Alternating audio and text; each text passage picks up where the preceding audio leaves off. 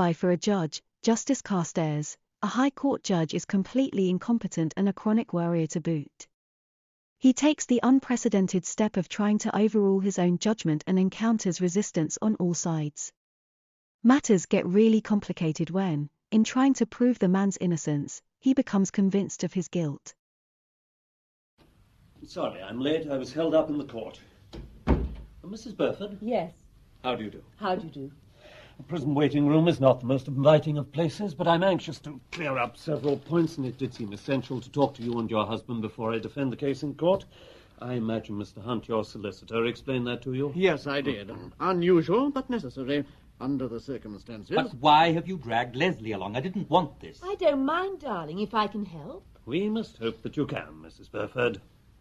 Oh, sit down, please, Mr. Burford. It's not going to be easy, is it?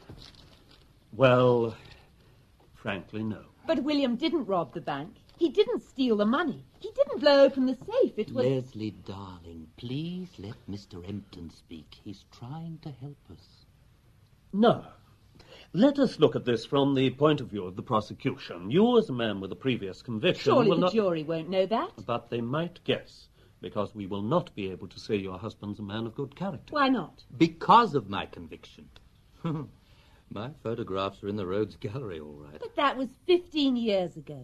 What about his war record? William was a commando and he got the MC. Do shut up, Leslie. That would only be helpful on sentence. Sentence? If it should come to that. I'd like to hear about it, Mr. Burford. Oh, it was one of those raids on the north coast of France. We had to raid a German GHQ, dispose of a couple of sentries, get past the guardroom and into the ops room. It wasn't much, really. Not much. Think of the danger. And they blew open the safe. Leslie. Not very helpful under the circumstances. It would go against me, wouldn't it? Mm-hmm. I bet Thompson was counting on that. Thompson. You still say it was this man Thompson who planted the evidence on you? Of course. Unfortunately, we have only your word for it. There is no trace of him whatsoever. Trust him for that. Mm-hmm. This scarf, which the police discovered, you don't deny that it was yours? How can I? It was found in my flat and it had my initials on it. And a quantity of dust from the room in the bank where the safe was blown. Now, you contend that the scarf was taken away by Thompson. Mm-hmm. You must have brought it back and hidden it under the sofa the evening after the robbery, when he also brought you round £50 in unused £5 notes, which subsequently proved to have come from the bank. Thompson's been so damned clever. What grudge has he got against you? None, why? When the informer rang the police, he said, "About that bank robbery yesterday, you go to William Burford's flat, you'll find some of the notes there. He's got a record, too. I told him I'd get even with him, the dirty so-and-so." Don't you see? That was Thompson playing the part of an informer. He knows that if they got me, they'd stop looking for him. The speaker had a strong Australian accent. Well, he lived there for a bit, and he's a good mimic. Always has been. I remember when we were kids at school, he was always... You were at school together? Yes. Why on earth didn't you say so before? Does it matter? This at least proves he existed. Of course he exists. There may even be some record. Old Boys Association, school magazine. This will be of a great assistance. We'll get in touch with the school at once. But, just a minute. What? It's a mistake. A mistake? Yes, it was a mistake. I wasn't at school with Thompson. What I meant was that I'd known him since my school days.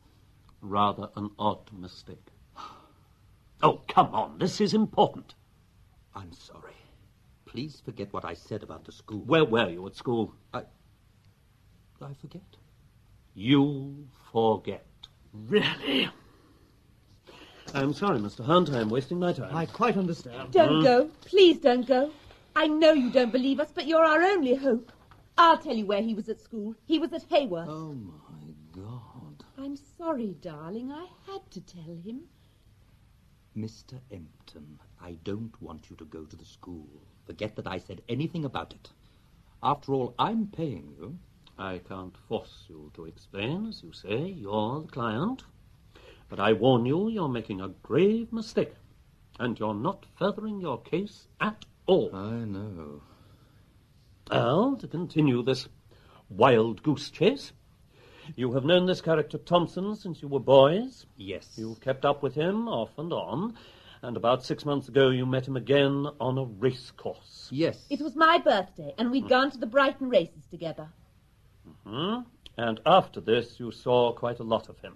Yes. He used to drop in nearly every week. He never gave you his address. No, he didn't. He always rang us. Can you describe him to me? He's tall and fair with blue eyes. He looks rather like William. That's why the police identified him. Of course. It's true. Thompson and I have been taken for each other since we were boys together. Since you were boys together, but not schoolboys together, Yes. What does he do for a living? He's a crook. Is he? I suppose he told you that. It's obvious, isn't it? Those notes he gave to William were some of the stolen ones.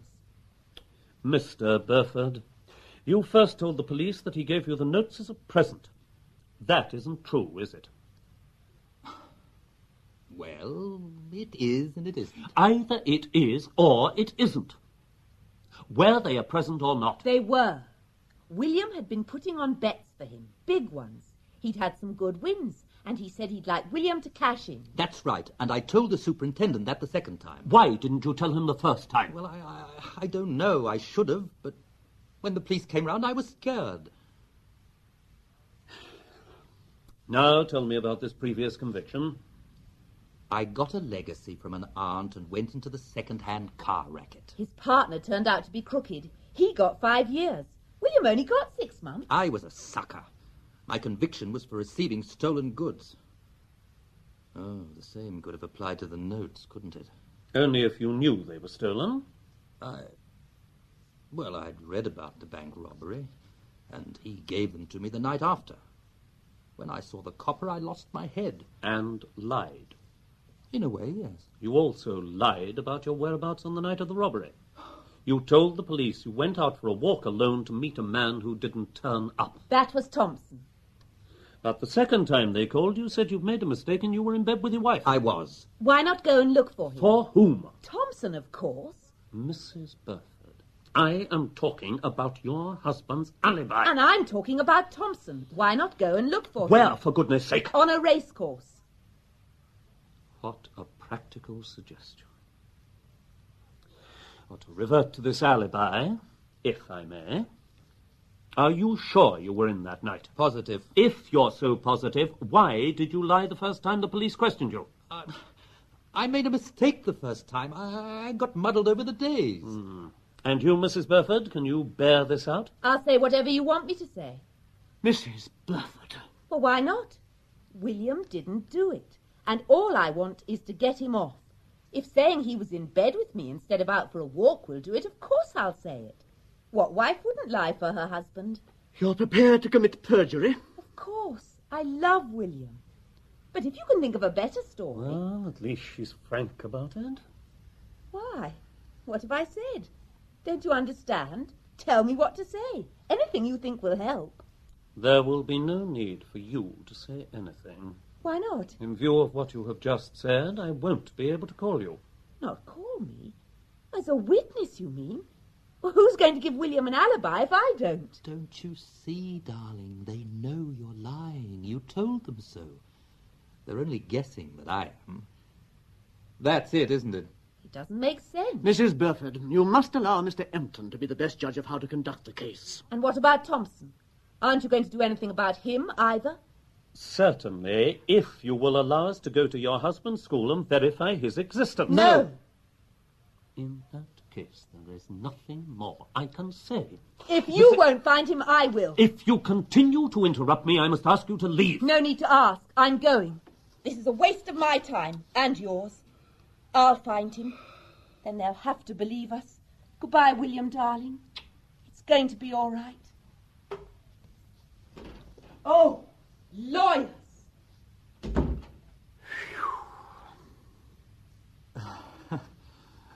I'm afraid Leslie's a little bit lacking in tact. She certainly hasn't helped your case.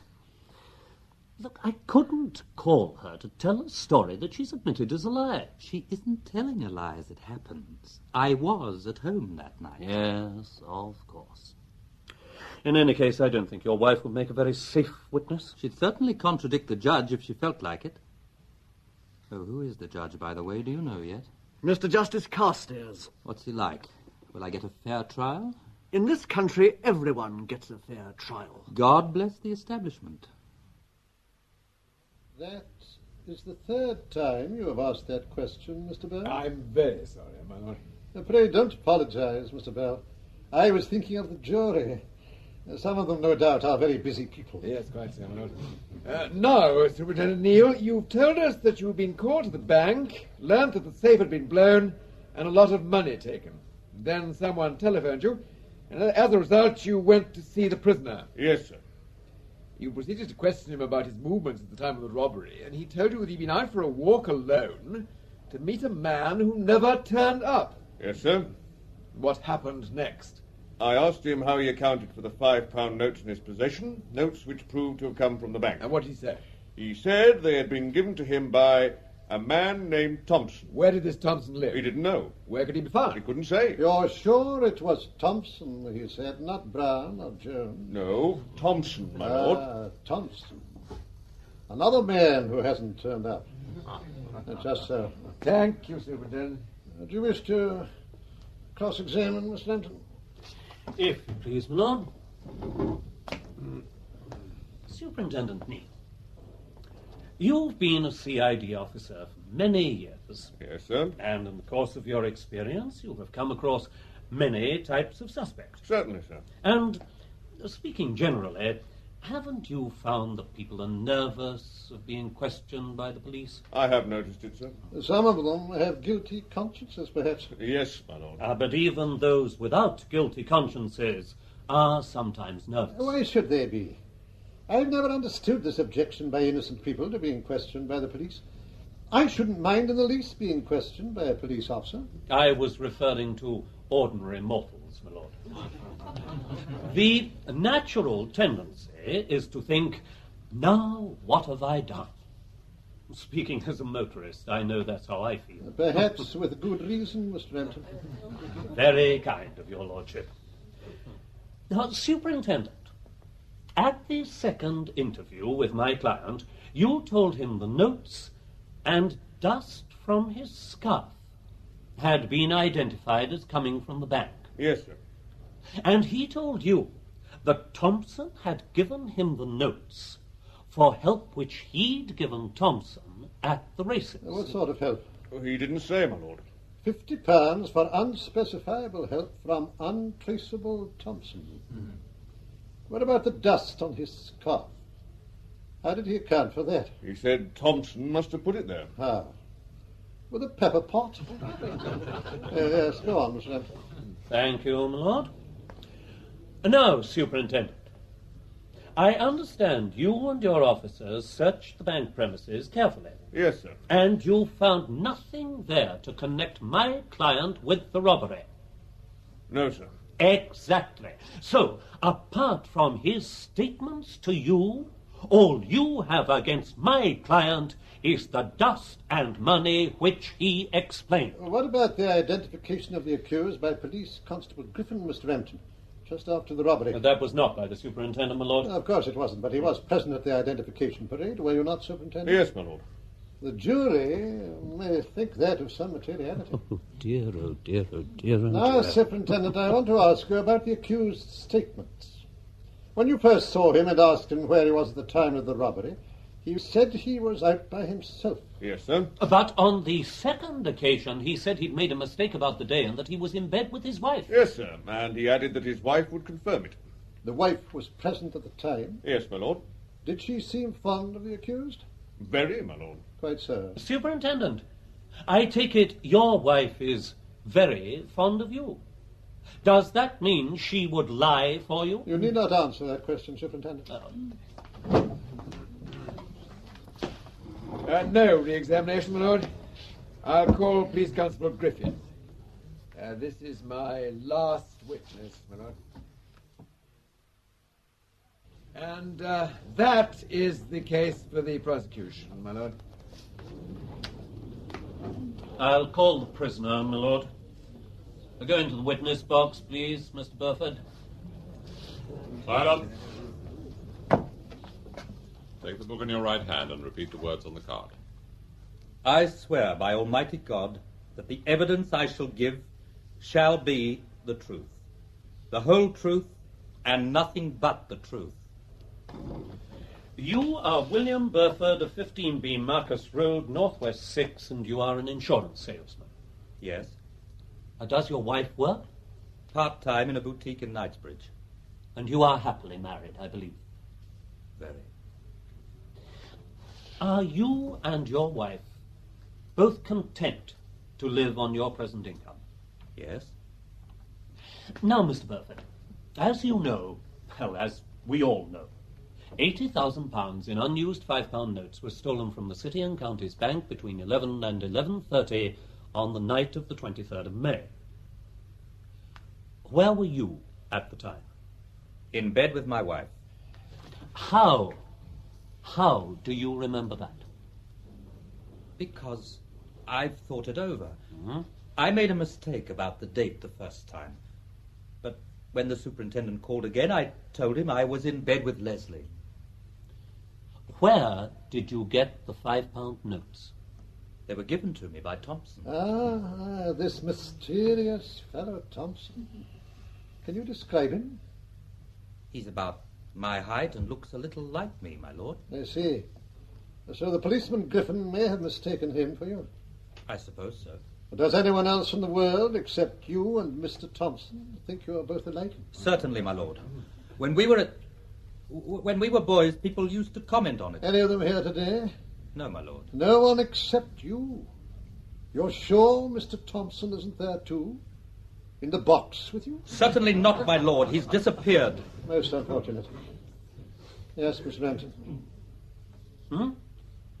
Oh, I beg your pardon, my lord. I wasn't aware your lordship had finished your cross-examination. Mr. Rampton, behave yourself. What? Why did Thompson give you £50? I used to help him place bets at race meetings. Why couldn't he do it himself? Secrecy, my lord. There seems to be a good deal of secrecy about Mr. Thompson. I cannot for the life of me think why bets have to be placed in secret on a race course. There's nothing illegal about it. If I may say so, my lord, your lordship appears to know very little about racing. I am completely ignorant of the subject. Then, if I may say so, my lord, it seems a pity that you should appear to cast doubts on the truth of what my client is saying. I merely said I saw no reason for secrecy when placing bets on the racecourse, and I still see no reason. Now let's get on. May I explain, my lord? There are more important things for you to explain than the habits of the racing fraternity. I submit, my lord, that my client should be allowed to explain. Oh, very well. Tell the jury why bets have to be placed in secret if you think it will help. It sometimes affects the price if bookmakers know that a particular person is backing a horse. I see. Do I understand that you pretended to bookmakers that you were backing a horse when in fact it was Thompson? And when less favourable odds would have been obtained if the truth had been known? Something like that, my lord. It seems most dishonest to me. Though I suppose it's not as bad as robbing a bank. My lord, I must protest at that observation, and I ask for a new trial before a fresh jury. Certainly not. Go on with your cross-examination. Mr. Burford, look at the jury, please. Did you or did you not participate in any way in the bank robbery on the night of May the 23rd? I did not. Thank you. Mr. Bell. Now, Burford, you maintain the vanishing Thompson robbed the bank. I suppose so. And at the time you were in bed with your wife. I suppose so. You suppose so, don't you know? I was in bed at 11, but I don't know what time he robbed the bank. Ah, I'm obliged to you for the correction. You merely assumed he was the thief because he presented you with the notes. Yes. And the dust? Did he present you with that, too? He must have. You didn't lend him your scarf, by any chance? No, my lord. Then how did the dust get there? It must have taken the scarf without me knowing. Very unfortunate for you. Like the policeman identifying you. I have already said that Thompson and I are alike. Oh, yes, you said so. Thank you. Do you wish to re-examine, Mr. Renton? No, thank you, my lord. Your next witness, please. That is the case for the defence, my lord. No other witnesses? No, my lord. But I thought your client's wife confirmed his story to the superintendent? No other witnesses, my lord. Oh, very well. Do you think it is necessary to address the jury, Mr. Bell? No, my lord. Mr. Renton, I imagine you would like to address the jury. If your lordship pleases. Members of the jury, I am not going to pretend that this is an easy case. But there is one important fact which I am sure you will not have overlooked. The alleged identification. 7 days before the identification parade at 11 o'clock at night, in the dark, at the scene of the crime, the witness P.C. Griffin saw a man running with his back to him. He submitted that he could not see what the man was wearing, and yet he claims to have recognized my client from one quick backward glance. Now, obviously, this witness could not have been sure of himself. Mr. Empton, you mustn't mislead the jury. It is for them to say whether the witness was sure of himself, and it will be my duty to tell them so in due course. Perhaps your lordship would prefer it if I sat down, then you can tell them at once. That is a most improper way to talk to me. I apologize, my lord, but it is rather difficult to address the jury if your lordship is addressing them at the same time. I shall not say another word, however much you may seek to mislead them. Pray continue. On the contrary, my lord, I pray you to continue. I shall rely entirely for the rest of my submission on the fairness of your lordship's summing up.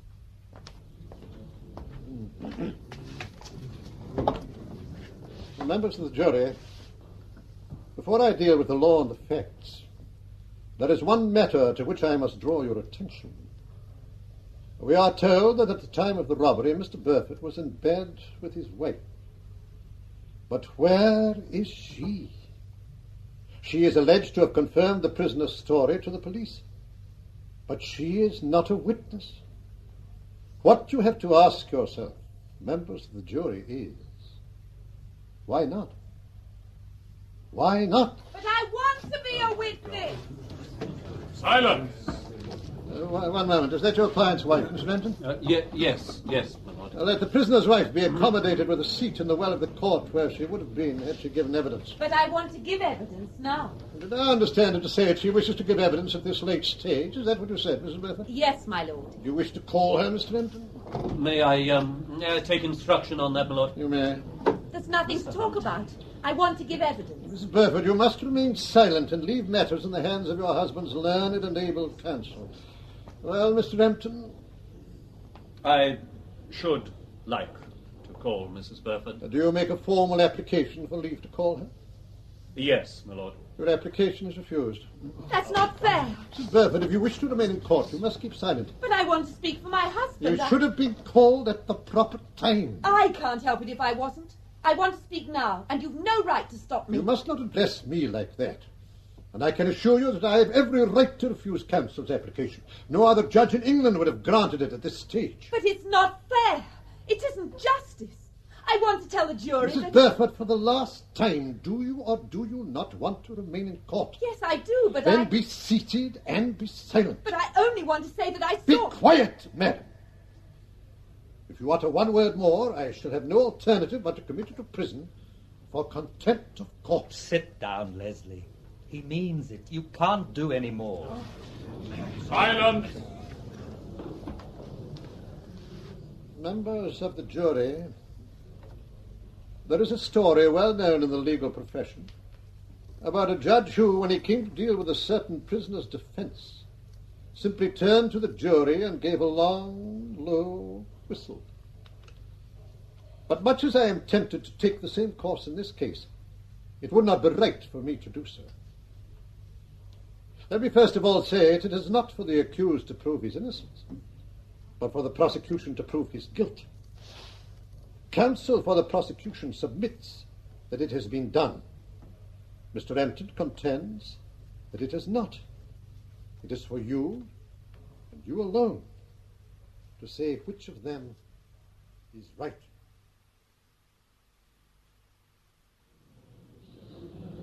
Members of the jury, are you agreed upon your verdict? We are. Do you find the prisoner, William Burford, guilty or not guilty? Guilty. Guilty. And that is the verdict of you all? Yes. Members of the jury, I entirely agree with your verdict. I nearly said not guilty, because you were so damned unfair. What did you say? Nothing. Now, what did the juryman say? My lord, he said... Yes. I nearly said not guilty because you were so... unfair. What is your name? You, sir, I am speaking to you. Stand up. What is your name? Honeyman, my lord. That was a most improper observation. Yes, my lord. You agree? Yes, my lord. Do you wish to express your regret? Yes, my lord, for having said it. Very well. I could send you to prison for contempt, but in view of your apology, I shall overlook the matter. Thank you, my lord. Call the officer in charge of the case, please. Now, what about his previous conviction?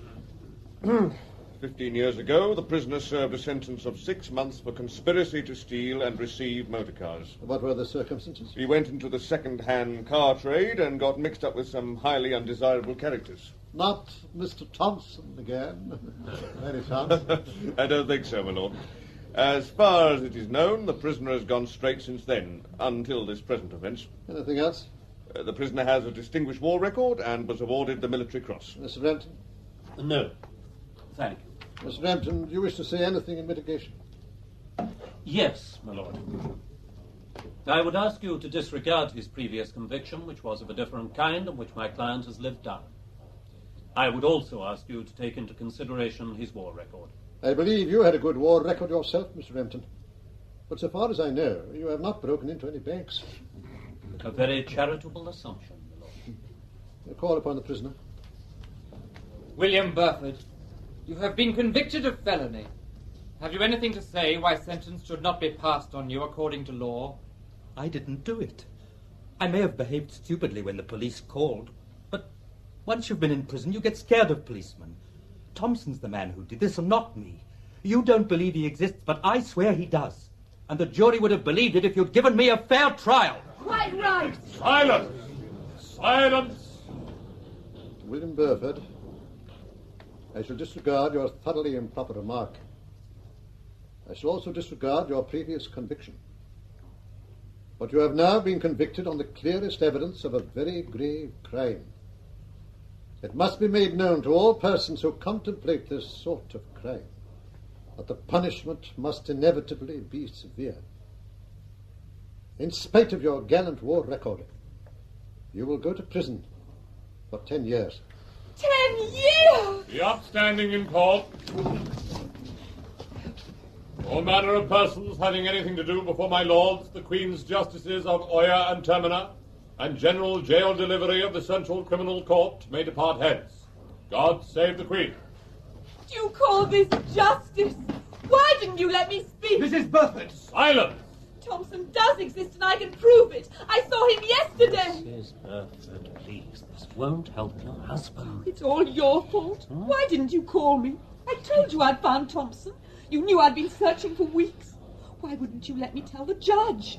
He didn't believe in Thompson, but if he did, it would have made all the difference. Talk about English justice. It's all so bloody unfair. Juryman calls judge unfair. You've seen tonight's paper, Ernest? I wasn't unfair. Not to the juryman. No, sir, not to the juryman. But I was to the prisoner. If you say so, sir. I don't.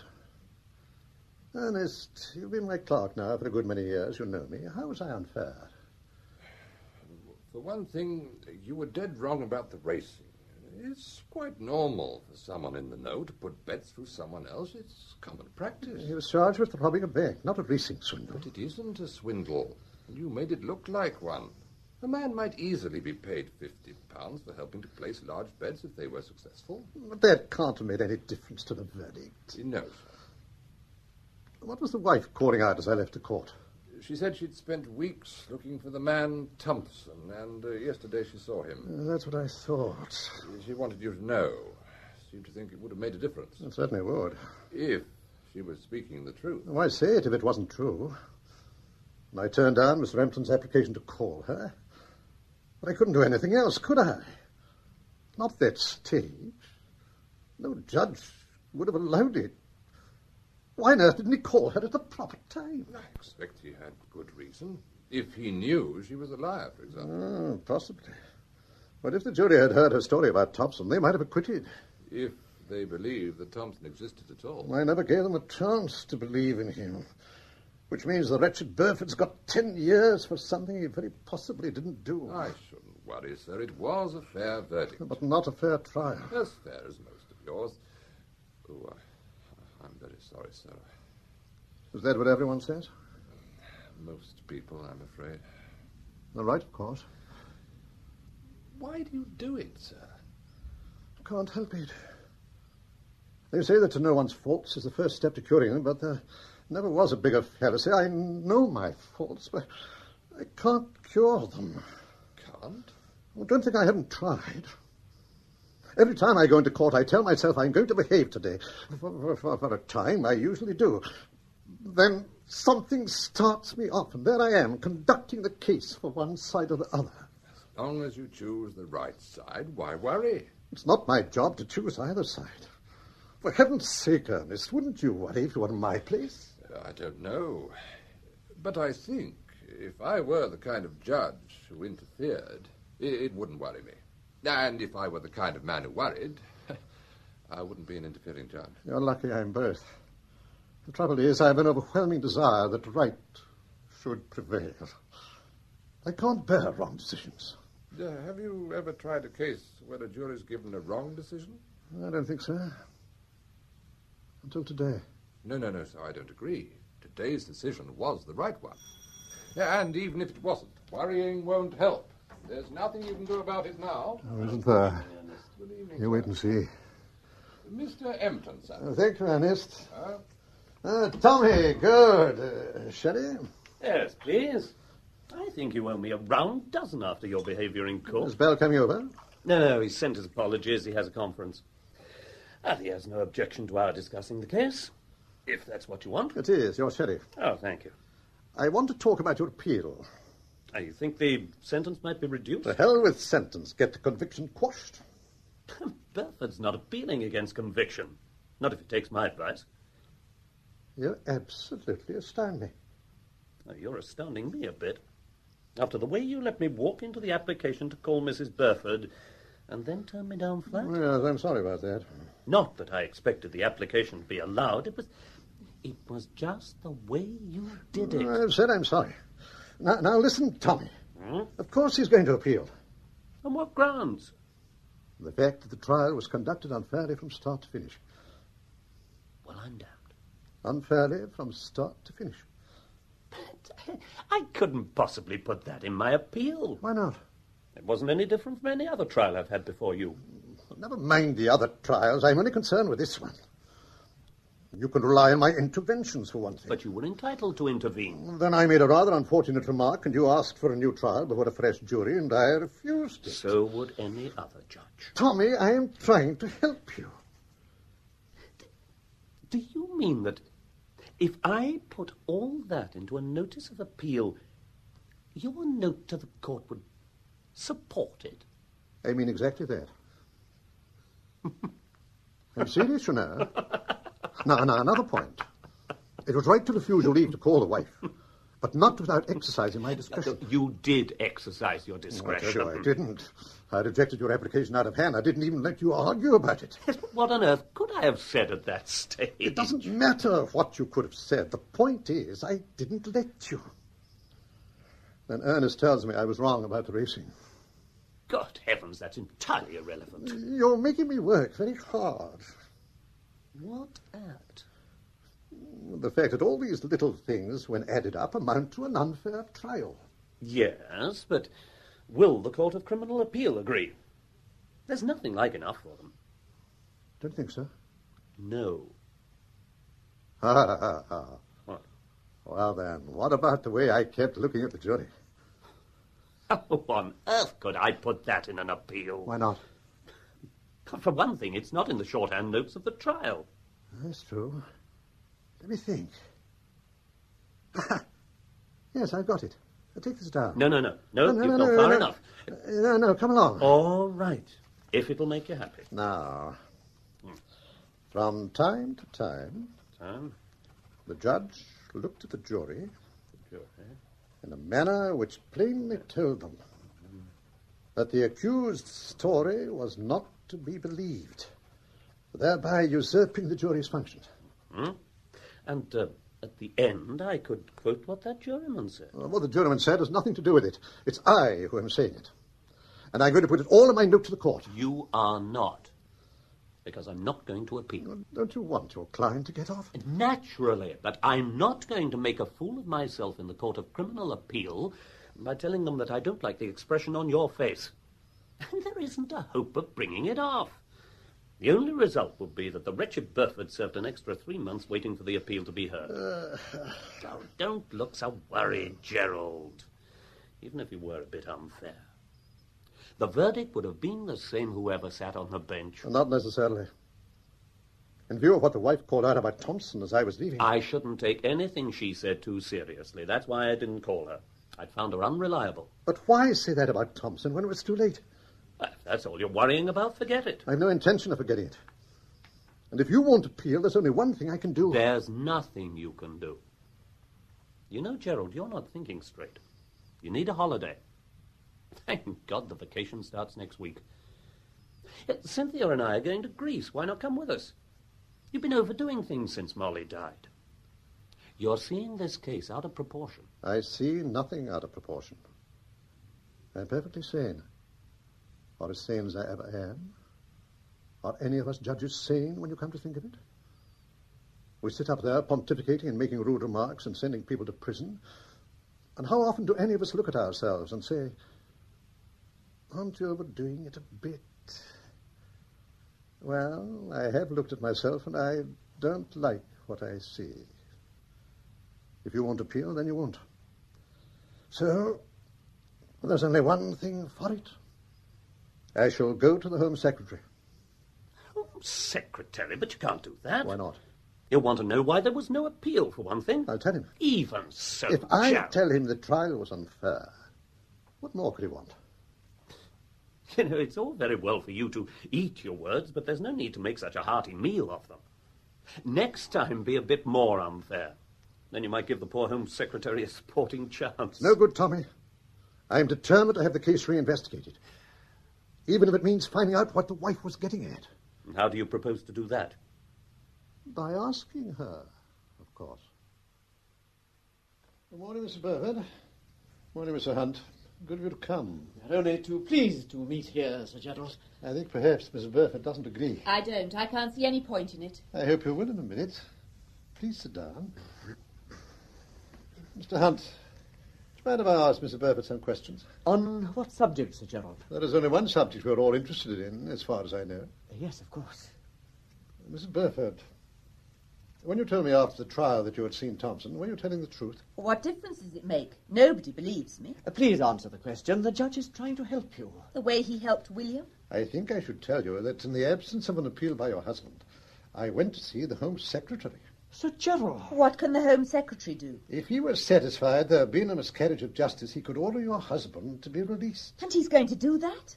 No. Then why tell me about it? I told you, Mr. Hunt, he only wanted to torture me. On the contrary, I've been trying to help you.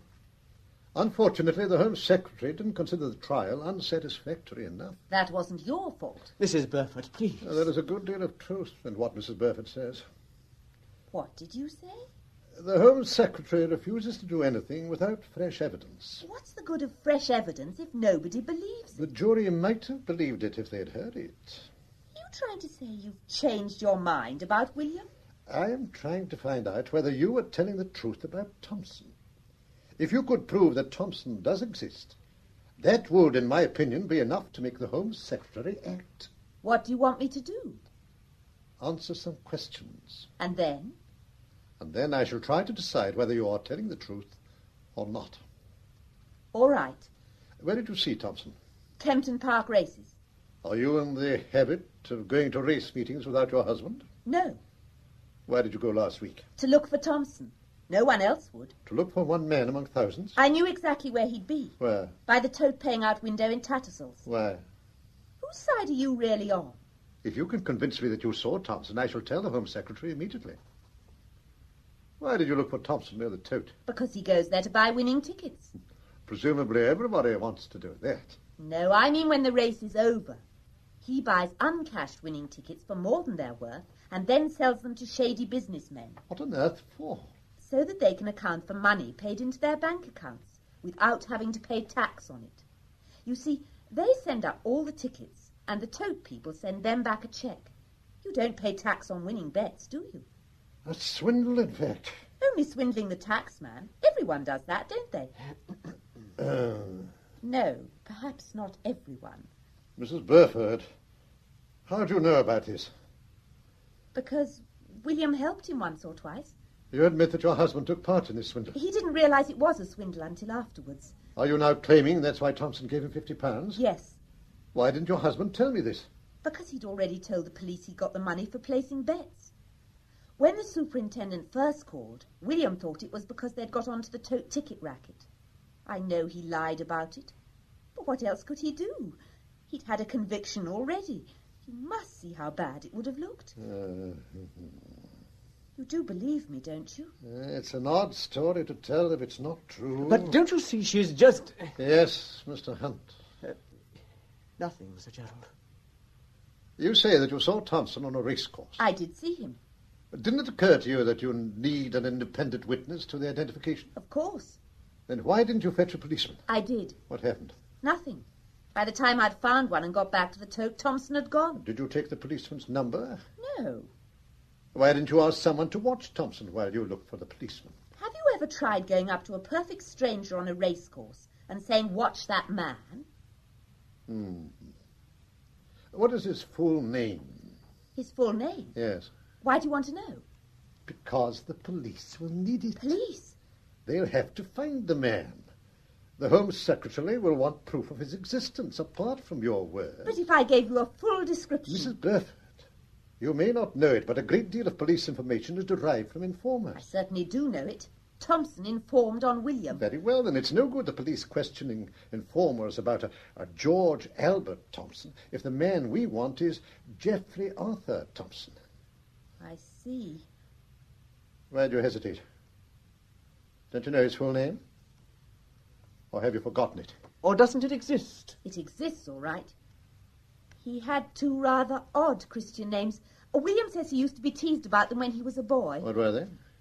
Cedric Mattingly. That is a curious combination.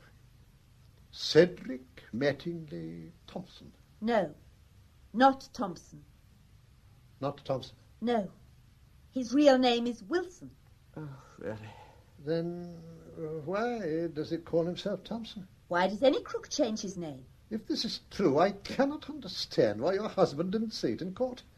I suppose he thought it didn't much matter what the man was called, as nobody believed he existed. But he could have said it to Mr. Empton or to me. Well, you never believed anything he said.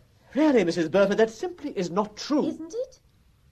Oh, I suppose he didn't tell you for the same reason he didn't mention the tote tickets. Yet you tell us now. Nothing Mrs. Burford tells us now can make things worse for her husband. Thank you. Cedric Mattingly Wilson, alias Thompson. You accept this story, Sir Gerald? Why on earth should Mrs. Burford make it up, if it isn't true? Can't you see... Yes, Mr. Hunt. Nothing. Anything more you want to say before I ring up the Home Office? You're going to do it? Now, what was the name of that racecourse? Kempton Park. Kempton Park. Yes, I'll ring through my study. Kempton Park. Kempton Park. Mr. Hunt, don't you want the judge to help me? If you're telling the truth. I know what you think, but everything I've said this morning was true. Including that business about the names? Why should I make up a story like that? That's what the judge said. What you hoped he'd say. You took a long time to answer a simple question.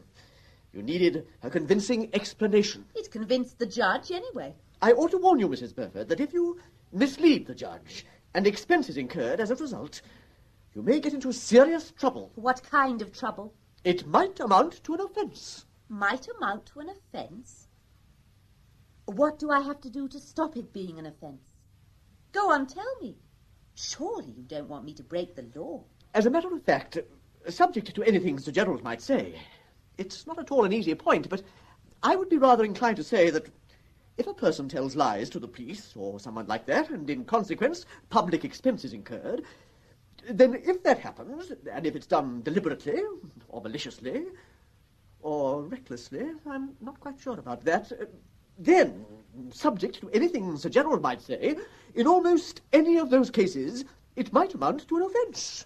Thank you. That's perfectly clear. What does the Home Office think the police are for? They can't spare the men to go hunting for a man whose existence is, to say the least, doubtful. It's very good of you to have tried, Sir Gerald. We won't take up any more of your valuable time. Does that mean you can't help any more? I don't see what more I can do. Oh, I suppose I can go on looking for him myself. If I do see him again, what should I do? You'd need a witness to the identification.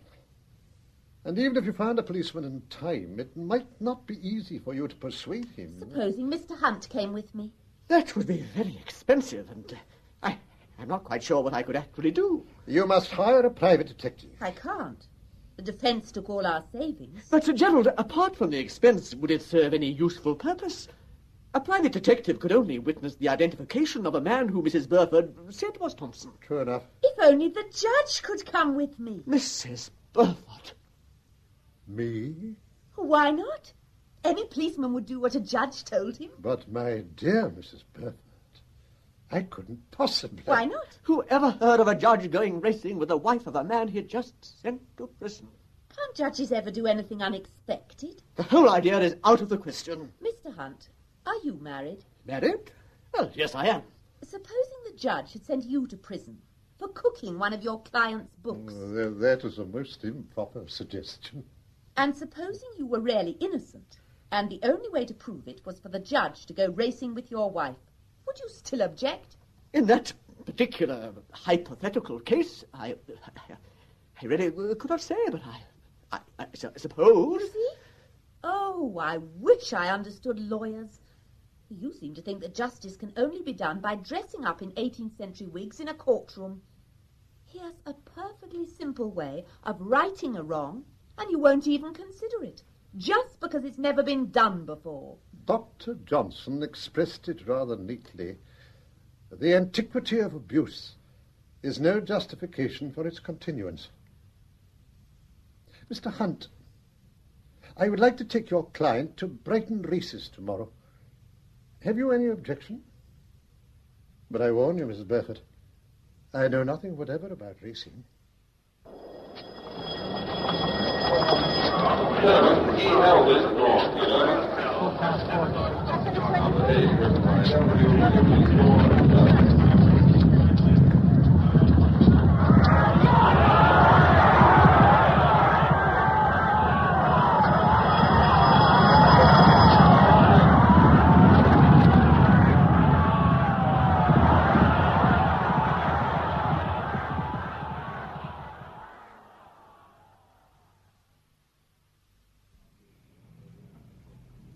Has Sir Gerald arrived? No, miss. The train may be late. Race week. Oh, dear.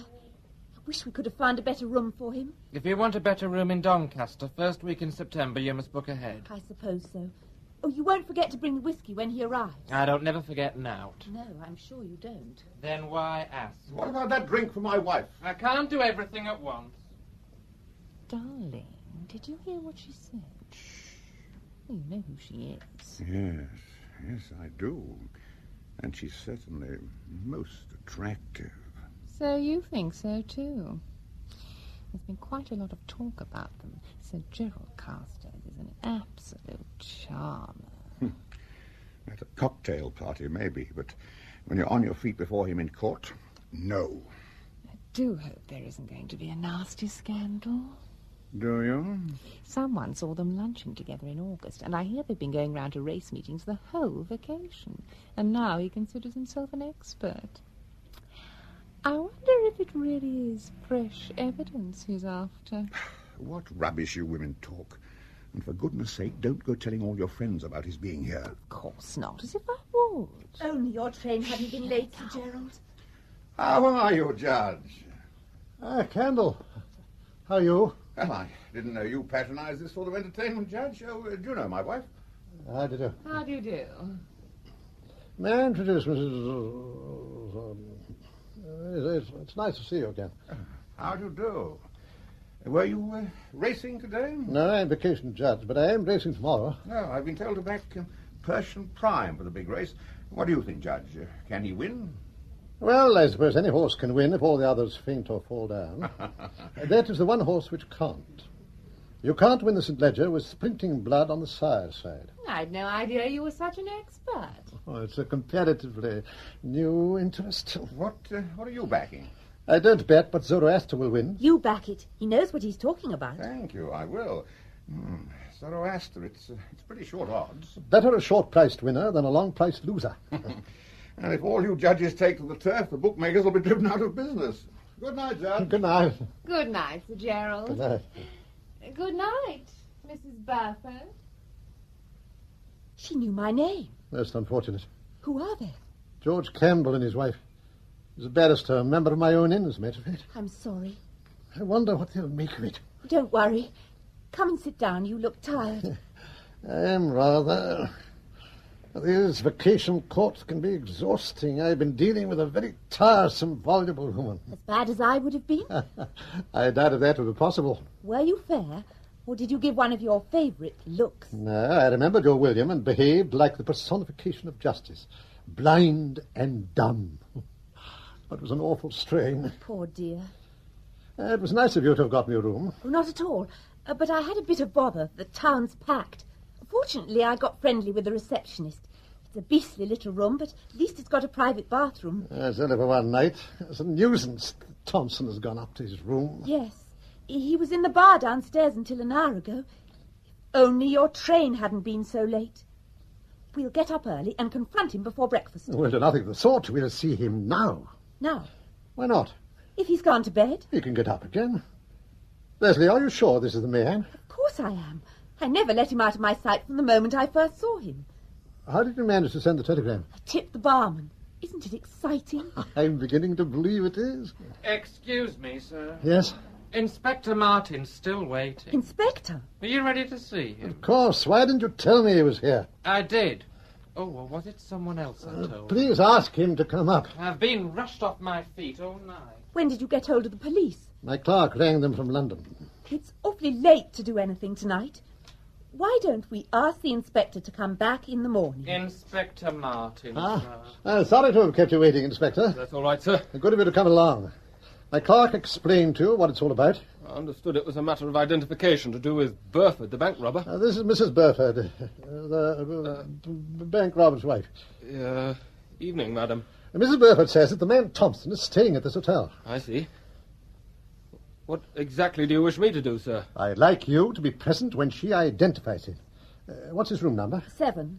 Would you ring for the porter? He's probably asleep by now. The porter? No, Thompson. Oh, if he is, he can get up. Please ring the bell, Leslie. I think it would be better to wait till the morning. And sit up all night in case he should disappear again. I don't mind sitting up. If Mr. Thompson is in room 7, we are going to see him what Please ring, Leslie.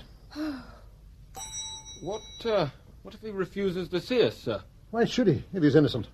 I can think of some perfectly respectable people who'd be very angry if they're woken up in the middle of the night. Oh, we'll meet that situation when it arises. Now, Inspector, once you have witnessed the identification, I would like you to question the man. Is there any evidence against him, sir? We shall see that when you question him. I'm sorry, sir. I don't like it. Why not? If he's innocent, he'll come to no harm. If he was a party to the robbery, you are perfectly entitled to question him. But he's not bound to answer. Inspector, you don't appear to be particularly anxious to help. I don't know, sir. It could be very embarrassing. Here's a strange man in room 7. We have only Mrs. Burford's word for it that he's the so-called Thompson. I believe Mrs. Burford's telling the truth. You rang for me, sir. Tell Mr. Thompson in room 7 I wish to speak to him. Warren. Mr. Charles Warren is in room 7, sir. Mrs. Burford, it may interest you to know that the occupant of room 7 is a Mr. Charles Warren. I know. Not Wilson, not Thompson, but Warren. He probably uses all sorts of names. After the trial, he'd never call himself Thompson again. True enough. Porter, will you ask the gentleman in room 7 to join us? Say, I know it's an unusual request. Perhaps you'd better mention my name. I'd better go along too, sir. No need. What do you mean, no need? What I say. What do you say? There's nobody in room 7. Gentleman checked out at 9 o'clock. He can't have. He has, you know. I'd just come on. First job I did tonight. Called him a taxi and took out his bag. I see. What did he look like? Well... He was tall and fair, with blue eyes, wasn't he? He might have been. But then again, he mightn't. Can't expect me to remember things like that. Rushed off my feet all night. You're sure you can remember this man leaving? I shouldn't have said I could if I couldn't, should I? Thank you, Inspector. I'm afraid I've troubled you for nothing. I'm very sorry. No, that's all right, sir. It's been a pleasure. Good night. What time is the next train to London? 11:40. You've missed it. There's another at 1:45. Gets in at 5:30. You can't sit up in a train all night. I could, but I don't propose to. 8:23 in the morning's favourite. That'll do very well. I should like to be called at 7. Good night. Room 16, 7 o'clock call. You won't be wanting tea. Goodbye, Mrs. Burford. We shan't be meeting again. Please don't go. There's nothing more to be said. I presume you had an object in dragging me up here overnight. But I am not interested in hearing it. I tell you, Thompson was here. If only your train hadn't been so late. Mrs. Burford. During the last 6 weeks, you have, on 3 separate occasions, claimed to have seen Thompson. There is a limit to my credulity. The other times it was sheer bad luck that you didn't happen to be with me. But tonight, I just can't understand why he suddenly changed his mind and left. I swear he didn't see me. For that statement, at least, I am prepared to believe. But he was here. I was watching. I even saw him leave. What? I saw him leave, and there was nothing I could do to stop him. Why didn't you tell me this as soon as I arrived? I couldn't. I was afraid you wouldn't give me a chance to explain. I thought you'd catch the next train back to London. I certainly would have. You see, I thought if only I could keep you here, I could talk to you, explain everything, convince you that... You have already convinced me that you are incapable of telling the truth. You don't understand. I'm admitting that I didn't tell the truth at first. But doesn't that prove that I'm telling... It proves nothing. You told me he was in room 7. That was untrue. You were surprised when you heard he'd left. That was false. Now you tell me you saw him leave and expect me to believe it. The porter saw him too. The porter saw a man called Warren. But Warren is Thompson. I told you. You told me after I told you. I swear it's true. Oh, you swear too much.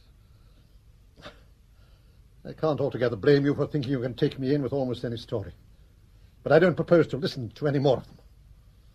Thompson does not exist. And never has existed. Then why should I pretend he does? What would I get out of it? About £100 of my money to begin with. That was for expenses. I can account for every penny. Can you? Good night, Mrs. Burford. Good night.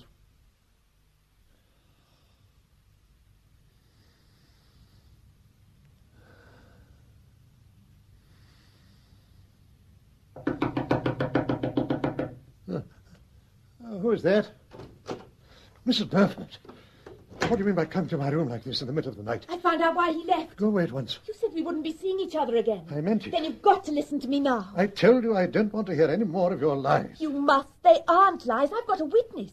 You know that blonde receptionist? I certainly do not. I told you about her. Her name is Rita. I've just been talking to her. That's quite untrue.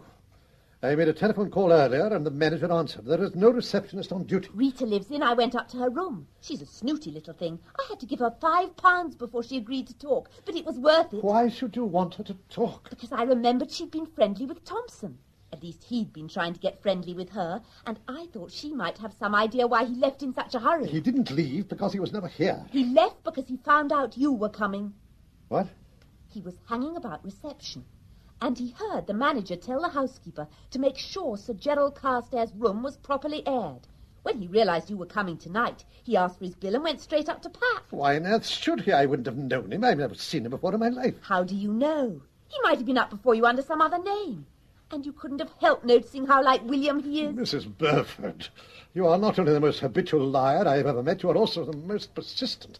Now go back to your room or I shall ring the bell and have you turned out. All right. If you don't believe me, we'll call Rita. She'll tell you. Oh, put it down. You can't leave from my room at this time of night. Hello? Yes, I got my city number, thank you. Good night. All right. I'll get her to come along and talk to you. You'll do nothing of the kind. One of you is more than enough.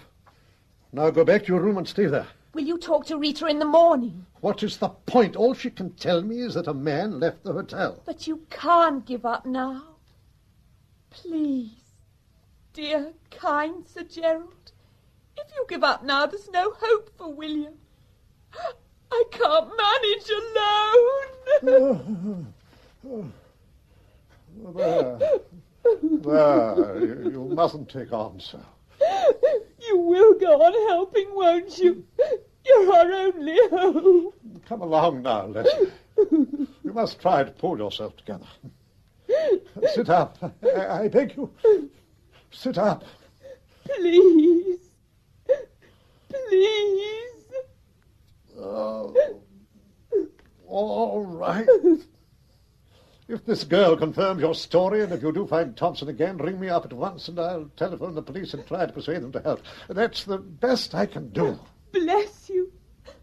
You're an angel. But only if you go away now at once. And don't let anyone see you. Don't worry. Sleep well. Hello? No, I don't want to call. Have you got a girl on your staff called Rita? You have? Good. Ask her to come and see me, will you? No, not now. In the dining room in the morning. Thank you. Good night.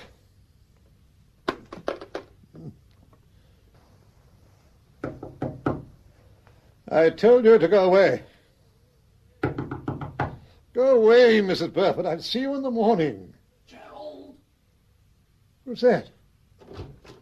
It's me, Tommy Empton. Tommy? Good heavens, what are you doing here? When did you get back from Greece? This morning. I came up to try and stop you making a fool of yourself. What? If it's not too late. Ernest told me all about this little escapade. Well, then I presume he told you I came here because Thompson was here. Unfortunately, he left before I arrived. I bet he did. And you believe this story? Well, I admit that Leslie is... Oh, so it's Leslie now, is it? Mrs. Burford doesn't always tell the truth. About this time, she has a witness, the receptionist. I wonder how much you paid her. £5. Oh, you mean she might have bribed the girl to support her story? Of course it's possible, but I don't think it's likely. Why not? Because none of her lies make sense unless Thompson really does exist. You mean Wilson? What do you know about Wilson? Ernest told me that, too. Does the name matter? It certainly does. On the way up here, I called at Hayworth. Hayworth? Burford's old school, not far off the A1. What about it? Burford once claimed that he and Thompson were at school together. You didn't mention it at the trial. Well, I couldn't. Burford wouldn't have it. Extraordinary. That's what I thought. Well, obviously, if Thompson, or Wilson, exists, his name will be in the school records. So, just to satisfy myself, I called in. And did you find anything? Yes. William Burford and Cedric Mattingly Wilson were in the same house. So he does exist. Wait a minute. I saw his name in the school records, all right. What did I tell but you? I also saw it on the Roll of Honor. Killed in action in 1944. Oh, no. Oh, yes. Oh, dear. But, Gerald, you can't prosecute a woman for blackmailing you before she's actually done so. Not blackmail. Obtaining money by false pretenses. By pretending to search for a man she knew to be dead. Have you thought of the publicity? I have. It'll be most unpleasant, but I can see no alternative. Well, I can. Let well alone. You were acting for the best possible motives. Why should you suffer for it? After all, she hasn't got away with much. The defense of, it was only a little one, has never appealed to me. And she should be prosecuted in the public interest. Gerald, is that the only reason you're doing this? No, damn it isn't. I really put myself out for that girl. At first I was only concerned with having been unfair at the trial, but gradually I grew to believe in her. I grew fond of her, too. Although not in the way you think. I'm sorry for her. And all the time she was laughing up her sleeve at me, lying and deceiving me. Next time she may get someone into real trouble. Publicity or not, she's not safe at large. All the same, I should let sleeping bitches lie. But I wouldn't. That'll be the superintendent. The director of public prosecution wants to have the whole story in detail before starting proceedings. The whole story? I've told him everything that I consider relevant. Superintendent Neal, sir. Good afternoon, sir. Good afternoon, Superintendent. You remember Superintendent Neal, Tommy? Yes, of course. How are you, Superintendent? I've got an appointment at Chambers. I'll come back when I've finished. No need if you're busy. Every need, in my opinion. Now, Gerald, don't commit yourself until I've had another chat with you. I take it you will be briefing me. What? Good day, Superintendent. Sir? Oh, do sit down, Superintendent. Thank you, sir. Has the director briefed you? His office got in touch, sir, and put me in the picture. If you could just fill in the details. Of course. Now, you first sent for Mrs. Burford, when was it, sir? About a week after the trial. It must have been early August. And after that? We went to several race meetings together. About how many? 3 or 4? More like 6 or 7. And you always went alone with her? Yes.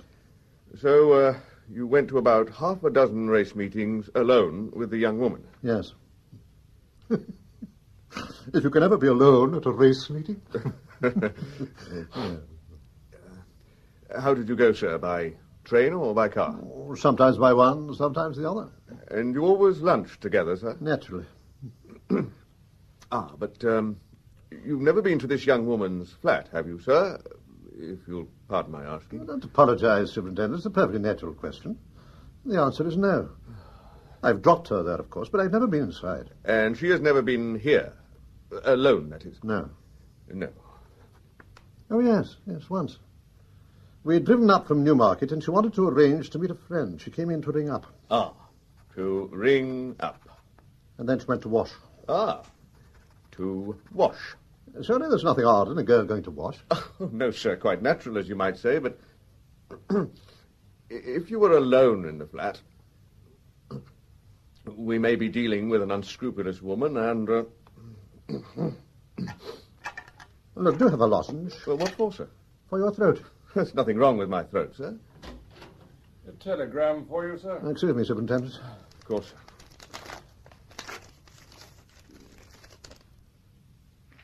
All right, Ernest, there's no answer. Sir? From Mrs. Burford. She's coming here at 4 o'clock. Oh, well, there are still 1 or 2 points I'd like to clear up, so if you'd let me know when it's convenient. You can't go now, Superintendent. She'll be here in 10 minutes. Yes, sir, but until you definitely decide to prosecute, it might be less embarrassing to talk to her without a police witness being present. Certainly not. I intend to prosecute, and I insist that you stay. If you want me to, sir. But I'm sure you know the sort of thing to expect. She may allege anything, absolutely. Anything. Such as? You forgive me, sir. We're both men of the world, and she may suggest, she may imply that... That we've slept together?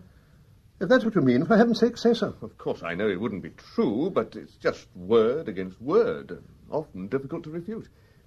And people do sleep together. I'm perfectly well aware of that. Mind you, in your case, no one will believe it. I mean, fortunately, you've never stayed under the same roof. I'm afraid we have. You have? When was that, sir? Last night, the Golden Hind at Doncaster. She sent a telegram to say Thompson was staying there. Yes, I heard about that, but you didn't stay all night. You drove back with Mr. Empton. I don't expect your room was anywhere near Mrs. Burford's. I have no idea where hers was. Anyway, she was never in your room, and you were never in hers. As a matter of fact... Yes, sir? She did come to my room. Last night? Yes. Oh. You hadn't asked Mrs. Burford to... No, of course not. She came in after I'd gone to bed. Gone to bed, sir? So you weren't both fully dressed? On the contrary, we were both fully undressed. You mean... I mean that I was in my pyjamas and she was in a dressing gown. I see, sir. Forgive me, but did anything take place between you? Of course it did. If a woman came to your bedroom, you wouldn't just lie doing nothing, would you? Something would happen, wouldn't it? Even if it was only that you told her to get out, as I did. You told her to get out, and she went? No, I told her to get out, and she stayed. So you rang the bell and had her turned out? I threatened to, but she seemed upset. Upset? She threw herself on my chest. Your chest, sir? You heard what I said, didn't you? If only she wasn't so good-looking. This is most unfortunate. These women are the very devil. What are you getting at? I was only wondering if, in the circumstances, you wanted to prosecute. I've talked to the director, and we've decided it's the proper course. And you've told him all you've told me? Not quite all. I didn't mention the episode in the bedroom. I don't like it. It looks so premeditated, getting you to go up there on a false pretext. You think her purpose was blackmail? Well, that, or revenge. In either case, it could be very unpleasant. Strange to think she's a criminal type. She's got such a sweet face. And in many ways, she's such a nice creature, such a kind, thoughtful... You won't go, Superintendent. Not on your life, sir. Mrs. Burford is here, sir. I know. Send her in earnest. It's not going to be easy, sir. If Mrs. Burford runs true to type, she will employ one of two methods. And if it's the Hellcat no-holds-barred business, it may be embarrassing. And the alternative? The poor, helpless little girl didn't mean any harm game. I needn't tell you which is the most dangerous, sir. No, you needn't. This way, please. Mrs. Burford, sir? Would you be a darling and ask Ernest to pay my taxi? I've run out of change. Ernest? Yes, sir. What on earth happened? Did you go by car last night? You left without even talking to Rita.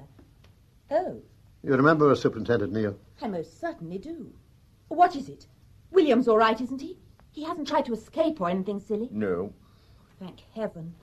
I've some wonderful news for you. When I found out you'd gone this morning, I had a new idea. A new idea about Wilson? Yes. I thought, as he'd been so friendly with Rita... Who is Rita? A receptionist at the Golden Hind. I see. And Thompson or Wilson was friendly with her? Yes. So I thought she might know where he was planning to go next. And she did. I'm afraid it cost another £5. No doubt. But it'll be the last one. He's going to Sandown tomorrow. So if the superintendent comes with me to the tote-paying-out window, he'll be in the bag. What is it? Yesterday, Mr. Empton drove up to fetch me at Doncaster. Oh, I see. That's why... On the way, he visited your husband's old school. He saw the roll of honour. He's not really dead, you know. Oh, this is too much. Mrs. Burford, I think I should now warn you that you needn't say anything unless you wish to do so, but that anything you say may be given in evidence if you are charged with an offence. What offence? Obtaining money by false pretences from Sir Gerald Carstairs. What false pretences? By falsely pretending that Wilson was alive when in fact you knew him to be dead. I wasn't pretending. He is alive. Really, Mrs. Burford? Miss Trenton saw his name on the school roll of honour. Are you suggesting you are speaking of a different man of the same name? No, that's the one.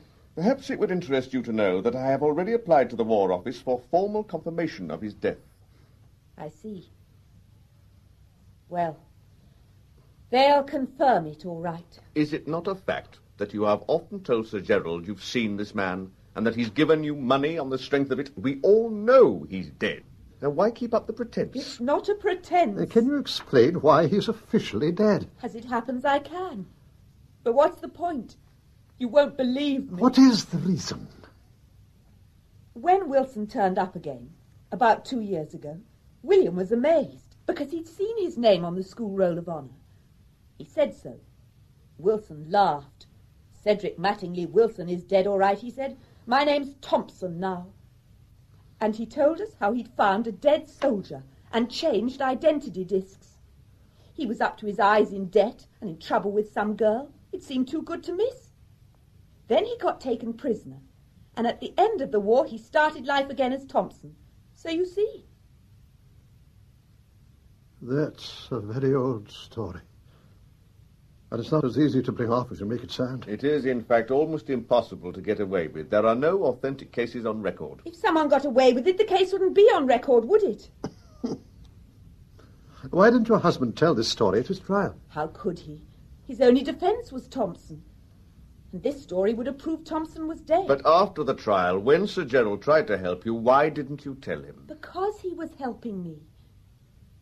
You were our only hope, Sir Gerald. If I'd told you, you'd have gone to the War Office, and they'd have told you Wilson was dead. You wouldn't have taken my word against the official records, would you? I'm telling you the truth now, and you don't believe me, do you? How can I? You lied to Mr. Rempton, you lied to the police and to Mr. Hunt. You've lied to me at least twice and probably a great deal more. How can you expect anyone to believe this fantastic story? It may be fantastic, but it's true. Oh, I know William and I were foolish. I know we told lies, but those aren't crimes, are they? And now I'm going to prison too. That's where your help's landed me. Not that I care much with William in prison, only it's so cruel. He's doing 10 years for something he never did, and I'm going to be arrested for something I never did. Can't you see how unjust it is? And you're supposed to represent justice. Were you ever on the stage, Mrs. Burford? Oh! I would like you to come with me and sign a statement to the effect of all you've just said. You needn't if you don't want to. Oh, what does it matter? I'll sign it. Can I go and do my face first? I don't want to go looking like this. Don't worry. I won't run away. I think we can say that was pretty satisfactory, sir. I suppose so. I can't help wondering why she sticks to her story. If you were a police officer, you wouldn't, sir. But what is she to gain from it? If you ask me, she knows just what she's doing. That was a very pretty exhibition that she put on just now. I suppose it couldn't have been genuine. That old identity disc from a dead soldier yarn. I only hope she'll have the sense to tell the truth when she's at time and to think it over. I shouldn't count on it, sir. That young woman's no fool. She can still make a lot of that bedroom business if she wants to. Oh, no, you're wrong there. If she had wanted to use that as a piece of blackmail, she would have mentioned it by now. I hope you're right, sir. I'm sorry I made a fool of myself. I'm quite ready if you are, Mr. Neal. Very well. Mrs. Burford, before you leave here, I should tell the whole truth if I were you. If you bring out some further bombshell later on, you mustn't be surprised if people don't believe you. No, there's nothing else. Thompson planted it on William, and he isn't dead. That's all there is to it. Well, let's get going. I'm sorry it's all gone wrong. So am I. But not for the same reason. Goodbye, sir. I'll ring tomorrow. Goodbye. Oh, I nearly forgot. I lost an earring yesterday. I suppose you didn't find it in your bed, did you? If only I could remember whether she was really wearing earrings. After what she said yesterday, what difference does it make? And if she wasn't, then she certainly does mean business. But if she was, she might genuinely have lost one. She used the words, in your bed. Whether it's blackmail or revenge or just plain mischief, it's perfectly clear what she's up to. It's not clear at all. I think you should drop the prosecution. This woman pretends a man is alive in order to get money out of me. It's a simple case of fraud. She should be prosecuted. If she cares to make absurd allegations... You do believe they're absurd, don't you? Well, of course I believe it, but the whole story is bound to come out. Sensation. Judge and convict's wife in hotel bedroom. Are you suggesting I should let the fear of publicity put me off? Yes. For the sake of the profession, if not for yourself. What would I tell the director of prosecution? Tell him you've changed your mind. I couldn't do that. Could I? Isn't it better than having to resign? Nobody can make me resign. If I choose to resign, that's my business. Nobody can make me. Gerald, don't underestimate the pressure of public opinion. I could almost write the leaders myself. How can a judge try a case impartially if a pretty girl can make him lose his head so easily? Well, the fact that she's pretty has nothing to do with it. I'm not so sure. Would you have found her so convincing if she'd been plain? Suppose I do drop the prosecution. Yes? There's nothing to stop her blackmailing me later on.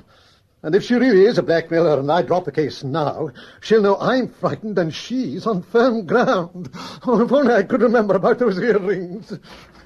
What is it, Ernest? Sorry to intrude, sir, but the Chief would be grateful if you'd sit in the Court of Criminal Appeal on Thursday.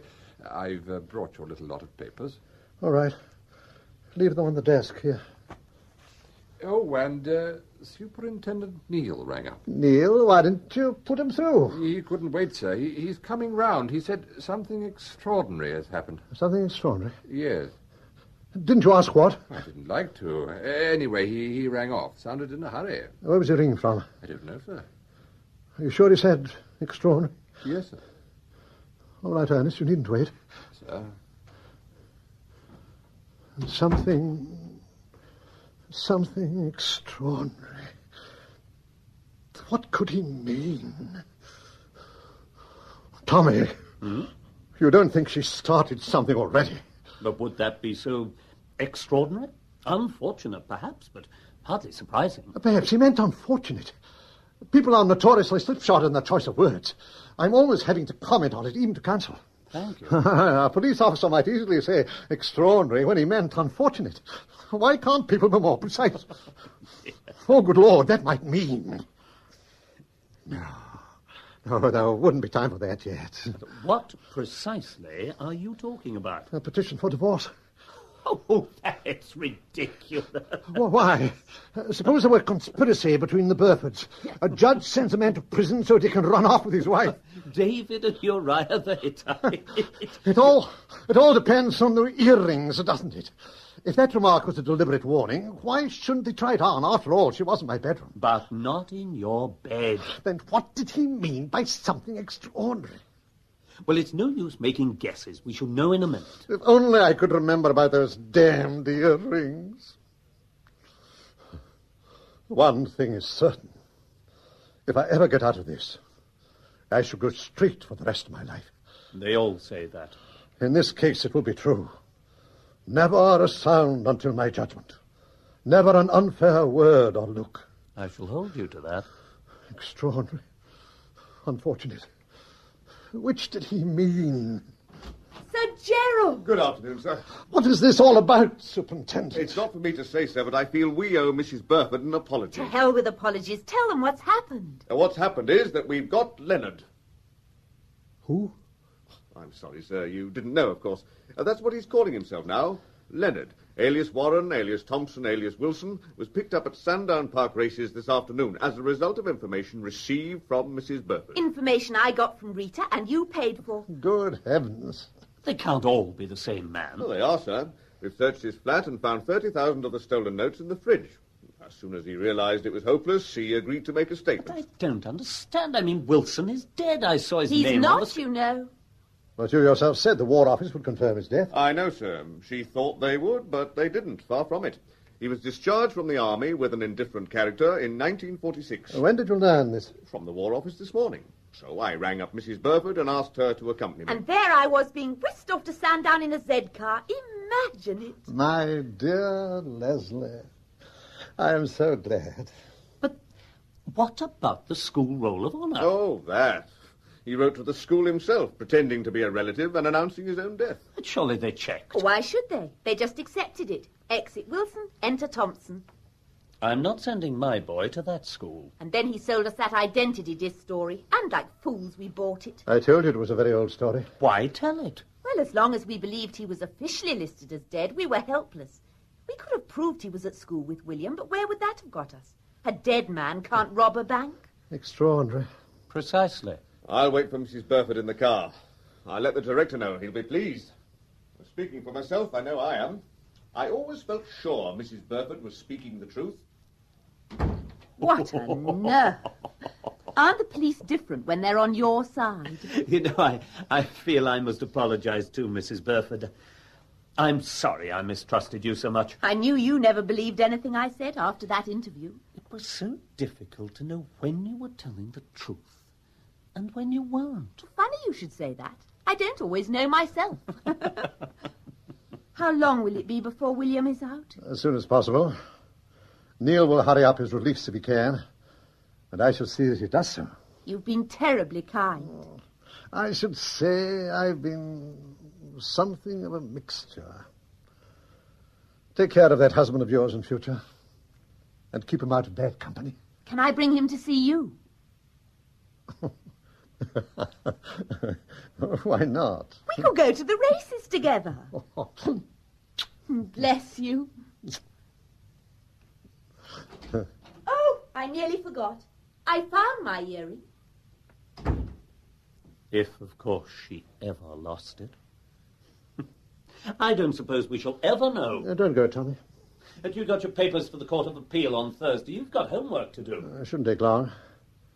There are only about a dozen of them.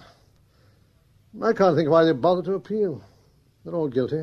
Gerald? Oh. Oh, my God. Go away, Tommy. I have work to do. Alibi for a Judge starred the late Andrew Cruikshank as Mr. Justice Carstairs. Leslie Burford was played by Amanda Grinling, and the QC, Thomas Empton, by Aubrey Woods. William Burford was played by Trader Faulkner, and the solicitor, Mr. Hunt, by Jonathan Scott. Mr. Bell, the prosecution counsel, Peter Howell. Superintendent Neal, Michael Shannon. Ernest Mott, Clifford Norgate. Mr. Campbell, Hector Ross. Mrs. Campbell, Carol Boyd. Joe, Michael Burlington. And Inspector Martin, Anthony Smee. Alibi for a Judge was written by Felicity Douglas and Henry Cecil with Basil Dawson, and was based on the book by Henry Cecil. It was adapted to radio and directed by John Tiedemann. The House of the Seven Flies by Victor Canning. When a passenger named Sluter dies on board a chartered boat, the English captain, Force, is launched on a hunt for £250,000 worth of diamonds stolen from an Amsterdam bank. To win the prize, he needs to outmaneuver Detective Inspector Molena, acting for the bank, and Rona, a top-flight crook. He has a clue, 7 flies, but what does it mean? To solve the riddle he works with Constanta, Sluter's business associate, and Charlie, an old friend of Fuss's with a shady past. This is the BBC Home Service and the British Forces Network in Germany. Saturday Night Theatre.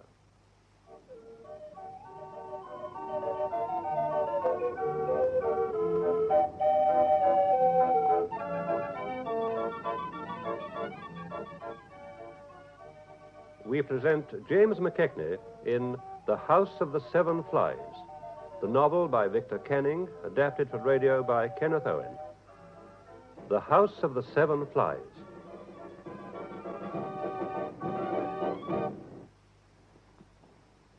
Well, now, Mr. Furs, I hope it wasn't inconvenient for you to come here this morning.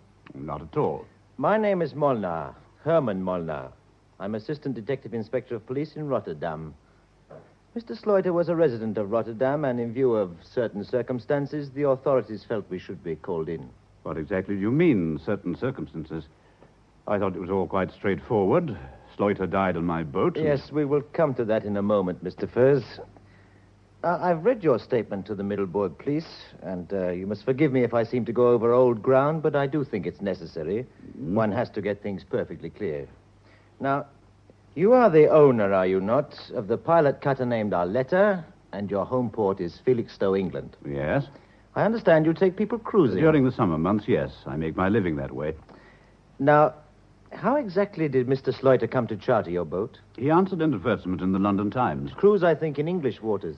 But Slaughter changed his mind. He came aboard the afternoon before yesterday, a day earlier than he originally intended. On the way, he suddenly asked me if I knew Holland and spoke Dutch. And you do, of course.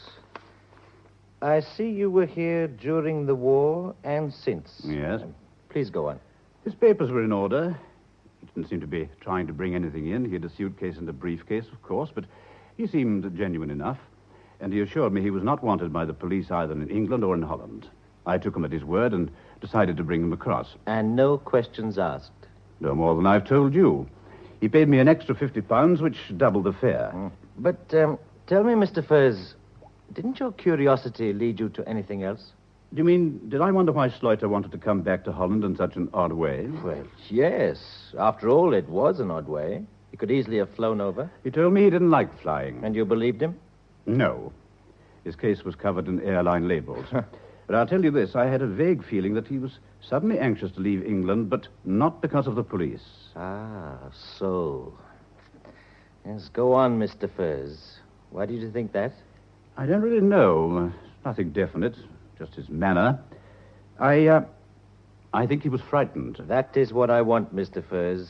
The impressions, the odd feelings. Mynheer Molnar, I think I'd be able to cooperate more if you were frank with me. You're very quick, Mr. Furs. I like that. What was Slaughter up to? Oh, nothing, as far as I know. He had a small marine insurance broking office in Rotterdam, and he was in England on business. Then why all the questions? Do not expect questions from us when Slaughter dies on your boat. Surely there's no need for an interrogation. After all, it was quite an ordinary death. In the morning, when I went to ask him about breakfast, he was dead. And you then decided your right course was to bring him on over? What else should I do? You did not, for instance, expect to be met when you arrived at Fera. Not at all. Why? Slaughter had said nothing about being met here. You did not know that the young lady, Constanta Stratsma, would be expecting you? No. I had no idea who she was when she came alongside on the skiff. But when she hailed me and asked if Slaughter was aboard, I didn't know what to say. I could have knocked you down with a feather, huh? Damn thing was, she definitely seemed to know that he was on the Arletta, and I had to tell her the news. Yes. She and Slaughter were connected in a business way. So she told me afterwards. You know, Mr. Furs, your impression was right.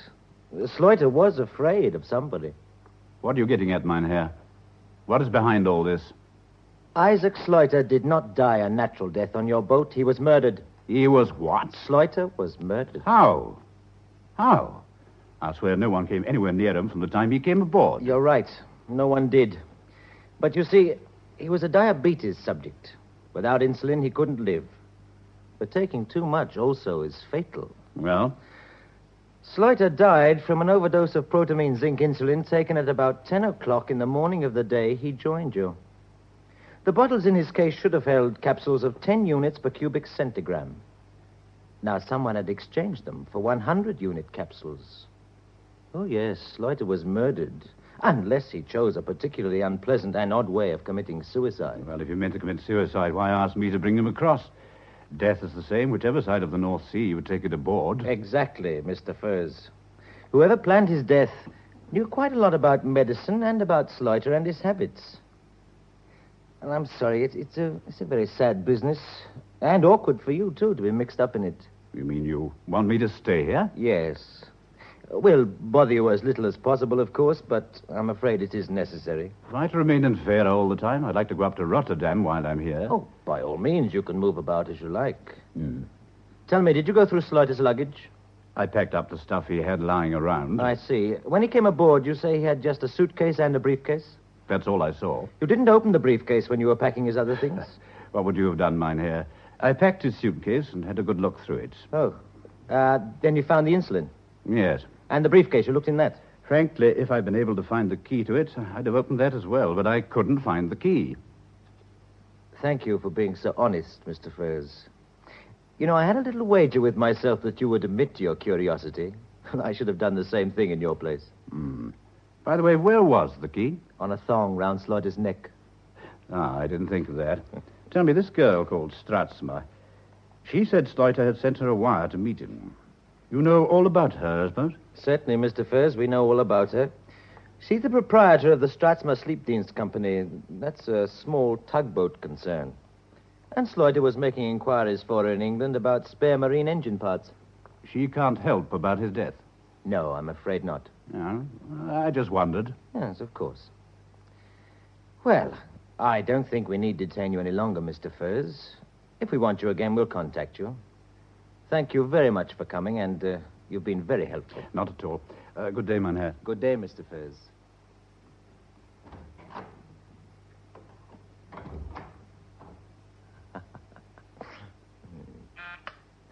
Hans, send me Frau Stratsma into me. I'd like to see her again.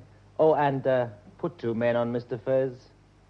I want to know everywhere he goes, everything he does, and everyone he sees.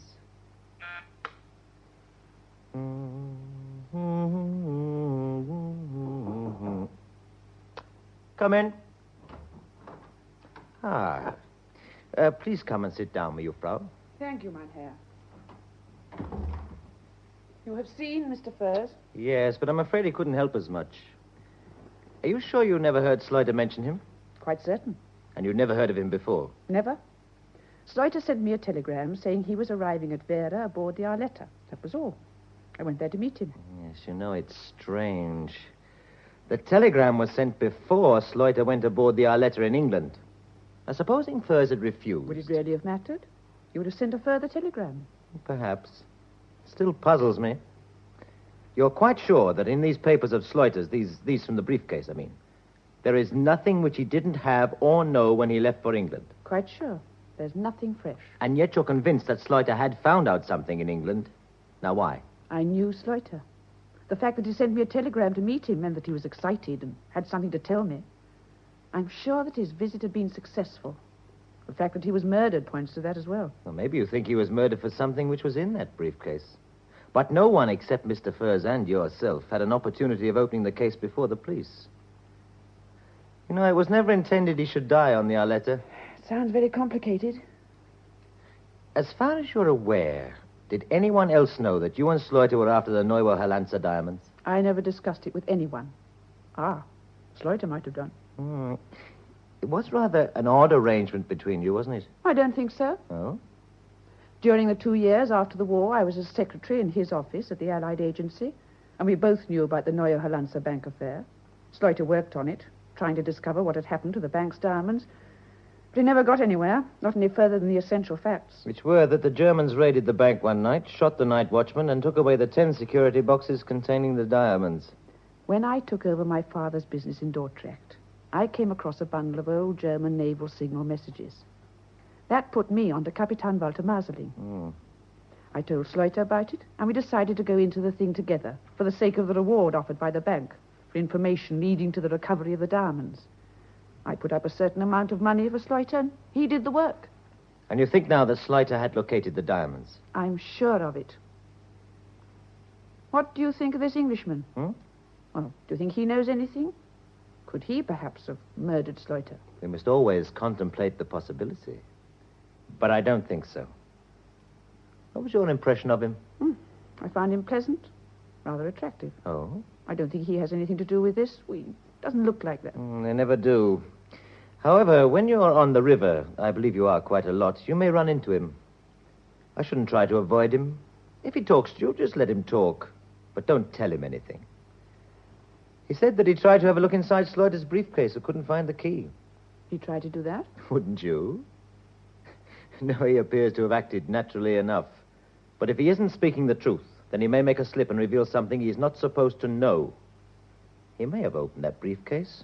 The key wasn't really hidden. What do I do then? All I want you to do, Miss Stratsma, is to keep your own counsel and look after yourself. Whoever murdered Sloiter will obviously have quite an interest in you. Does that worry you? No, mein Herr. In my business, you have to be able to look after yourself. Perhaps Mr. Furs and I will be traveling back to Verden on the same bus. I'll try to get to know him better. You can try. I don't think he intends to stay in Vera very long. He intends going up to Rotterdam. Now, I wonder who he knows up there.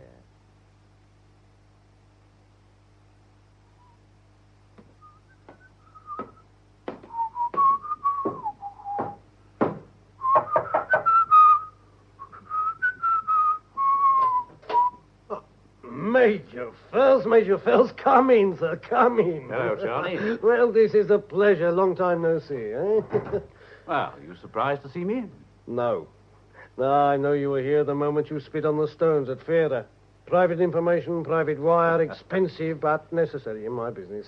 If I don't know things before the police, Charlie here is liable to land in jail and lose a lot of good money. One of these days it's bound to come. Oh, well, we shall see. Now, you tell me, what brings you up to Rotterdam, eh? What is it? You got a safe hiding place? Listen, whatever it is, you leave it to me. I want this envelope put where no one can get at it. I guard it with my life. You think much more or not at all about that proposition I made the last time? I thought about it, but for the moment, that's all. That's what I guess. You come in here with a dead corpse. We know that, eh? All right, now you tell me more. I go to work. Anything for you, sir, no? Your instincts are sound, Charlie, but you're going too fast. I just want you to look after that envelope for me, and later, I hope, I'll do a lot of explaining, and I may want your help. What's the percentage? Oh, it might run as high as 15. 50? You say that to other men, you're in trouble. But with me, I won't hold you to your generosity. The envelope, I see, is sealed. Now, when a thing like that is shut up, I don't guarantee my curiosity won't get too strong. You can open it now. It won't mean a thing to you. In that case, I'll leave it sealed up. You sure you don't want help now? I'll let you know when I do. Now, put that envelope away for me. Okay. I'll do that. Right. You know, I got a safe in here even I can't find sometimes. Tell me, Charlie, do you know a man called Anselm Decker? Who's that? Anselm Decker. Nice little chap who swims quite well and can't keep his hands off other people's property. Decker? You had trouble with Mr. Decker? Oh, nothing spectacular. Well, how do you mean by that? I got back to Vera from seeing Molnar in Middelburg yesterday, and Decker was searching my boat. After money, he said, to keep his wife and kids. He ain't got no wife and kids. I dropped him overboard into the river. Tell me, who does he work for? Himself, doesn't every man. Well, listen, you pay him 100 guilders, he works for anyone. I don't know who it would be right now. He must be in a very friendly mood to tell you his real name. Friendly and very sure of himself. I expect to see him again. And so you come to see Charlie and get Charlie to put the envelope in a good, safe place, right? Could be. What do you think of Molnar? Assistant Detective Inspector Molnar. Yes. You keep away from him. What he don't know, which is a lot, he's very good at guessing. Also, he's patient, like a monument. And a girl called Constanza Stratsma. Do you know her? Now you in trouble with a woman? No, I don't know anyone Stratsma. No, that's the lot, then. Major Furser, that's not the lot. You don't ask me anything about the man called Sloiter who was dead on your boat. Why should I, Charlie? I know you knew him. You gave him a reference to me in England. You told him to contact me if he wanted to get away quietly. That is not the story I gave to Molnar, of course, but I know you can't tell me anything about him which would help. Listen, in this head of mine, there's a lot of stuff I don't put on the counter, Major. You try me. Why did Sloiter go to England? You tell me. You see? You can't help me. If you'd known, you'd have known about Constanza Stratsma. You make me very curious, Major. Do you handle jewelry? Jewelry? Well, you got to have the answer to that? Not if you don't want to tell me. All I want to know is, could you, if? Well, maybe I do it once or twice, but it's not my line. Maybe, though, I do it sometimes. Where? Antwerp? Antwerp? Oh, my jeepers, no. Anybody want trouble, let them try Antwerp with that kind of stuff. You should know where I unload the last lot, I think. England? What the hell do you mean? Don't, please, go getting angry now, sir. No. I know, I just told you it was some stuff. I don't say it was all watches, but, well, if you like to believe that, okay, sir. It was better for us both. Which trip was this, you damned old rogue? The first one you ever did for me with the watches, huh? You ought to let people settle for themselves what risks they'll take. I don't think the customs people are too happy about me back home. Maybe not. But the first time a man does our kind of work, he says he begin with a little risk, just to work into it. But no, sir, he's wrong. First time, take a big risk. That's when it's safest. That's your idea. It's not mine. Oh. Now, who in heaven is that? Good evening, Charlie. I believe Mr. Furze is with you. Who the devil's that, Charlie? It's a friend of yours out of the river, Mr. Furze. Decker. Tell him to go jump back in. I'd like a word with you, Mr. Furze, if I could come in. It isn't my home, Decker. Charlie won't mind, will you, Charlie? I speak, but come in. Well, how's the family? Family? Oh, yes, fine. My wife, she's very annoyed with you, Mr. Furze. My suit shrunk. You told her why it got wet? She wasn't interested. It'll do for one of the boys, won't it? Now, what do you want? The boss would like to meet you, Mr. Furze. You mean it wasn't money you were looking for yesterday? Not yesterday. The boss wants to see you. He's very persistent. You will only have to pay more money to have someone else persuade you. They wouldn't be as polite as I am. I believe in politeness, up to a point. I'm glad to hear it, Decker. I'll forget what you called me when I dropped you into the river yesterday. Oh, the shock, Mr. Furze. For a moment, I forgot myself. What does the boss want with me? I really wouldn't know. Did you know what you were looking for on my boat? I think you know yourself what it was. I have a good idea. Where do I meet this boss of yours? Here. I expect him any moment. Of all the chiefs. What's his name? Ninus Rona. Rona? You had nothing to do with Rona, Major Furze. Nothing at all. I don't think there's a great deal of choice in the long run. Perhaps you'd better get rid of your friend, Mr. Furze? I'm sorry, it's his house. Who is it? Rona. Ah, excuse me a moment, gentlemen.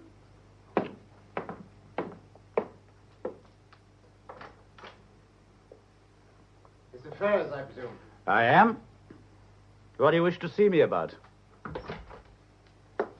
You know you are more or less alone in Rotterdam. I thought you might welcome a little company. I like to choose my own company. Why don't you come to the point, Mynheer Rona? Ah, yes, the point. I rather think you know what it is, Mr. Furze. There was once a man by the name of Isaac Sleuter. Oh, by the way, what do you think of Mynheer Molnar? He doesn't dress as well as you, but I'd rather do business with him. If you'd any intention of doing business with Molnar, you would already have done it. You haven't, and you never will. That puts us in the same class. You seem well informed. I am. Sleuter's belongings were handed over to the police, but not all of them. You kept back certain things, Mr. Furze, certain papers. In an envelope, perhaps. From the briefcase. Go on. You interest me. I don't blame you for keeping them back. I'm only annoyed that the opportunity came to you instead of me. Pity he came to me a day earlier than he originally intended. He should have died in England. Possibly. However, this thing is too big for one man to handle. You must have realized that. Eventually, you will need help. Now, I'm offering to help you, Mr. Furze, or, to make it simpler for you, to buy out your interest in this affair. Well? I'm not looking for a partner, my Herr Rona. You're wasting your time. The answer is a very definite no. You're stubborn. You think you will have all those diamonds to yourself. But let me tell you, Mr. Furze, £250,000 is a lot of diamonds. I intend to have them myself one day. That remains to be seen. I think you'd better go. I dislike the English, Mr. Furze. At the moment, I'll concede that you are in a strong position. You think you can handle it. That won't last long. I shall see that you change your mind, Mr. Furze. Come, Decker.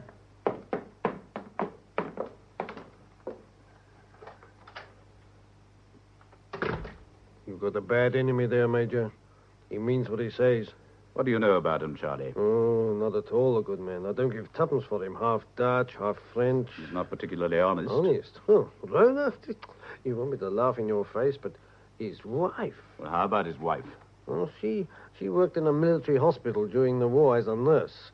And she is twice as ruthless as Rona. Interesting Now, people. you listen, say, why don't you tell me? What's all this business about a $250,000 in diamonds? Charlie, do you know any place around the Herring Fleet called the Seven Flies? Seven Flies? What kind of place? I don't know. Around the Herring Fleet, you say? Well, there's a restaurant in Amsterdam called the Five Flies. Very famous, that one. I want the Seven Flies. No, Major First, I don't know it. Now, come on. Why don't you tell Charlie what this is all about? You come across with a dead Sloiter. You give me an envelope to look after. Then you get a visit from Rona, who talks of diamonds, lots of diamonds, and now you ask me riddles about flies? Oh, very interesting if I knew exactly what it was all about. Charlie, do you know anything about the Neue Hollandse Bank affair? Oh, I get it. $250,000 in diamonds, but nobody know where they go. They just vanish. That was on the night of November the 2nd, 1944. And you're right, of course. From the moment the raiders left the bank, no trace of them has ever been found. Rather, had ever been found. You mean you know where those diamonds are? Not quite. Just recently, Sloiter, with the aid of Constanza Stratsma, got onto them. They traced a certain Kapitan Walter Masseling, who was in charge of the bank raid, and got the diamonds away by boat. He was machine-gunned by Dutchmen somewhere in the stretch of water of the Maas, the Herring Fleet, and the boat went down with the diamonds aboard. But you don't know where? No. Sloiter did. He found out in England, and he left a clue. And the clue is in that envelope I gave you. You mean not even the police know all this? Neither the police nor anyone else. And you have got the clue to $250,000? Oh, your life. It ain't worth a damn thing. In that envelope was an unmarked British Admiralty chart, number 192 of the River Maas and East Skelt, Haringvliet Brouwershaven and Romport to Hollandse Diep. Why you say was? I destroyed it, Charlie, along with one or two other important papers that gave the whole story of Sloiter's investigations. Without those, the whole thing was pointless should anyone open that envelope. But what is the clue you have left in there? By itself, without that chart, it's meaningless. But I have another chart in my boat among my own papers. What is in that envelope is a 6-inch square of blue tracing paper. That's all. That's all? But on it, there are 3 crosses irregularly spaced, and under the center cross is written the words Seven Vliegen. 7 flies? Exactly. And a little to the left of this cross is a dotted circle the size of a small nail head. Now, all one has to do is to find some landmark near the Herring Fleet known as 7 Flies, and then fix it on the chart 192. The overlay will do the rest. Now, whoever drew up the crosses didn't see fit to name the other 2, only the one for the 7 Flies, so we can assume that they stand for landmarks, churches or buoys already marked on the chart. Now then, orient the overlay, and the little dotted circle will tell us where $250,000 lies. So, all we have to do is find the 7 Flies. Yes, if we can. And it was for this information that Sloiter was killed, and when Herr Rona came to make his pleasant offer? Right. Mynheer Rona is convinced that I have this information somewhere. Someone gave Sloiter an overdose of insulin by switching his capsules. He should have died in his hotel in England, but he came to me a day early. Oh, and so you got the envelope instead of whichever friend of Rona was in England to collect it. Someone who knew all about Sloiter and insulin and medicine. Elsa, Rona's wife. She used to be a nurse. Didn't I tell you? Could be. And you say that the police know nothing of this? I told them I couldn't find the key to Sloiter's briefcase. Of course I did, and all the information inside. I still don't know exactly where this Stratsma woman fits into the picture at the moment. You met her since you landed? Well, she was interviewed by Molnar, and she came on the bus with me to Fähre for Middelburg. She didn't say a thing, not about Sloiter. I got the feeling she was waiting for me to talk. Aye. You think she thinks you know? I don't really know, Charlie. She may have followed me up to Dintelsaas, or it may be just that she may have had to come that way. She didn't come all the way to Rotterdam? I don't think so. And what do we do now? You will do nothing yet. First, I have to find this place of the 7 Flies, and after that, I shall need your help. We don't want Mynheer Rona picking up a trail anywhere. So long as he doesn't know where the envelope is, or what I'm after, so well and good. He'll have you watched? I don't doubt that. Molnar's probably doing the same thing. Are you going back to Dintelsaas in the morning? Yes. I may call you from there or somewhere that way. This Seven Flies is somewhere in the Hurringfleet area. Now, what's needed is a plan of campaign. That sounds more like the major affairs of the war. I can run down the Feilachat about halfway along Tiengemitten Island and go over to Nieuwendijk. Okay. I should expect to hear from you, but you watch out for Mynheer Rona. He'll shoot his own grandmother. I'm not his grandmother. He doesn't gain anything until he knows where the diamonds are, if he ever knows.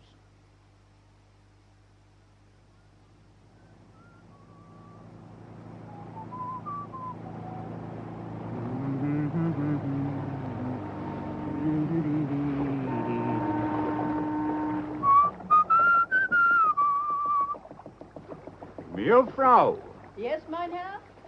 do you know any place around here called Zevenvliegen? No place called that round Nieuwendijk, mein Herr. Thanks. It's nothing.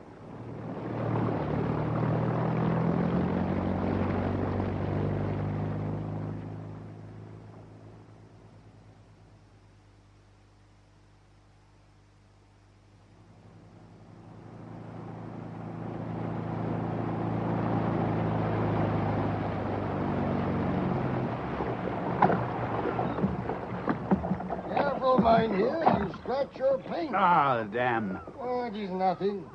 You coming ashore? Not today, Mynheer.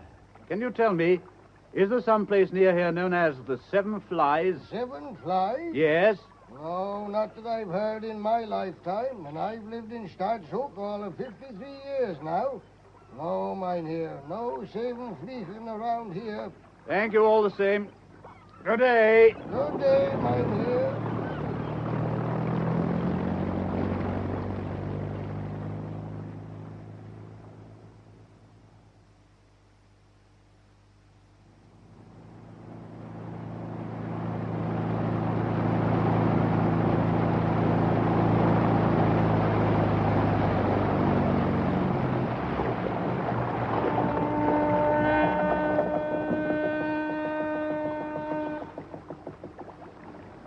Hey, Mynheer.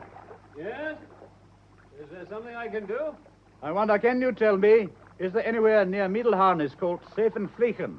There's a restaurant in Amsterdam called the Five Flies. Yes, so I believe. I've never heard of a Seven Flies in the Hardingfleet.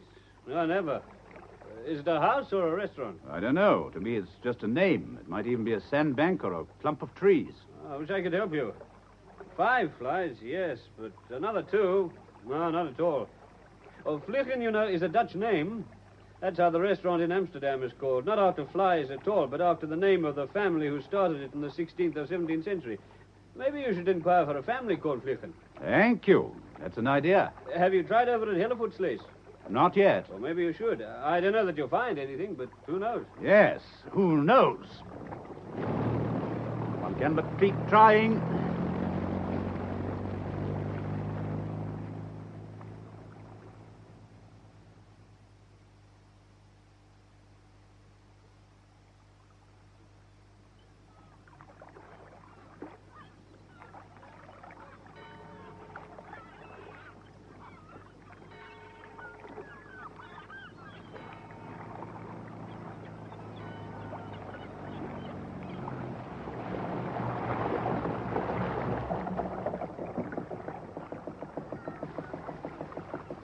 Hi there.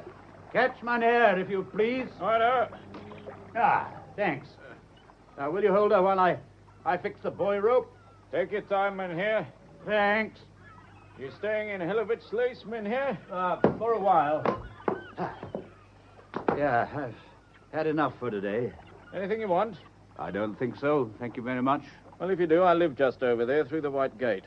Just knock. I'll remember you.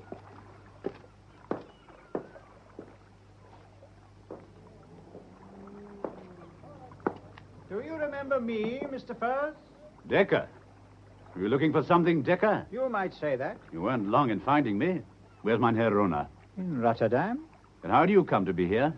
In another half hour, I was to take the ferry across to Middelharnis. I wanted to examine an English yacht, Danish pilot cutter type, with one Englishman aboard. Name of the boat, Felicia. It has the same number of letters as Arletta. A pretty name, too. After an answer, mining. How long have I got before Mynheer Rona's on my tail? As long as it takes me to telephone him and for him to get here. That shouldn't take long. If you had gone across to Middle Harness and missed me and then found I was here, he couldn't have done much until tomorrow. That's true, Mynheer. Would you like a ride on the ferry? How much would you be prepared to pay? 10 guilders? Oh, I don't feel like the river today. My stomach... 15 guilders, that's the limit. I'm not a rich man. Ah, but you have hopes, eh? Possibly. Why? It is a hope all men retain until the last. I think I would like to go to Middle Harness. I could look up my sister and stay for supper. Good. Well, here, take it. Oh, thank you, Mynheer. How strong is your loyalty to Rona? 30 guilders a day and a bonus when the job is done. How much bonus? It hasn't been fixed yet. Do you know what all this is about? Only what I guess, Mr. Furs. There's money in it, obviously. Enough to justify either you or Rona having killed a man called Sluiter. Would you like some advice? Why not? You should go back to England. This is a pleasant country, if you don't mind the flatness. But there's too much water. And in some places, too much loneliness. A man can disappear and never be found. In the Hollandsche Deep, for instance, you can bury something in the sands of one of the Slicken, and in a couple of tides it is 8 feet under, and in a couple of days it is gone forever. During the war, a great many Germans disappeared like that. I'll think about it. I doubt it, Mynheer. I shall ride round to the ferry now. I do not hope to see you again, but I'm afraid I shall. Goodbye. Goodbye.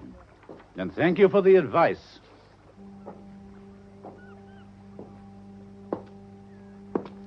I didn't seem a very pleasant man. Your friend, Mynheer. Has about him the essence of evil. I say you were about right there. Tell me, is there anyone called Vliegen living in this district? Vliegen? No Vliegen. There's a farmer called Reken up the Vorne Canal. Or any place or house called the Seven Flies? No, Mynheer. I've lived here 40 years, except for 3 when I was in Sumatra, and I've never met a Vliegen about here. I'm postmaster. Never a letter for a Vliegen. Or a place called Seven Flies. What are you, police? No, I'm looking for a friend. Oh, well, if he's a sailor or a merchant seaman, ask at the cafe down the road there. You see it? Someone might know him. But he's no resident, nobody living here. Thanks, I'll try. Now, wait, Mynheer, wait. Oh, I'm getting slow in my old age, I think. Vliegen, of course I've seen a Vliegen. See him every Sunday when I visit my wife. Well, take me to Vliegen. I'll give you 20 guilders. Sure. But it won't do you any good there. Just take me to him and the money's yours. Sure. But you can't talk with a dead man, Mynheer, not as far as I know. He's dead? I'm sorry, Mynheer. He's not a friend of yours. Next to my wife, he is lying in the cemetery. Johannes Vliegen of Krabbensplat died 1799. That's Vliegen. The only one round here. You say of Krabbensplat? Well, that's what I said, Mynheer. Well, he couldn't be your friend now, could he? Here. Take the 20 guilders. Oh, thank you, Mynheer. Now, where can I find a telephone?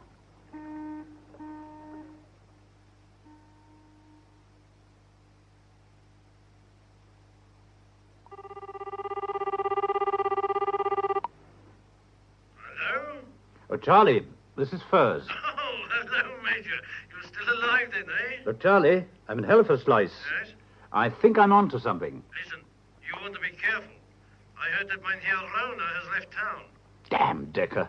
You seen Decker, Major? An hour ago, he's rooked me of 15 guilders. Well, you give him money, you want your head examined. Delaying tactics against Rona. But it didn't work. Look, Charlie, do you know Krabbensplat? Oh, sure I do. It's a small island about 5 miles above you off the end of Tiergameten. What about it? I'm going up there first thing in the morning. After that, I'm going to Dordrecht. Can you meet me there? In Dordrecht? Oh, yeah, sure I can. I'll come right through from Amsterdam by road. I'll see you about 6 in the evening. Everything go all right with you? Yes, so far. Apart from Decker, nothing interesting. Although I did meet Miss Stratzman on the river this morning. Well, you take a tip, Major. You sleep in the hotel tonight. That boat of yours, it's drafty. I don't want you should catch cold what turns to rigor mortis. And lock the door. I'm sleeping on the boat. I can lock the door there and have something behind it. Listen, by the way, your friend Molnar had tea with me the other day.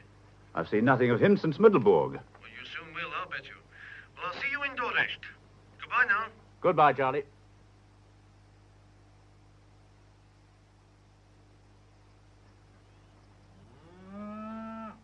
Yes? Yes, Mama. What is it? I thought I caught the sound of a boat. Can you see if it's Peter come for his butter? Sure. There is someone at the jetty. but not Peter. Who is it then? That I don't know, Mama. Never saw him before. He's coming this way. Has he seen you, Jan? Yes. Oh, you see, he's beached his boat on the sand.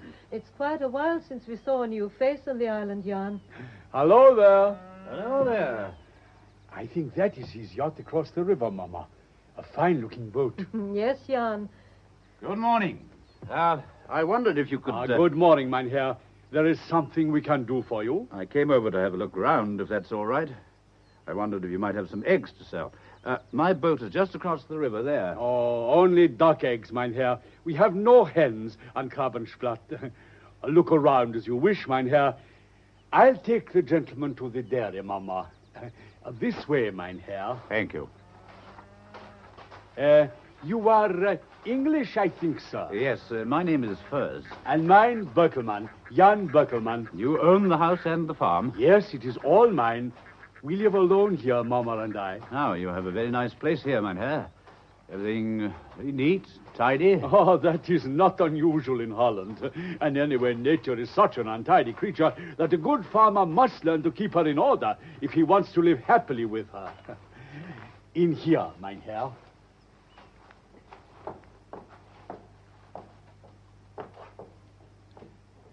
Come here. You taste this. In the whole of Holland, you won't find milk with a better cream content. I win prizes for it. In a moment, I show you my Frisians. You have children? One boy. My wife and I are unlucky. But my Frisians, they are my children. Each one I know. And I have a favorite, I must confess. Oh, you mustn't do that with children, but with cows, I don't think it matters. They don't really understand. Although you would wonder sometimes with Katza. A very knowing cow is Katza. She has children in many parts of the world. Do you and your wife run the farm on your own, Mynheer? Oh, yes. We manage without help. You'd better take what eggs you want, Mynheer. Thank you. Tell me, how did you get on during the war? It was hard. Oh, yes. In the early days, most of my cattle were taken. I saw a lifetime's work go in a moment. Nothing I could do. But later, it was better. We were left alone. War is evil from whichever side you see it. And all soldiers are men, Mynheer. In the house back there, we helped everyone who came to us in trouble. Our own partisans, British commandos, Belgians, and once or twice, even Germans who needed help. You think that wrong? No, I don't think I do. Oh, you were a soldier then. Yes, I was. Tell me, Mynheer Beukelman, did you ever hear of Johannes Vliegen living on Krabbensplat? Vliegen? Why, of course. Old Johannes, who died in 1790-something. But why do you ask? I came across his grave at Hellevoetsluis. Oh, come with me, Mynheer. I will show you. We are rather proud of it. Not that it is really ours to be proud of. It was here long before us. Oh, maybe 200 years or more. Go through the gate, Mynheer. It is the other side that matters. There. Is it not a beautiful piece of craftsmanship? You will not find gates made like that these days. I might so easily have missed it. What is that, Mynheer? Oh, I'm sorry, I was talking to myself. It is a beautiful piece of work, yes, but why the design of the 7 flies? Oh, Vliegen, you know, is flies. Yes? When the house was built, that was in the early 18th century, it was for the family called Vliegen. There were 7 of them, all brothers. The House of the 7 Flies. Oh, you might call it that, Mynheer. You might indeed. If you'll pardon the intrusion, I trust everything is going well, Mr. Furs. I suppose I should have expected you, Mynheer Rona. Your friend Decker wastes no time. What do you want? I want to talk business. Alone. Mynheer Beukelman, I'm sorry. It's all right, Mynheer. I am going. Perhaps we shall meet later, Mr. Furs. I shall make a point of it. Goodbye, Mr. Furs. Goodbye.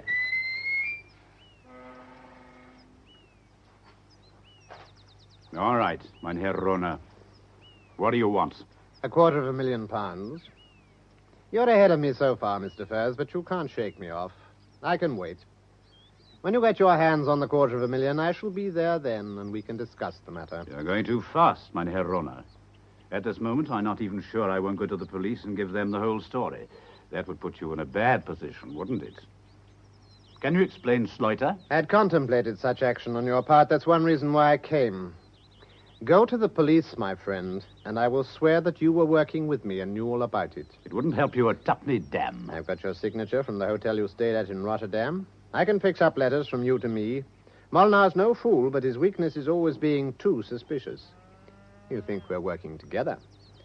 And I'll make certain he thinks it was I who put Sleuter onto you and your boat. Keep that in mind, Mr. Furs. Inform on me, and you pull yourself in as well. Go to blazes. I don't scare that easily. Make a deal with me, and I'll stick to it. You're wasting your time. Now get off the island. Think it over, Mr. Furs. I shall be around. I shan't interfere until the last moment. Then I shall come in. It's up to you what kind of a deal we make then. A friendly one, or... Sorry, Charlie, to keep you waiting, but I've been out for the day. To Wilhelmsdorp. Oh, you want me to meet you here in Dordrecht? You will have news from Krabbensplat, so you take the day out in Wilhelmsdorp? Huh. And with Miss Straatsma, eh? Who told you? The yacht club boatman. He saw you go off with her this morning, not to mention yesterday evening. But that is your business. It was Miss Straatsma, no? We bumped into one another on the river, but don't take me too literally. We had time on our hands, so... So, to hell with Charlie and $250,000, eh? Never mind. Here, your envelope. Hmm? You know, for once I feel good. Now, damn me, you tell me why I don't ever look inside that thing. I told you what was in there. How am I to know? You don't lie to me. Maybe you trust me. I doubt it. Now then, what have you found out at Krabbensplat, eh? The House of the Seven Flies, Charlie. The 7 flies marked on the blue tracing paper in this envelope. So now we can orientate the overlay. Aye. Well, you don't want visitors. I'll shut the cabin door, eh? Yes, I had trouble with mein Herr Rohner at Krabbensplat. He's quite likely to burst in unexpected. Look, the bolt is down at the bottom there. Now, let's see. Now, this is chart 192. Here, give me your pencil, will you? Yes, yes. Thanks. Now, this is the position of the House of the 7 Flies. Here, I took a couple of cross bearings on the place. It's dead accurate. Mein Herr Rohner watched me the whole time. What? Lord knows what he made of it. Rohner? Did he come to Dordrecht? Sure. I even spotted friend Decker in Wilhelmsdorp today. Now, look, we put the overlay on the chart, thus, so that the cross marked Siffenfliegen falls on the position of the house there. So? The other 2 crosses are fixes, you see. One, the church at Mittelharnis, the other, the church at Goudsvaart, on the other side of the river. So now we know where they are. Diamonds? Yes. Now, you see a little dotted circle there? Just there is $250,000 in diamonds waiting to be picked up. And how easy will it be to get them up? Or maybe we can't get them up at all, eh? Well, from what I know of the place, they can't be lying on more than about 2 fathoms, maybe 3. Inside the launch? Yes, that makes it a trifle harder. I took some soundings up there. What, with mein Herr Rohner around? Oh, no.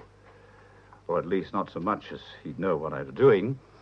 Now, with the launch lying in 2 fathoms, at low tide, I could just strip and do the job myself. Maybe, if there's a lot of sand silted into the boat, we'll have to have a diving suit. Now, could you arrange that? Probably. Listen, you don't need this tracing paper now. No. So burn it. To keep it will put temptation in the way of a man like Rohner. Oh, these diamonds, they are uncut? Mostly? Good. Yes. That's easier then. But in placing them, we shall lose on it. Half of the $250,000. Even so, it's enough to make a kind of a weakness in the stomach thinking about it. Maybe I would like another drink? Help yourself. Oh, I see you found it. Well, you trust Charlie. Are you sure that this is one thing you want to do? Don't you worry about me, Charlie. Okay. But you go to the police right now if you want. If you don't want, we go in and we go through with this thing. But there's one thing I don't understand. What about this Straatsma woman who comes out to meet Sleuter when you get to Fehda, who you were with yesterday and today? Well? You don't think maybe she follow you? I don't really know. She hasn't mentioned Sloiter since that first day. She said then he was in England inquiring about some spare marine engine parts. Molnar said the same thing. It could be that... Yes, it could be that she and Molnar are hand in glove. No. But it could be that she financed Sloiter's investigations. But were they going to snatch the diamonds just the way that... Just the same way like we are? You like her, don't you? What the devil are you getting at, Charlie? No, all right. You spend a day with her. You come back aboard here with $250,000 practically in your pocket. But in your eyes, there's something else. I don't like to do business, not with a man who might give up all that chance of so much money for a woman. I'm not giving up that money for anybody, male or female. All right, so I believe you. But why? I don't know. When you seeing her again? Not again. It was a day's outing and it's over, so that's that. Okay, I'd just like to know. Now we make a plan, eh? I stay with you tonight, and tomorrow we go up and take a look at this place. Yeah? First thing, we must find out, can you do it alone, or do we need diving gear? Second thing, we keep a good eye open for Rona. He'll watch the moment we leave here. He'll be watching us all day. Agreed. It's going to be damn difficult. Yeah. If we meet on the river, we'll head over the Foiler Hut until he's out of sight. You can take over the wheel, and I'll... You aboard, Mr. Furs? Inspector Molnar, of all that's unlucky. I'd forgotten Molnar. What the devil does he want? Mr. Furs, are you there? All right. Patience, Inspector, patience.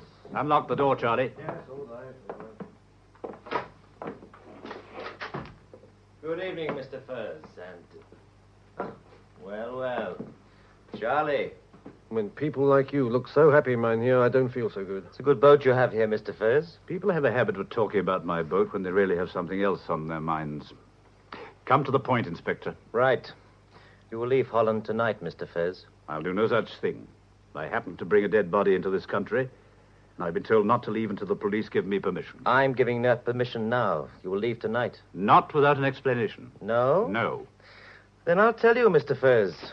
I've had a report on you from the English authorities. There's ample reason to suppose that for some time you've been smuggling goods into England. Really? Smuggling? He should accuse us of smuggling? And I intend to prevent you getting into trouble in this country at least, whether for smuggling or other causes. The water tank on this boat has a false compartment.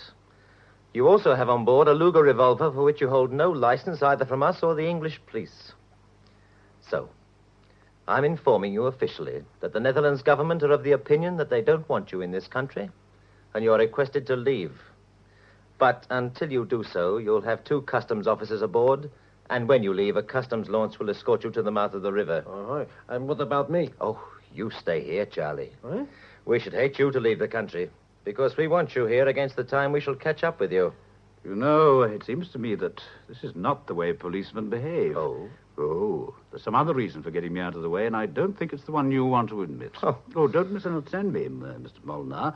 I'll go back to England. I haven't any alternative, but I'll never believe that you're sending me off because you want to save me from smuggling. Oh, no. Why aren't you frank with me? Because you haven't been frank with me, Mr. Furs. Anyone who's frank with a policeman wants his head examining. You're still worrying about Sloiter, aren't you, Mynheer? Yes, I'm worrying about him. You think I had something to do with his death? No. If I did, I shouldn't send you back to England. But I am worrying that you know more than you've told me about Sloiter. And particularly about his mission to England. I don't intend that you should get your hands on a lot of easy money. You see, I know what you've been doing the last few days. I know everywhere you've been and everyone you've seen, right down to a cow called Katza. You interest me. Anything else? With Rona interested in you and Decker cashing in on whatever he can get, there's only one result likely if I let you stay. And the money's not yours to have. Understand? Good. As for you, Charlie, you can get your things together and leave now. Well, I'm ready. I've got no things. 2 hours, Mr. Furs. You can go ashore, do anything you like as far as stores are concerned. But I'm sure you won't mind if I insist that a customs man goes with you. I don't have any choice anyway, do I? I'm afraid not. Oh, there's a good weather report for the North Sea crossing. How very considerate of you to find out. Oh, what a country. Listen, why don't you send me away, too? It would be a pleasure. A man tries to keep his nose clean. Somebody accuses him of stealing handkerchiefs. That's enough, Charlie. Come on. Oh, sure, all right. Listen, Major Furs, take the biggest risk when they least expect it. Tonight I stay in the Ferry Hotel here. Charlie. Well, I'm coming, so help me. Come back on the tide, Major. Ring me in the morning from Krappensplat. You can do it, sir. With me. Right. All right, now go. Charlie, will you come or do I put you under escort? Well, all right, I'm coming. Goodbye, Major. Right, Charlie. I'll be seeing you. You're damned right we can do it, Charlie. You're damned right we can.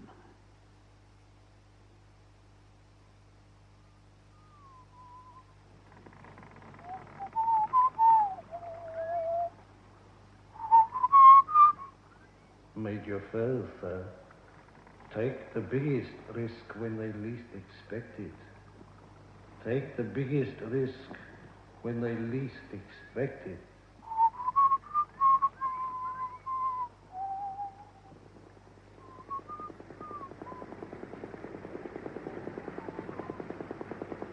What time is it, Captain? Just after 11:15, Inspector. If he's coming, he's on his way. Where are we? Off the Skeld Bank. You'll have to come around that or get stuck in the sand. And they stick flat lower down. You better cut the motor and wait. Yes, Inspector. Stop to Metieren. Meteen. You'll come in without engine or navigation lights. Keep your eyes and ears wide open, and not a sound.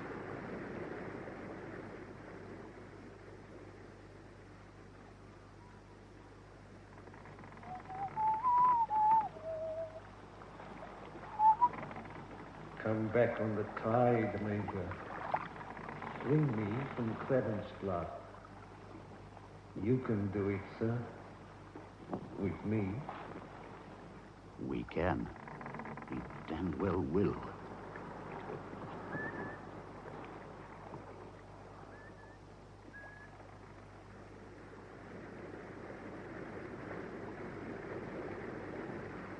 See anything? You won't see a damn thing tonight. Then listen, damn it. Yes, Inspector. Must be nearly midnight. It is. 4 minutes short, that's all.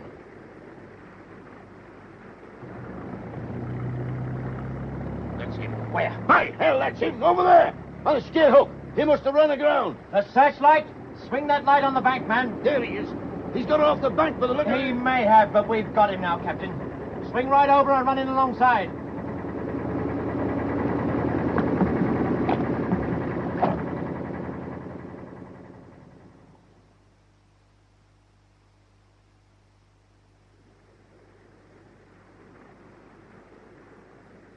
You're the biggest damn fool that ever walked, Furs. Yes? Coming back like this proves I was right about you. I simply decided I wouldn't be kicked around. You didn't come back out of defiance. You know that. You came back for a purpose. I came back. Put your own interpretation on it. My interpretation will be the same as a great many other people's when they know the facts. Is that so? All right. Catch this. Hey, what the... Goodbye, mynheer. Come back, you! Captain! Captain! Get your light on him. He's in the water, damn him. Put that light on him. Swing it across that way. There. There he is. Damn you, he's got his dinghy. We can't get in there, sir. Keep that light on him. What fool let that light swing? Swing that damn light back, you idiot. Where is he now? Blast you, fool, you've lost him. Get me back on that launch and I'll play hell with whoever swung that light. Get this boat of his in tow.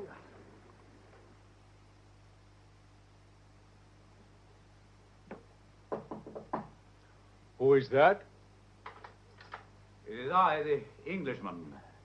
Mynheer Beukelman. Ah, so you've come back to us, mynheer. But at this time of night?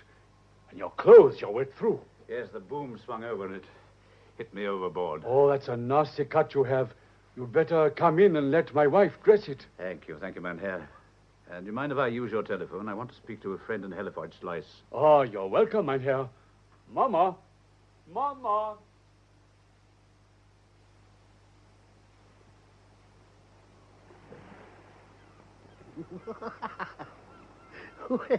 Mynheer Molnar, he'll be so angry to have you and let you slip out of his fingers. But you made it, sir, like I knew you would. With a broken head and a ducking, yes. You stayed up at the house last night. The old man, he's all right, huh? Yes, of course. Well, What do we do now? We can't do anything until dead low water, Charlie. That's about 1 o'clock. Oh, $250,000, eh? Just lying out there? We don't know for sure. May be, may not be. But even if we do get it up, there's Molnar. Oh, it's all right, sir, whichever way. We have luck, we get this stuff today, well, then we can slip off here tonight and be out of the country by tomorrow. And if we don't have any luck? So, then I get you out of the country just the same. Sometime later, I come back here and, well, you trust me to do the job solus and see that you come out all right. Maybe. You don't trust me, Major? You think that if you go and I do this job alone, maybe I never tell you? Well, what do you think? Maybe. I don't trust myself to know what I would do. But that don't happen. Damn me, we have luck today, then everything's okay. We've got to have luck today, Charlie. I don't know exactly how deep she lies yet. 2 fathoms, maybe more.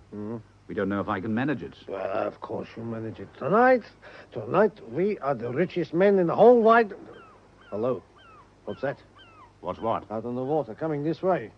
It doesn't look like no one I don't know. Not in a skiff.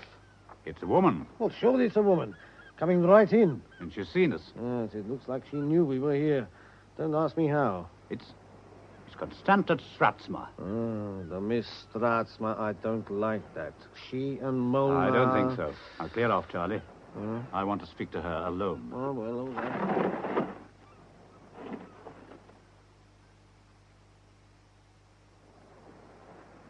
How did you know we were here? Does it matter? Yes. Did you know I'd been told to leave the country? I saw you go. Then how did you know I'd come back? Here. Charlie told me about your being sent away. I met him. He also told me he was going back to Rotterdam. He didn't. I thought he was worth watching. You don't have to worry. No one knows I've come here. Not mine Herr Rona, not Molnar. How can I be sure? I can be sure. That's all that matters. How do I know that you and Molnar have... Look, why have you come? I thought you might have guessed. After Willemsdorp. That day's outing. Is that all it was? I've come because I love you. And I don't want you to make a fool of yourself. What do you mean? You don't have to tell me what you're doing. I know. What do you know? Everything. It was I who financed Sleuter. Hadn't it crossed your mind? It had. I know you took Sleuter's papers. There had to be papers he was bringing back. What about the police? I'm not interested in police theories. But I know Sleuter had found out something important. The location of the diamonds from Neue Hollandse Bank. There was nothing on him, so? Well, go on. I know what you're hoping to find out there in the river. Suppose you think I murdered Sleuter. No, you didn't do that. But you robbed him when he was dead. Maybe. So I'm a thief. What about you and Sleuter? You were going to rob the bank. That's where you go astray. We were merely going to claim the reward offered for finding the diamonds. Reward? Yes. Can't you see there's only one thing for you to do? If you ever want any peace or decent life after this, you've got to give this up and go to Molnar. Like hell. I'm in this and I'm staying in it. I don't believe you. You're not being honest. The day we went to Willemsdorp, you were honest. When you saw I loved you, you turned away from me because of this thing. I didn't understand at first, but I understand now. If you get the money, you'll spend the rest of your life turning away from people and things. Oh, don't be a fool, Alan. You know I'm right. There's nothing for you here. I want you to go. I want you to go. Do you hear me? There's no place for you in my life. No place at all. If you believe that, then goodbye. Goodbye. So, Major, she's gone. I thought she was going to win you Oh, over. shut up. Well, it's always best. Shut up, I said. Damn you. Huh? And damn the diamonds, too. But... Constanta! Wait! Constanta! I knew it. $250,000 in diamonds, and he rather has the woman.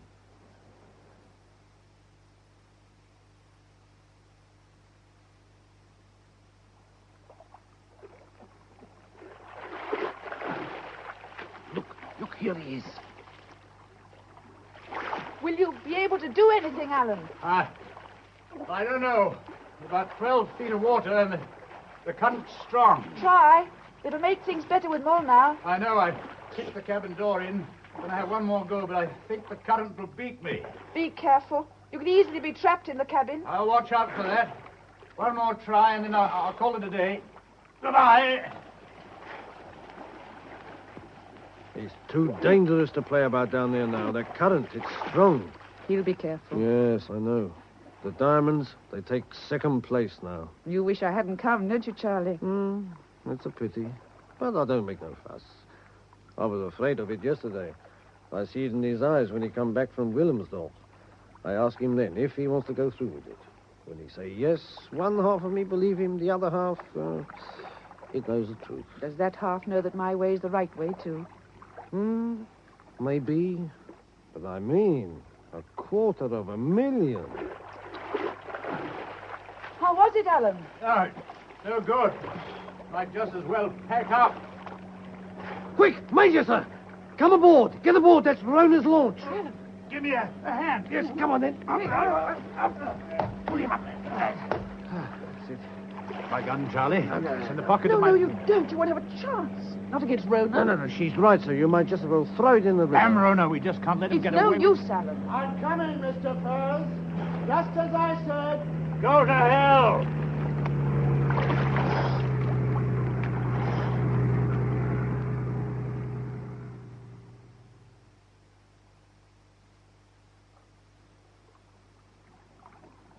I always told you I would come in when the moment was right, remember?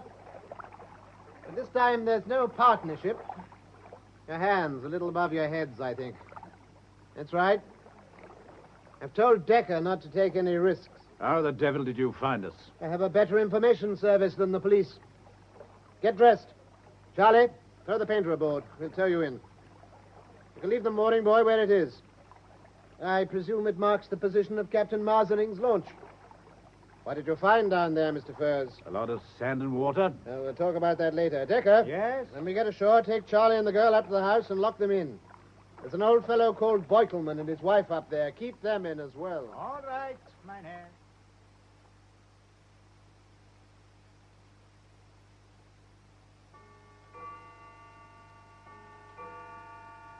Mynheer Furs. Yes, Jan.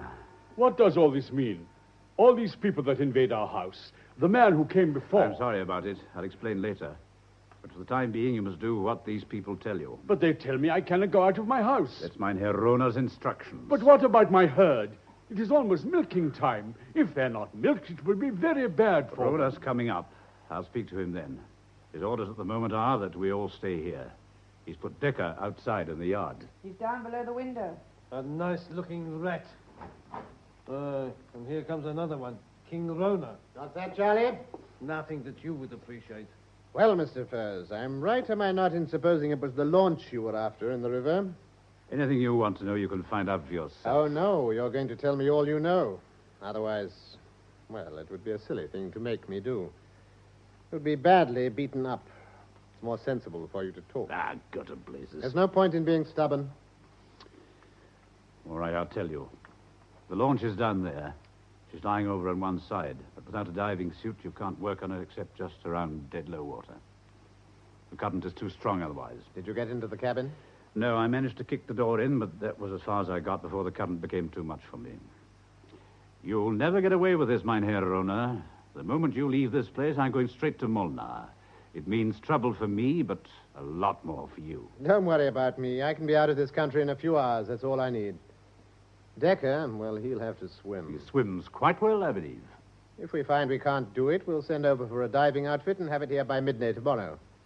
Now, stay quietly in the house here, all of you, and you won't come to any harm. If you try anything funny, there won't be any half measures. There's too much money in this for me to take any chances. But what about my herd? Your herd, Beutelman. Damn your herd. But it's almost milking time. And if they're not milked... Surely you can let him milk his cows. He thinks the world of his Frisians. Sentiment. Have him wandering all over the damned island. Think again, Furs. They're only in the pasture at the side of the house. Decker can drive them into the yard and he can milk them there. Decker milk cows? Damn it, Rona. You're taking over his house. It's the least you can do. All right, Furs. When Decker has driven the cows in, Beutelman can come out. But the rest of you, keep to the house. Hail till tomorrow, and if you're wise, you won't try to get out. If you do, you'll be here for eternity. 6 feet under. Well, it always happens, sir. Listen, maybe we could still make a deal with him? No, Charlie. Well, seems a pity he should get away with all those diamonds. I said no, Charlie. Oh, okay. You know best. Hey, maybe, I'll take a look round, yes? You might find a way out. Thank you, sir. About the cows. That's all right, Mynheer. What's Decker doing, Constanta? He's going to the pasture. My wife and I, will you excuse us? Yes. My wife, she will see about some food, and I have the cows. Katza will wonder where I am. Who's Katza? Katza's his favorite cow. A very knowing cow who has children in many parts of the world. He's very attached to his cows. The Beutelmans have been unlucky. They've no children. The cows take the place of the children. Decker's bringing them in now. Ah, good. This morning. I thought I was never going to see you again. You sent me away. I know.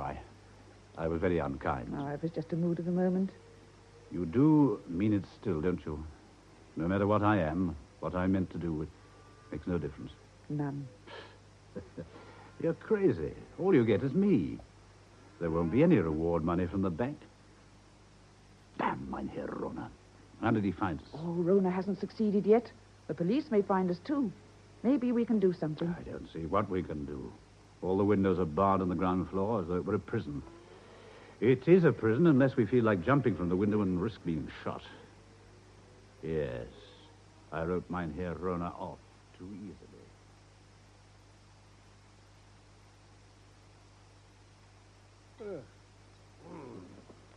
Well, it feels better when you've got something inside of you, but not a great deal. What are we going to do about Mynheer Rona, sir? What can I do? You know, I've got a feeling that you don't want to do anything about Mynheer Rona. Major, there's something here I don't understand. It's not good to have mysteries between friends. Not good at all. There's no mystery, Charlie. The Boykelmans want to know what it's all about. I think we should tell them. Or rather, you should tell them, Alan. And you needn't go into unnecessary details. Thinking of my reputation, huh? Why not? He belongs to me as well now. Mynheer Beukelman. Yes, Mynheer? You want to know what all this is about? Well, my wife and I, we would like to have it explained. Have you heard of Capitan Walter Marseling? Yes, Mynheer, I have. He was in this house during the war. Oh, yes, Mynheer. I've told you before that we gave shelter to anyone who came. A sick man has no nationality. But I don't understand what these people have to do with the German captain. You will, Mynheer, you will. You see, Marseling led the raid on the Neue Hollitzer Bank in which a night watchman was shot, and £250,000 worth of diamonds was stolen. He brought the stones away in a launch. Marseling was injured by one of your own partisans and managed to get ashore to you. Till recently, no one knew what had happened to them, and the bank offered a reward for their recovery. Those diamonds were sunk, along with the launch, just off the islands here. I come here with Miss Stratsma to recover the bank's property. But unfortunately, our friend, Mynheer Rona, outside, had become aware of our intentions. He is going to take it for himself. And once Mynheer Rona gets his hands on the stuff, he'll be away so clean, just like a whistle, eh? No, the real trouble is that Mynheer Rona isn't going to get his hands on the jewels. The diamonds are no longer in the sunken launch. There's nothing in that launch cabin but an empty steel deed box. When I went down the last time, I got in easily. There was the box. The lid was open, and it was empty. Someone got there before us. And when Mynheer Rona out there finds nothing, he'll think we've double-crossed him, and that is the moment when he's going to be very unpleasant indeed, and the moment we've got to avoid. Well, for me, sir, I'll wait until the trouble comes. Blood you can't get from a stone, and Rona can't get out of us what we haven't got, though he might draw a little blood. What I want to know is, where is all this stuff now? Who was it that got here before us? I am the one who has taken them, and it was done the day after Capitan Marseling entered this house. What? You took them, Beutelman? Yes, Mynheer. Or rather, I stole them. Jan. Oh, it's the truth, my dear. You know it. And now it's better to tell it and have the thing from my mind. Well, where are they? Boy, these shocks, damn me, I don't accommodate them so good. Let him tell it in his own way. This captain I found early one morning at the courtyard gate. He was wounded and ill. In this house, he was in bed for 3 days before he left us, The first day, he was delirious and kept talking about these diamonds. It was not difficult to find the launch. I found the box in the cabin and the jewels. I took them. When the tide rose, I towed the launch off into deep water where she would always be covered even at low tide. After 3 days, when the captain was still not really well enough to travel, he took my skiff and went over to the mainland.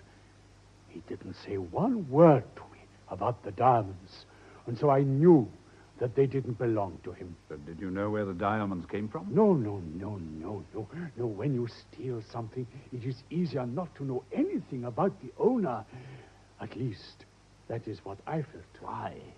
Why did you do it? Because of my cows. A week before this captain came, the Germans had been to the island and had taken away all my herd except Kadsa. They took away 15 years of my life. When I saw the diamonds, I said to myself that I would keep them and after the war use them to buy a new herd. But when the time came, I couldn't do it. Mama and I decided that it was better to work, to use our own money, and to start again. But what happened to the Oh, diamonds? we hid them, and they have remained hidden ever since. We were afraid for our reputation to hand them over to the police and tell the full story, but I'm glad now that I can tell it. It was I who persuaded Jan to do this. Only I knew what the loss of his cows meant to him. After the war, I'd still have used the diamonds, but Jan wouldn't let me. I understand why you did it. I think you would all have done the same. You're very kind, Mejuffrau. Oh, and me, I think like Miss Constanta, but all that's past and finished.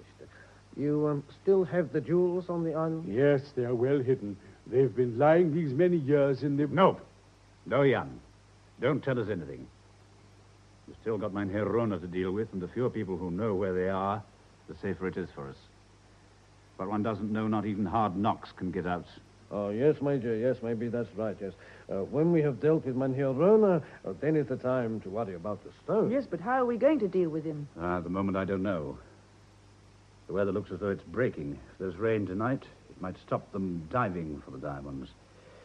That'll give us a little more time. Oh, well, when you can do nothing, it's a good thing to sleep. I shall go to bed.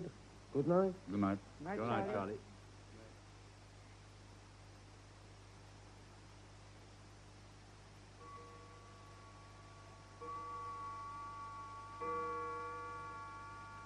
Mynheer Beutelmann. Ah, Mr. Furs, you're up early. I was just lighting the fire. It is not a nice morning. Oh, see, it's raining, and the mist is coming down. You've seen Charlie. He's not in his room. Then I don't know where he can be. You have not seen him, my dear? No, not this morning. Alan, they're coming up from the river. Rona, Decker, and Charlie. Charlie. Dad. So that's it. That's how Mynheer Rona knew we were here. When Constanta and I were on the beach, he came and telephoned. Oh, what a fool I am. They're bringing the cows in with them. They're bringing the cows for milking. I Can't think why they should be bothering to do that. Open the window. Well, Charlie, Major, are you angry with me? you're a dirty, double-crossing little swine. Oh, certainly, Major, certainly. It is unfortunately true. But what is a man to do against his own nature? First, I think of you and the lovely miss, and I say, they are both, these people, my friends. And then I think of all those lovely diamonds, and I say, a man's best friend is himself. But unfortunately, last night, you stopped Mynheer Beutelmann from saying where the diamonds are. We should like to know that. Now. Yes, I bet you would. You'd better advise them to speak up first. You can do this thing pleasantly or unpleasantly. It's up to you. Come away from the window. He may shoot. Yeah, he wouldn't dare. Well, Beutelmann, are you going to talk? I shall tell you nothing. You will, and quickly. Why do you think we brought the damn cows in? Out of kindness, so you can milk them? Think again, Mynheer. I'll give you a count of 6 to begin to tell me where the sterns are. If you don't, I'll put a bullet through the cow's head. After that, I'll shoot the rest, one by one, until you decide to speak. Oh, Bring that animal over here, Dicker. All right, Beutelmann. 1. You must tell them. We can't let them do this to you. These diamonds are not mine, and I cannot give them away. So? Oh, this is my punishment for the one act which has been a shame to me for so many years. You must tell them, Beutelmann. Tell them. No, Jan, no. you must speak. No, Mama, I cannot. But Jan, you... No, Mama. Tell them, Beutelmann. You can't let them kill your herd. They are my children, but I cannot dodge my punishment. I wish I'd let you tell us last night. Oh, it is better that I did not, mein Herr. I'm not afraid. You cannot let them do it, Jan. Oh! Tell them, Jan. All right, Beutelmann, that's number one. I gave you a chance. Decker's fetching another. It's Katza. My beautiful Katza. You have 5 seconds, Beutelmann. 1, 2, 3, 4. Don't do it! I'll tell you where they are. And may God punish you. Well, it's time somebody up there showed some sense. Where are they? No, Mama, no, Mama. Leave me, Jan. They're buried under a flagstone in the dairy. I'm sorry, but I had to do it. I couldn't let them... I'm glad you did it. You had to, I'm glad. Send the old fool down to show us.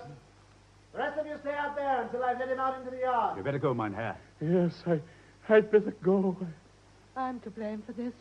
Not Jan. He's good. He's always been good. When he found the diamonds, I made him keep them. I said they were ours by right. But in his heart, he could never accept that. And after we'd built up the herd by our own efforts, he tried again to persuade me to hand them over, but I wouldn't let him. Please, let me take you downstairs. No, I must watch and see they don't hurt Jan. They won't hurt him, don't you worry about that. But we've got to do something to stop them getting away. They're all armed. I'll take a risk on that. If only we could get out. With a guard at the back door and Decker leaning up against the dairy at the front. There is a way out of this house, mein Herr. Another way. What? Well, show us, but quickly. There's little time. From the little harbor, at the head of the cut where the boats are, there's a large drain that runs right under the house. Yes?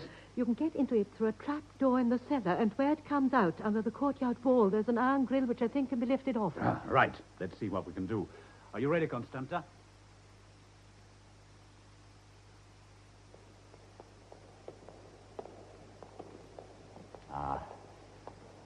All right, Constanta.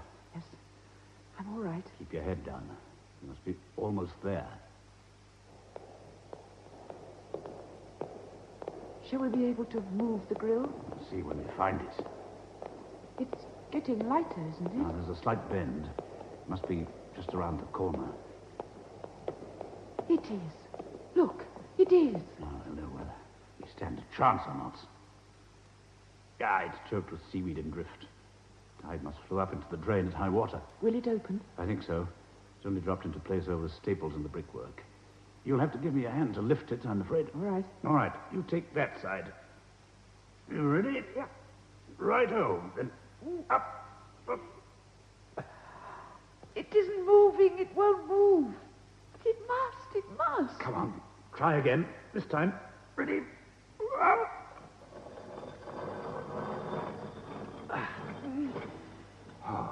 Now, let it down on the floor. Careful, mind your toes. Now, listen, there's a guard at the back of the house, but he won't bother us, at least at first. Decker's the man we want. He's in front, and I'm going after him. You keep close behind me. Now, come on. Hug the courtyard wall until we get to the gate.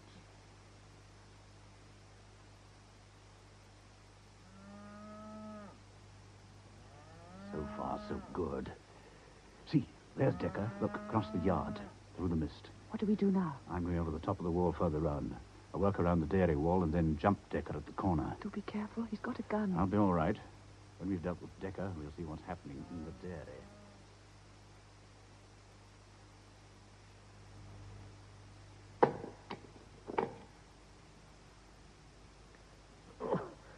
Enough with it, Charlie. Workman, give him a hand with that slab. Oh, precious heaven, there it is, my dear Rona. Look at it. It will do you no good. It'll do a lot of good. Open the lid and let me see. The diamonds are there, mein Herr Roma. All of them. Open the lid. See them, Charlie? See them? $250,000. Beautiful. All right, both of you. Take your last look. What the hell? My dear, first. Stay just where you are, Rona. And you, Charlie, or I'll blow a hole in them. Damn you, Furs. I'll see you in hell before I doubt it. Would even think about using that gun. My fingers itch. Beutelmann, take it from him. And the one in his pocket. Alan. Constanta, take the diamonds and get hold of the police. We'll look after these gentlemen until they come. I'm sure you'll be all right. Yes? Do as I say and do it quickly before Decker comes round. All right. And watch out for the guard at the back of the house. Major, sir, you got this all wrong. I was only trying no, to... Charlie, not me. I haven't got anything wrong about you. No, not this time. Oh. Beutelmann, you got the key to the dairy? It's in the house. All right, go and get it. Yeah. Rona, give him the house key. Good. Take it, Jan. Yeah. Now, try not to make too much noise. We've taken care of Decker, but we don't want to disturb the other fella. Not until we've got these safely locked up in here. I will be quick. Good. Now then, you two. Sit down. Oh, thank you, Major. Well, how many years do you think I shall get? Ooh, 2 or 3. Oh, you want to bet? No. You'll get all that's coming to you. You know you're a fool, Furs, to go soft on that girl. You've got the stuff now. Think of it. A fortune for each of us. No trouble about cashing it and no trouble about getting out of the country. Let me go. You don't have to be vindictive. Handing us over to the police means nothing to you. Mynheer Rona, maybe you should cry a little bit. It helps with some men, you know. You're wasting your time. I know this man. I'm his best friend, and even for me, he will do nothing. I don't expect nothing, so I don't disappoint myself. Oh, it's harder for you, of course. You think you have to answer for Slaughter, but, well, that's the risk you took when you killed him. For me, I don't never take that kind of risk. Prison, yes. I've seen the inside before. In a little while, when he's comfortable, sometimes when he's happy... Shut up, Charlie. You're talking far too much. Drop the gun, Mynheer. Drop it. Drop it, Furs. If you fire at one of us, you'll get a full charge from Decker in your back. You didn't hit me quite hard enough, Furs. Nice work, Charlie. Oh, me? Oh, I always talk. It keeps them occupied. You hear him, Decker? See the way his little mouth opens? All right. Take a look at this fist of mine. Get him, Charlie! Get after him!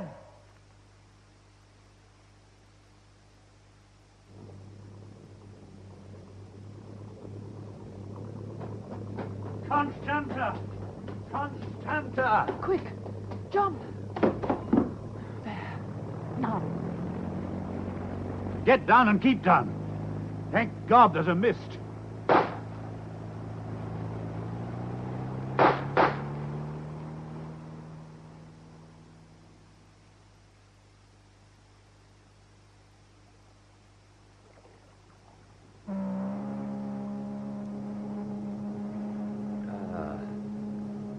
Are you cold, Constanta?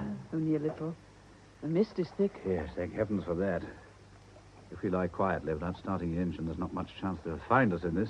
I cross my fingers. Yes. Where do you think we are? Somewhere off Krabbensplatz. About midstream, I should say. What do we do?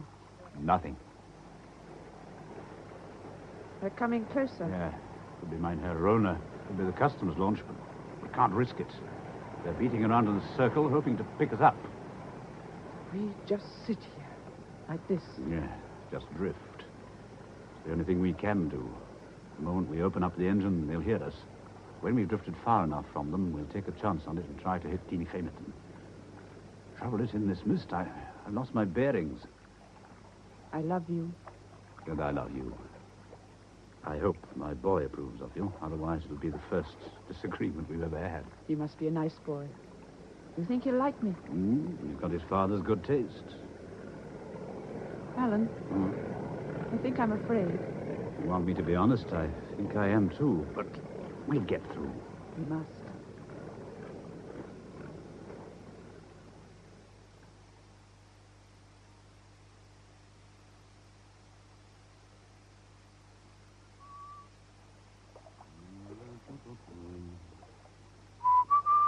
I haven't heard them for a long time. No, either the cruiser has drifted well away or lying quiet, hoping we'll open up. I think we'll risk it. Oh, all right, then. Sometime we've got to. There have been many risks since all this began, with Slaughter wanting a passage to Holland and a certain Constanta Stratsma meeting the Arletta at Fera. It was fortunate that she did, for her. And for me. Right. We'll risk it now. All right. Yes. I'll take the tiller.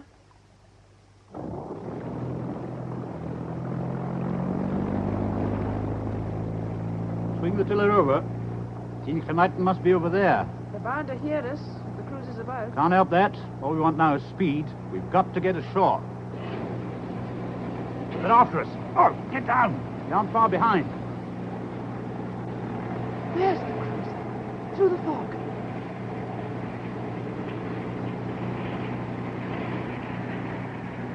They've cut the motor back. They're coming right in. Alan, land. It's Tinker Mac. When we hit the sand, run for it and keep on running.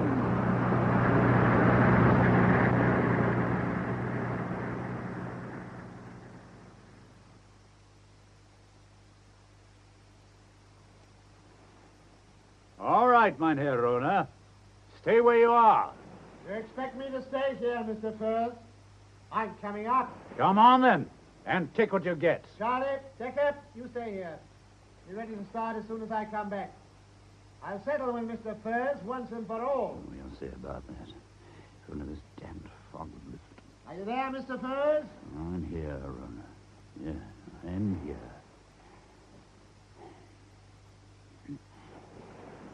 We can still make a bargain, Furs.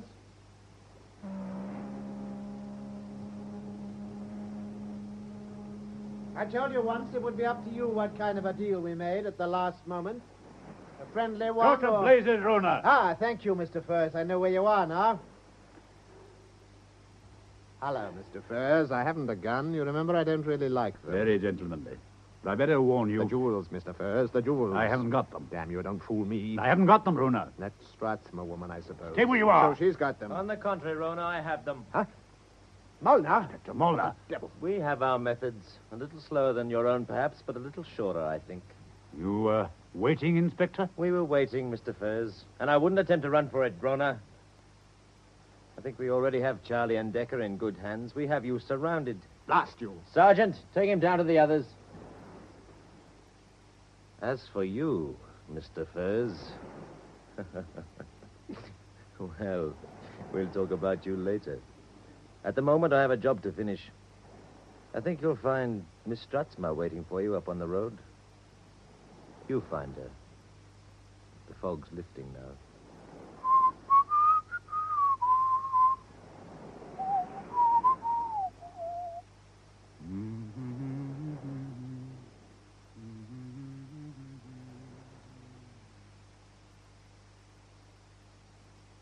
That was The House of the Seven Flies by Victor Canning, adapted by Kenneth Owen. The part of Alan Furs was played by James McKechnie, Constanta Stratsma by Julia Lang, Herman Molnar by John Hollis, Charlie by John Dirth, Ninus Rona by Malcolm Hayes, and Anselm Decker by Peter Claughton. Jan Beukelman was played by Philip Lever, Mrs. Beukelman by Catherine Wilmer, Postmaster Hayden Jones, and a captain, Norman Wynne. Other parts were played by Elsa Palmer and members of the BBC Drama Repertory Company. The play, which was recorded, was produced by R.D. Smith. 6 Men of Dorset by Miles Malleson. William Miles Malleson, generally known as Miles Malleson, was an English actor and dramatist, particularly remembered for his appearances in British comedy films of the 1930s to 1960s. Towards the end of his career, he also appeared in cameo roles in several Hammer horror films, with a fairly large role in The Brides of Dracula as the hypochondriac and fee-hungry local doctor.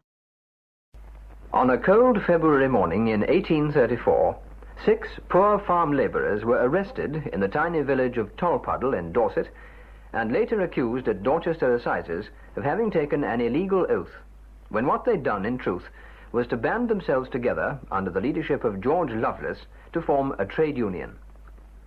6 Men of Dorset by Miles Malleson and H. Brooks, which we're broadcasting now to mark this, the centenary year of the Trades Union Congress, is founded on George Lovelace's own diary and tells the story of those 6 Men of Dorset, known to us now as the Tolpuddle Martyrs.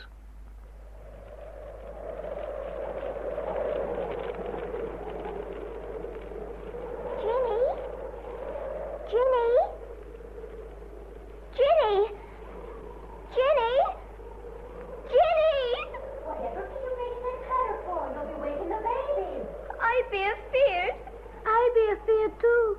What be you afeard of? Can't we have candlelight, Ginny? Candle? We only got one, and that's only a bit. And you knows very well, Father, he won't have candlelit till he reads out of the book. I be scared of the dark. So be I. You be a couple of great sillies. I got supper to get. Supper? I be hungry. So be I. Can I have a tatey? Can I? Bet you can't. You must wait. But I can't wait. No, can't I? Ginny. Mother! Ginny, look what I got. A turnip. Shh. Run out with it to the back house before your father sees it. He'll be coming down along. The back house? It'll do for tomorrow. There weren't nobody about when I came to the sheepfold. Quick now. Mother, I want my supper. I want my supper, too. You'll be having it soon, my dear. Or you'll be father. Betsy. Oh, I'd be glad you're home. I be only just come. My dears. I be that hungry. Ah, I be that hungry, too. Be you ready for your supper, George? A bit ready for me? Aye. Draw her up, then. Oh, 'tis little enough to stay their hunger, let alone ours, but 'tis all I can manage. Taters! There ain't many. Mine be your little uns. Quiet, children, quiet. For these and all thy mercies, may thy holy name be praised. Amen. Amen. Amen.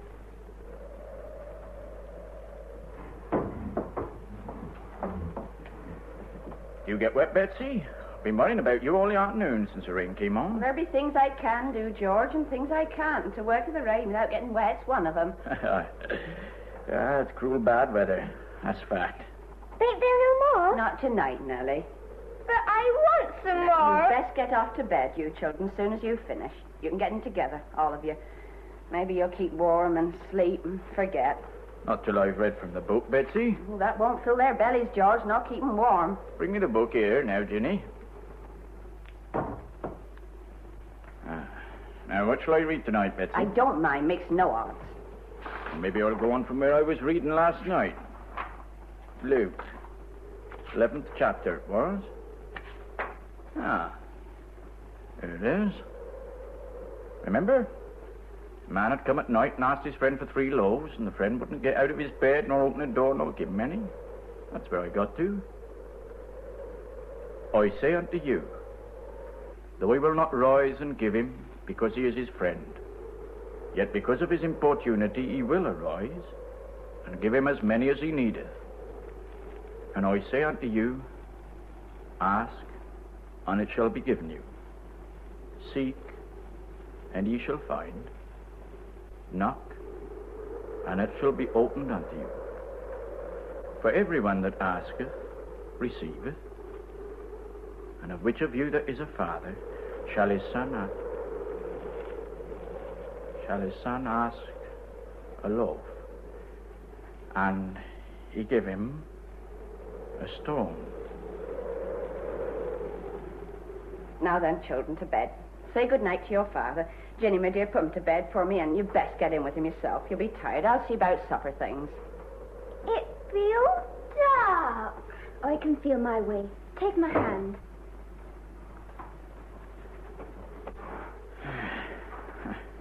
What comfort there is in the book. Ah, you're a one for finding comfort, George. Seems to me the harder it is to find, the more you think of yourself finding it. What's come over you, Betsy? You didn't say amen when I spoke to bless? Why should I? It was the Lord I was thanking. And what for? Betsy. You're a bad example for the children, showing a rebellious and discontented spirit. Well, maybe that's the best thing I can give them. I can give them little else. You never said things like this before. What ails you? What should ail me? And me out in the fields in the blinding rain all day and every day and day after day with my body bent double, picking stones, and with another child moving in me for 3 shillings a week. I do say the Lord sends the babies. Why, do that without sending the victuals for 'em is more'n I know. That'd be blasphemous talk. Be it, and that's more'n I know, too. Maybe it's blasphemy for you to stand there asking a blessing when the children go to bed with their bellies empty and lie crying for hunger in the night. You shouldn't say that. You know my heart aches that I can't do better for them. You know that. Every night I pray. Aye, you may pray and read your book. Betsy. And did you get comfort out of it this night? About the children asking their father for bread and he'd give them a stone. What you give yours? Taters and not enough of them. Be fair, Betsy. I only mean for myself. I do try to be content with my lot and accept in humble spirit what the Lord sends. What the Lord sends? Do the Lord send that you and I and the likes of us should slave all our lives from the cradle to the grave and live worse than a beast and others live idle on the fat of the land? Ah, ben God's goodness, George Lovelace, that be man's wickedness. That be the real blasphemy, putting that in the Lord. But, Betsy, what can I do? Maybe nothing. But if you've got to take your part in it, that's naught to be proud of. I sometimes think to myself, accepting it all, so humble and meek, you're as bad as your masters. I tell you, it fair sickens me to hear you asking blessings and giving thanks.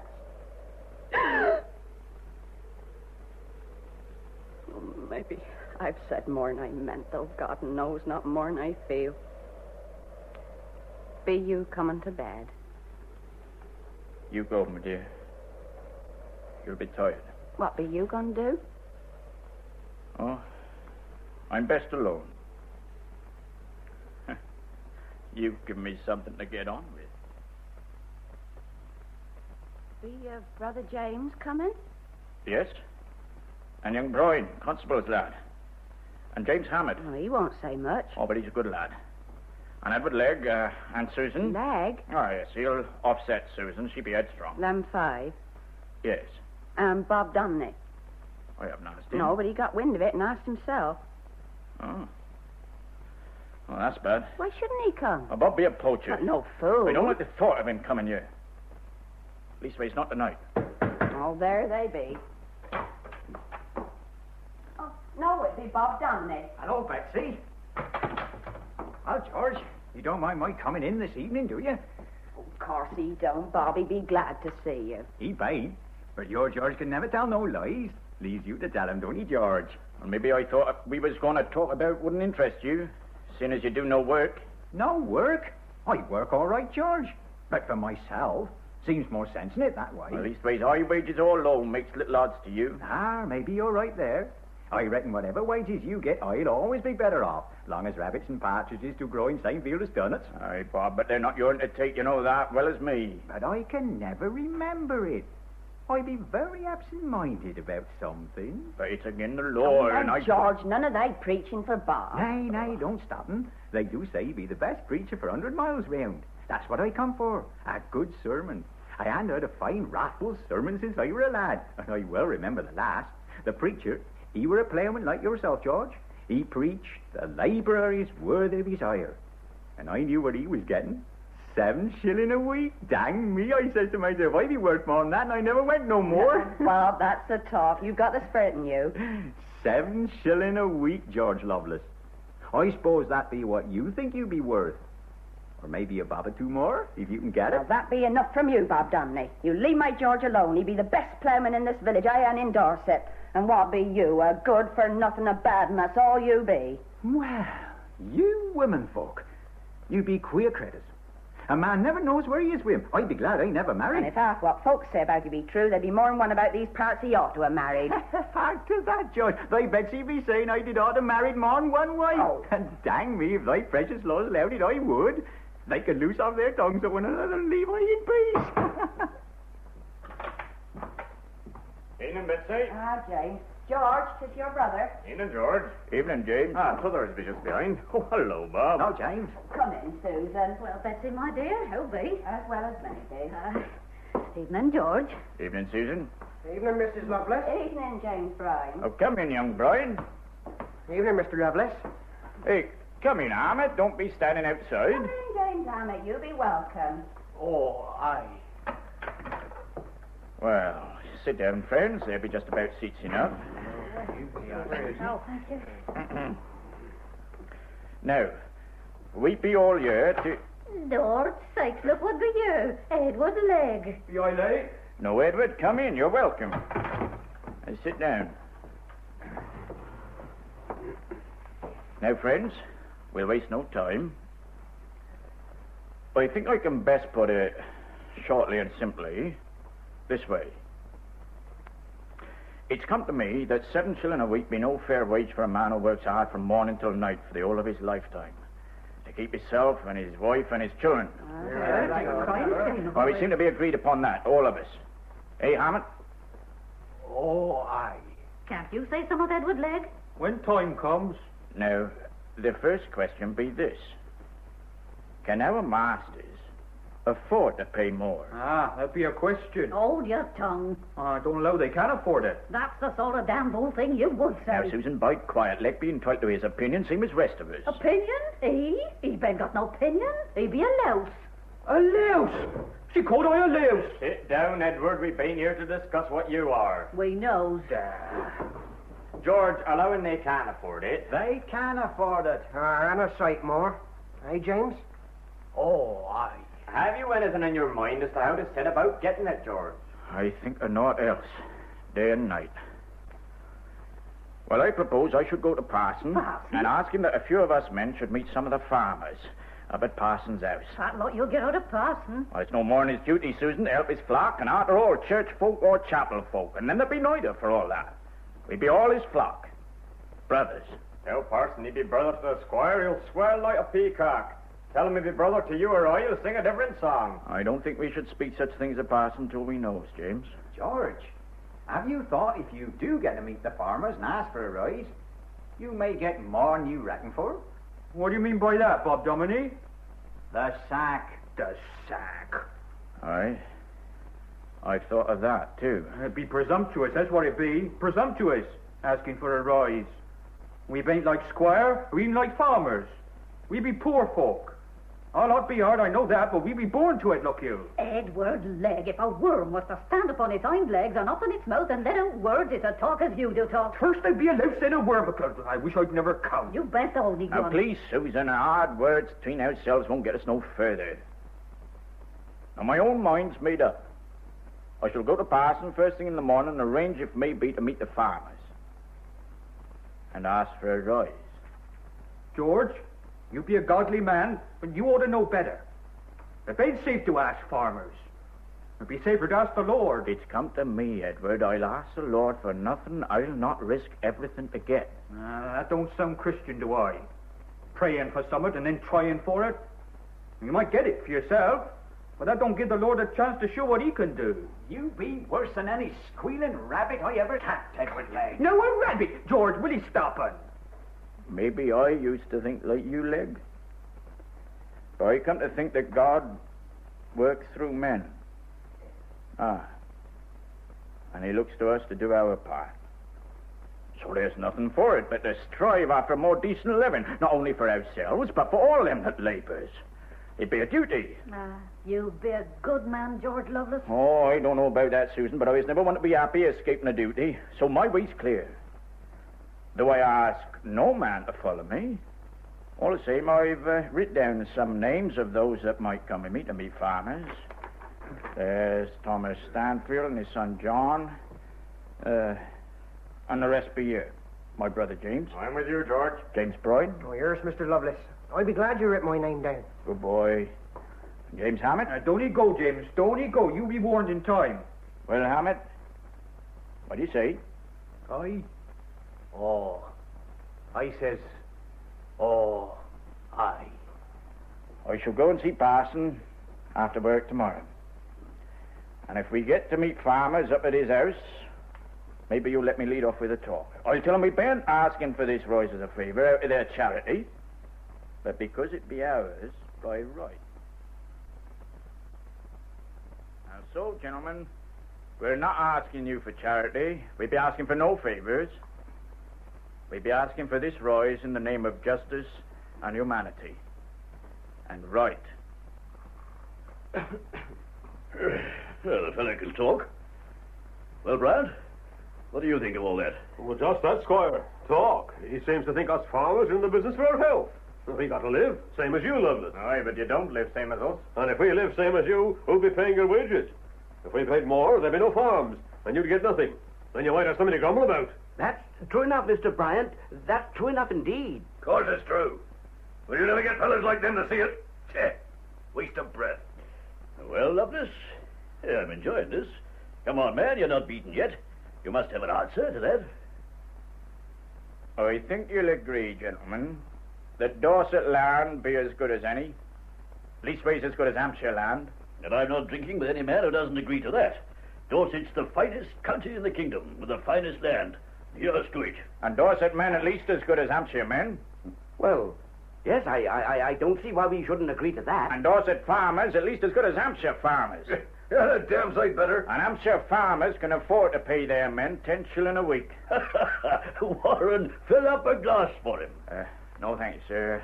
Thank you, not for me. I've been used to it. Well, I said my say. Perhaps Parson here, who was good enough to arrange this meeting, I say a few words on our behalf. Me? Really, Lovelace, I hardly think it's fair of you to ask me to interfere between masters and men. These gentlemen know their business far better than I do. After all, it's the spiritual welfare of my people I'm concerned with, much more than the material. Yeah, Doctor. Yeah, very sound. You took the words out of my mouth, Bryant. Did I? Seems to me folks usually put words into your mouth. Parson, can I ask you a question? Well? Would you work for 7 shillings a week, from early morning till late at night, and as often as not go hungry and cold? And worse, see your wife and children go hungry and cold? Would you, Parson? I don't see what that's got to do with it. Oh, come, Doctor. It's a question anyhow. He wants an answer. Very well, Squire. It seems to me perfectly clear that Stanfield and I lead our lives in entirely different stations. In our appointed stations. Appointed for us by one who is infinitely wiser than either of us. Who knows what is good for me and what is good for Stanfield? And, viewed in that light, the question appears to me, with all due respect to you, sir, as a piece of pointless insolence. That's so. That's so. That's what it is, insolence. No, I'm inclined to think it's more. The disrespect to myself I could overlook. But it goes deeper than that. It's a questioning of a social order which may not be perfect, because man is not perfect, but which is, in its main structure, divine. Now, that's what I call religion. Make short work of all this whining and shows it for what it is. Against religion. Downright wickedness. I didn't know you were a religious man, Dubbit. Well, I'm not one to parade my religion, Squire, but I know the value of it. That keeps these fellers in their place. And mind you, when all's said and done, they got precious little to complain of. Precious little to complain of? Steady, James. I won't steady, George. I ain't going to stand here and be told I get little to complain of. James Lovelace? No. Let him go on. Let him go on. And I'd be going on and without asking your leave neither. Now, Louis, we do plough and sow the wheat for ye and reap it, and never a loaf of bread do we get our hands on.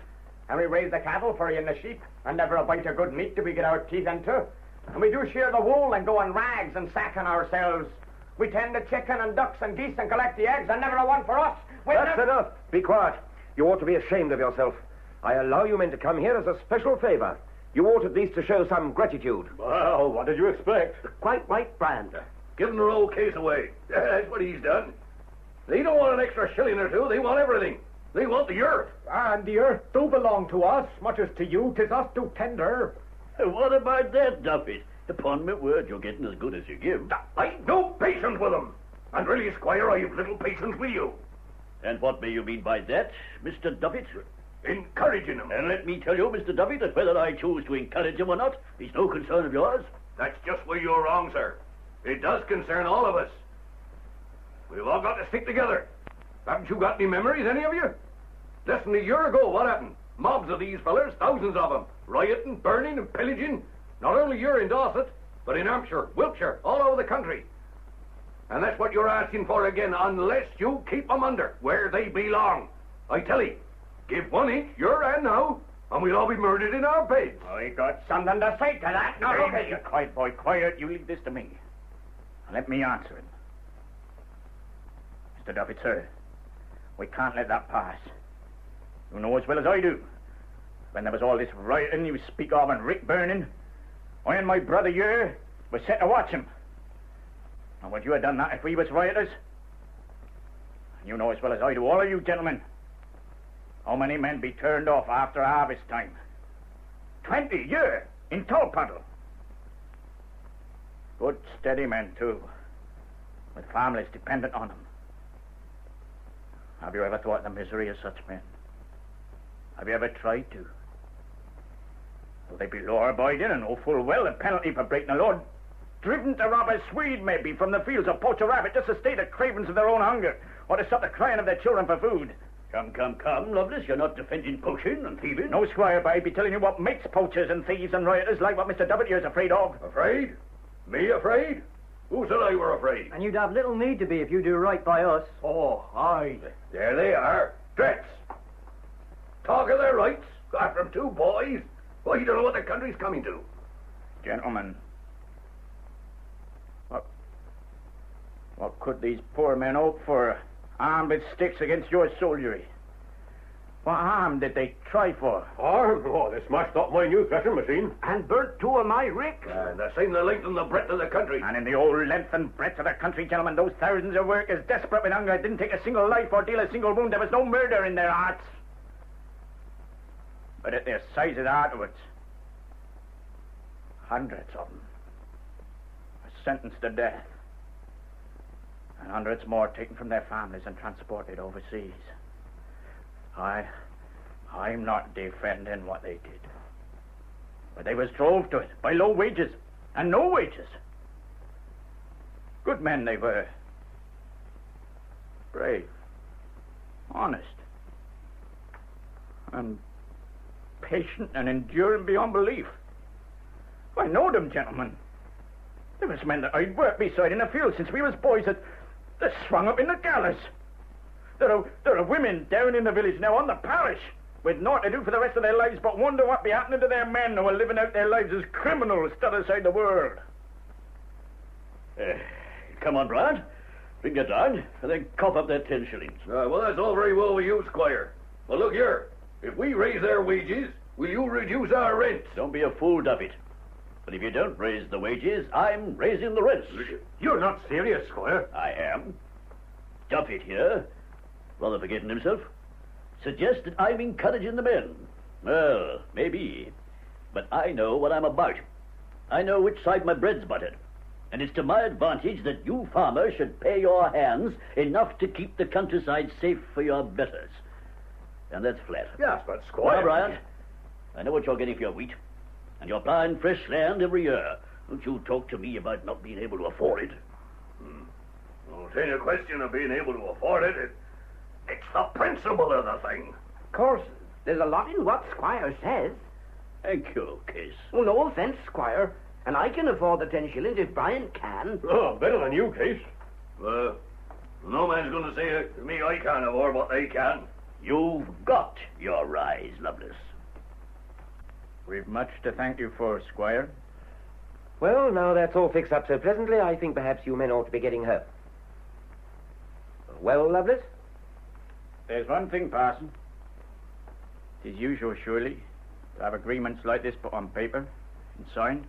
Well, I'm damned. Are you implying, Lovelace, that you don't trust these gentlemen to keep their word? And if they do mean to, where's the harm in writing it down? No, Lovelace, nothing on paper. That's going too far. I agree.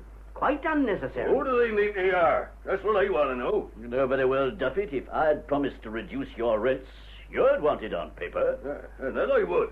But hey, you're different, Squire. And what may you mean by that, Mr. Duffett? Now, look here, Lovelace. Frankly, I think you're presuming too much on our good nature, and it's time you went. After all, I've been a witness here tonight of what's passed, and if you'll go quietly now, you shall receive as much for your labor as any men in this or any other district. And if your masters should go back on their plighted word, I'll undertake to see you right. So help me God. Oh, you say, Parson. Dr. Warren, in my own way, I too am a servant of the Lord. And out of those words of yours, I can, and I do, thank you from the bottom of my soul. And there'll be many hundred of poor folk outside these walls that'll thank you and bless your name. Long after all, we be dust. Good night to you, sir, and thank you again. And thank you to you, gentlemen, and Squire. Come, lads. In this very room in my cottage is where Mr. Cobb, 2 years ago, we decided to ask for a rise. And a few nights after that, we met 3 of the farmers up at Parsons. I understand they kept their promise and your wages went up to 10 shillings. No, never. To 9 they went. And that only for a few months. And then to 8. So we went to neighbouring magistrate to ask his advice. And we was told we must work for whatever our employers thought fit to give us. And very soon after that, the wages went back again to 7. And now there's talk of 'em going to 6. So I thought it was about time to send a letter to you gentlemen in London. I'm very glad you did. Well, we'd heard tell of this grand night. You must forgive me, gentlemen. It's got such a longish name. I never could get my tongue to it first time. The Grand National Consolidated Trades Union. Aye, so that's it. So we thought perhaps you might help us, for we seem to have put our hands to the plough, as you might say, and it don't seem right now to turn back. Well, as soon as your letter reached us, a meeting was called, and young Harry Brown here and myself were delegated to come down and see you. I wonder how much you gentlemen who live right away in London know of the things that go on in these parts. Well, we get to know all we can. What are the things I could tell you? Yes? Go on, Mrs. Lovelace. While I've been listening to you gentlemen, I've been trying to keep my mind from the next village. There'll be a woman there, well, little more than a girl she is. I don't know how she'd be living through these hours. Well, it seems only t'other day I met her in the street just outside here, the day her lad asked her to marry him, and she didn't know what answer to give to him. She was afeard. And I told her, say yes. And she did, and they got on that well and had 2 children, and then suddenly were put out of work. 'Tweren't so many weeks ago I met him as I was coming on from the fields, and I spoke to him, but he didn't see me. He was close near me, and he looked at me, but he didn't see me. And he passed on into the darkness. The next night it was, he took a sheep and killed it, and fed himself and them that were his to feed. Oh, 'tis easy enough. The sheep to roam all night over the fields and hills far away from the village in the dark, untended. So many of them. Who'd miss one? But they caught him and hanged him. And she walked mile upon mile to where he was swinging from the tree and begged his body. And begged a lift in a cart to bring her man home, to bury him decent. This morning, she buried him. A life for a life, eh? Ah, they do kill us and break our arms for less than that. There was that fine gentleman from Parliament, Aye, George. Betsy, but let be. No, let her go on. Go on, Mrs. Lovelace. Tell us in your own way. From the London Parliament he was, and he was a judging on the bench here. And they brought before him a man, they said, had took a plank of wood off the gentleman's own land it was. And the gentleman sat there and made a fine speech full of tongue-twisting words about the enormity of the crime and sentenced him to be sent overseas for 14 years. And there was young Sutton, a boy he were, and down at pub they give him some beer, maybe fuddled the lad, and he took 4p. And him they sentenced to be hung. Hung? Aye. But in their great mercy they spared him and sent him overseas for life. Oh, I could go on and on. There's one thing that passes my comprehension. Well, what's that, Lovelace? The gentry.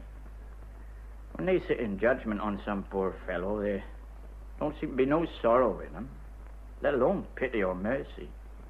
Rather a queer kind of pleasure. At leastways righteousness, as if they was doing something fine. I think I can account for that. How, sir? Well, they're afraid, Lovelace. After all, it wasn't so long ago, over in France, these same gentry drove the workers too far and their heads came tumbling off like 9pins. Oh, but gentlemen, we don't want none of that. Yeah, an eye for an eye. Why, we'd be as bad as they, and I bent one for going against the law. But to form a society or join a society is not illegal. Well, it was until recently, but it's not now. What you've been telling us, Mrs. Lovelace, it's terrible enough, God knows. And your hours of work and your wages. But at least you're out in the open under God's sky. But in the spinning mills, men and women are herded together in rooms and sheds 14 hours a day and locked in. And the air gets foul and their throats get dry and parched till it's torture. And even the rainwater is kept out of their reach in case they should steal it. 3 shillings a week. That's what they pay the children. Children? And little more than babies. They get them as soon as they can walk, as soon as they can crawl. The tinier they are, the better to crawl under the machines and pick up the waste cotton. And from 6 in the morning, they work them till 8:30 at night. And when the mills are extra busy, from 3 in the morning until 10 at night. Just as long as they can keep them awake, they keep them at it. But how can the parents allow it? Well, they get no relief from the parish unless they send their children to work. So it's that or extinction. I've seen a mother hurrying off her children to the mills at 5 in the morning. They probably hadn't been in bed 6 hours, and the poor mites were sobbing their hearts out. But so was she.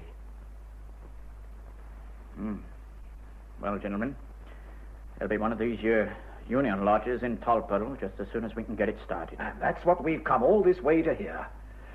Well, Harry, we'd better be getting along. Good night, Lovelace, and we're meeting your friends here tomorrow evening at the same time. Oh, about this, what you call initiation ceremony, there ain't nothing illegal against the law in that, is there? Good gracious, no. Only I'd heard something of a lot of swearing that had to be done. The initiation oath? Oh, but that's only what the Freemasons do, and the Orange Lodges and the other societies that have their own rites and secrets. Yeah. I don't rightly see the reason of it. Well, Lovelace, you know some of your employers aren't going to be too pleased with you. Well, that's true enough. And they'll put a black mark against any man who has anything to do with you. Black mark? Give him a sack right away. Probably more so in the country than in the towns. So we found it advisable to have these initiations, where the men take a solemn pledge to stand by one another and never give each other away. Oh, but I'll explain the whole thing tomorrow evening when I meet your friends. Yes, sir, thank you. They'll all be here. Good night, Mrs. Lovelace. Good night, sir, and I shan't never forget the things you said. Well, maybe this evening's been a fateful evening for Tolpuddle and you and your husband. Maybe. Good night, Lovelace. Good night, sir. A Union Lodge in Tolpuddle, that'd be good talk. And we got to make it more than talk, Betsy. Oh, George, I'd be so proud of thee. I do love thee. Betsy? I've so much to be thankful for. Well, I got you. There'll be happiness deep in me all the time. I couldn't live without thee, George. I couldn't. Betsy, lass, you'll never have to. You know, 'tis the same with me. I couldn't live without you. And now, Edward Legg, hold the Bible, kneel and swear. Say the words after me as I say them. I, Edward Legg. I, Edward Legg. Do voluntarily declare. Do voluntarily declare. That I will persevere in endeavouring to support a brotherhood. That I will persevere in endeavouring to support a brotherhood. Known by the name of the Friendly Society of Agricultural Labourers. Known by the name of the Friendly Society of Agricultural Labourers. And I call upon God to witness this, my most solemn declaration. And I call upon God to witness this, my most solemn declaration. That neither rewards, punishments, nor even death itself. Rewards, punishments, nor even death itself. Shall ever induce me. Shall ever induce me. To give any information respecting anything contained in this lodge. To give any information respecting anything contained in this lodge. Amen. Amen. Kiss the book. Rise and stand.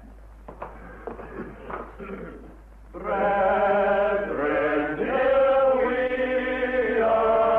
agree to strive for harmony. In this our cause made humbly these our laws, and may the secret be forevermore.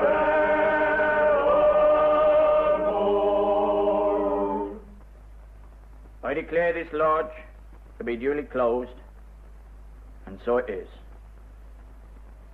God save our noble King, William the Fourth, let's sing. Brethren, ere we depart, let us join hand and heart. May our next meeting be blessed with sweet harmony, honor and secrecy in this our cause. Well, Dr. Warren, as the poster, you see how we've worded it. Mischievous and designing persons have been, for some time past, endeavoring to induce and have induced many laborers in many parishes in this county to attend meetings and to enter into illegal societies or unions to which they bind themselves by unlawful oaths administered secretly by persons concealed who artfully deceive the ignorant and unwary.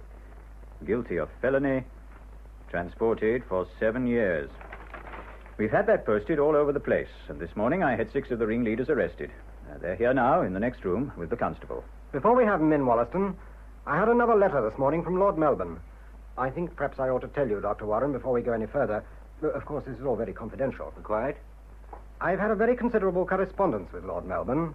I considered it my duty to inform him of the very alarming and dangerous state of affairs down here. I mean this combining of the labourers. And Lord Melbourne was good enough to acquaint me with the fact that he himself considered that all these new societies all over the country were one of the most formidable difficulties with which he had to contend. He asked me to send him a complete statement, as far as I could, concerning this secret oath, because he feels, as I'm sure we all feel, the evil has to be met here and now, and a blow dealt while there's yet time, before the infection spreads. That's all very well, but the point is that this combining is not in itself illegal. A recent act of Parliament made it legal. And a damn silly act, too. In my view, and in the view of the government, the whole thing turns on the question of this oath. And it's deucedly difficult to get information about it. As a matter of fact, Warren, we've had one or two men we can trust watching them. Legg, come in here. Morning, gentlemen. This is one of the men who's informed on them. Constable Bryan, bring those men in. On, lads. In you go.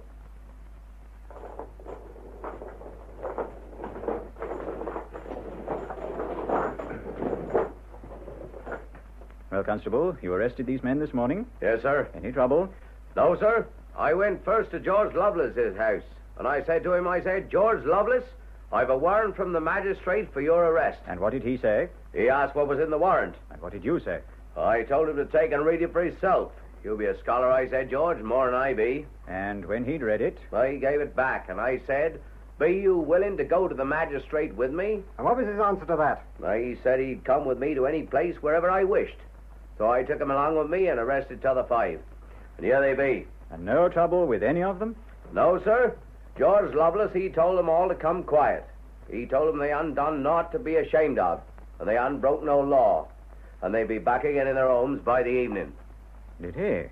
I shall be sorry to disappoint him. Legg, are you prepared to swear that these are the men who were present at the meeting at George Lovelace's cottage when you were compelled to take this oath?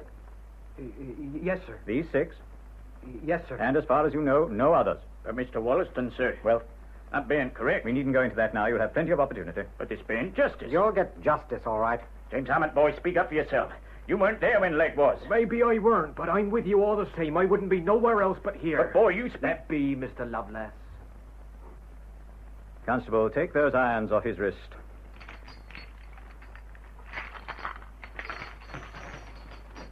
Come here, Lovelace. What have you got there in your pocket? So, the proclamation. You can read? Yes, sir. Presumably you've read this. Yes, sir. This seems to put rather a different complexion on all this fine talk of yours, eh, Lovelace? Not breaking the law, indeed. Here it is, as plain as can be set out that you were breaking the law. Mr. Wollaston, sir, how can you say that? If you paid proper heed to a caution put out by the magistrate, you wouldn't find yourself in this predicament. But I were only posted up the day afore yesterday. How can you say I took no heed of it? I took one down and put it in my pocket. Have it to study. As far as I can make out, what we've been brought here for forming this union, that happened nigh on 2 months ago. So how can you say we knew we were going against the law? I can see it's no good talking to you. No, sir. Unless you talk more reasonable. What's that? And would you mind telling me, sir, in what way we have gone against the law? Oh, you'll find that out, all right. And when shall we find out, sir? Look here, if there's going to be any cross-examining done, I'm the one to do it. What? Oh, yes, I agree, Dr. Warren. Certainly. Constable, take these 5 men back into that room and wait. George Lovelace, stay here. Legg, you better go with those others. What? Oh, very well. You go in the other room, then.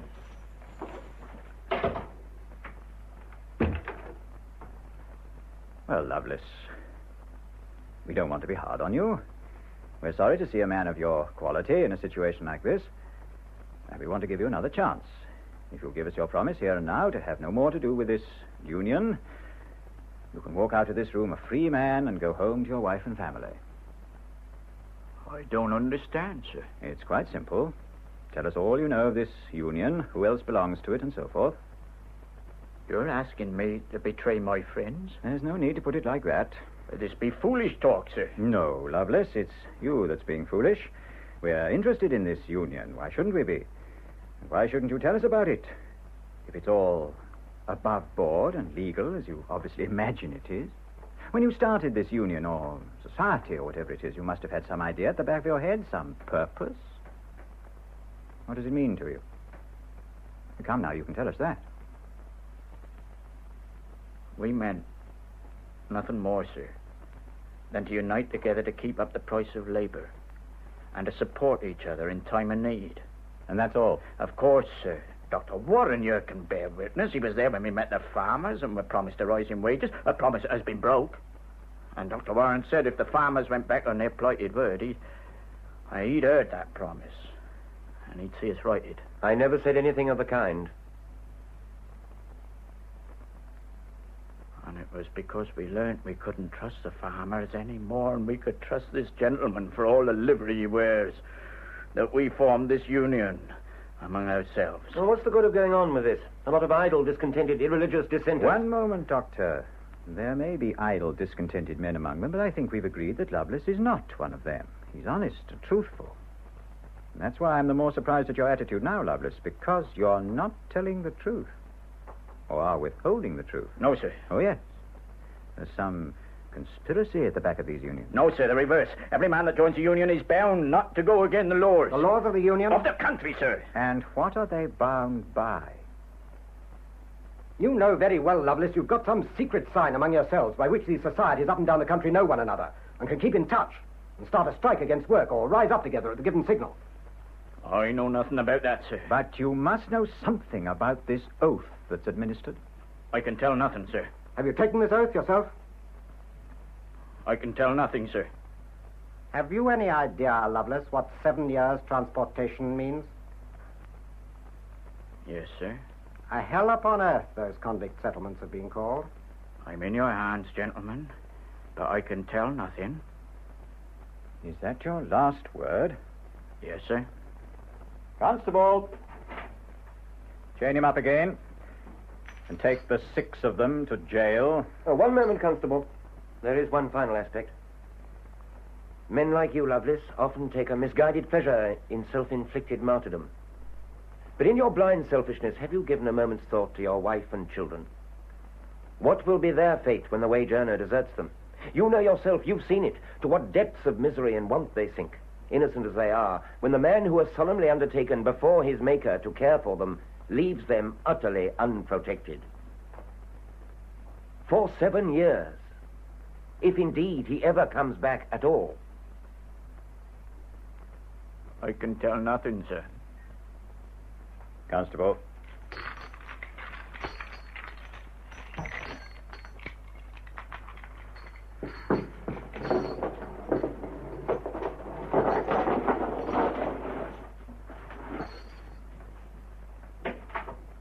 Well, I'm inclined to think it's all turning out for the best. That man has a large following in these parts. A jury might acquit him. The jury will be very carefully chosen, Dr. Warren. We've got him.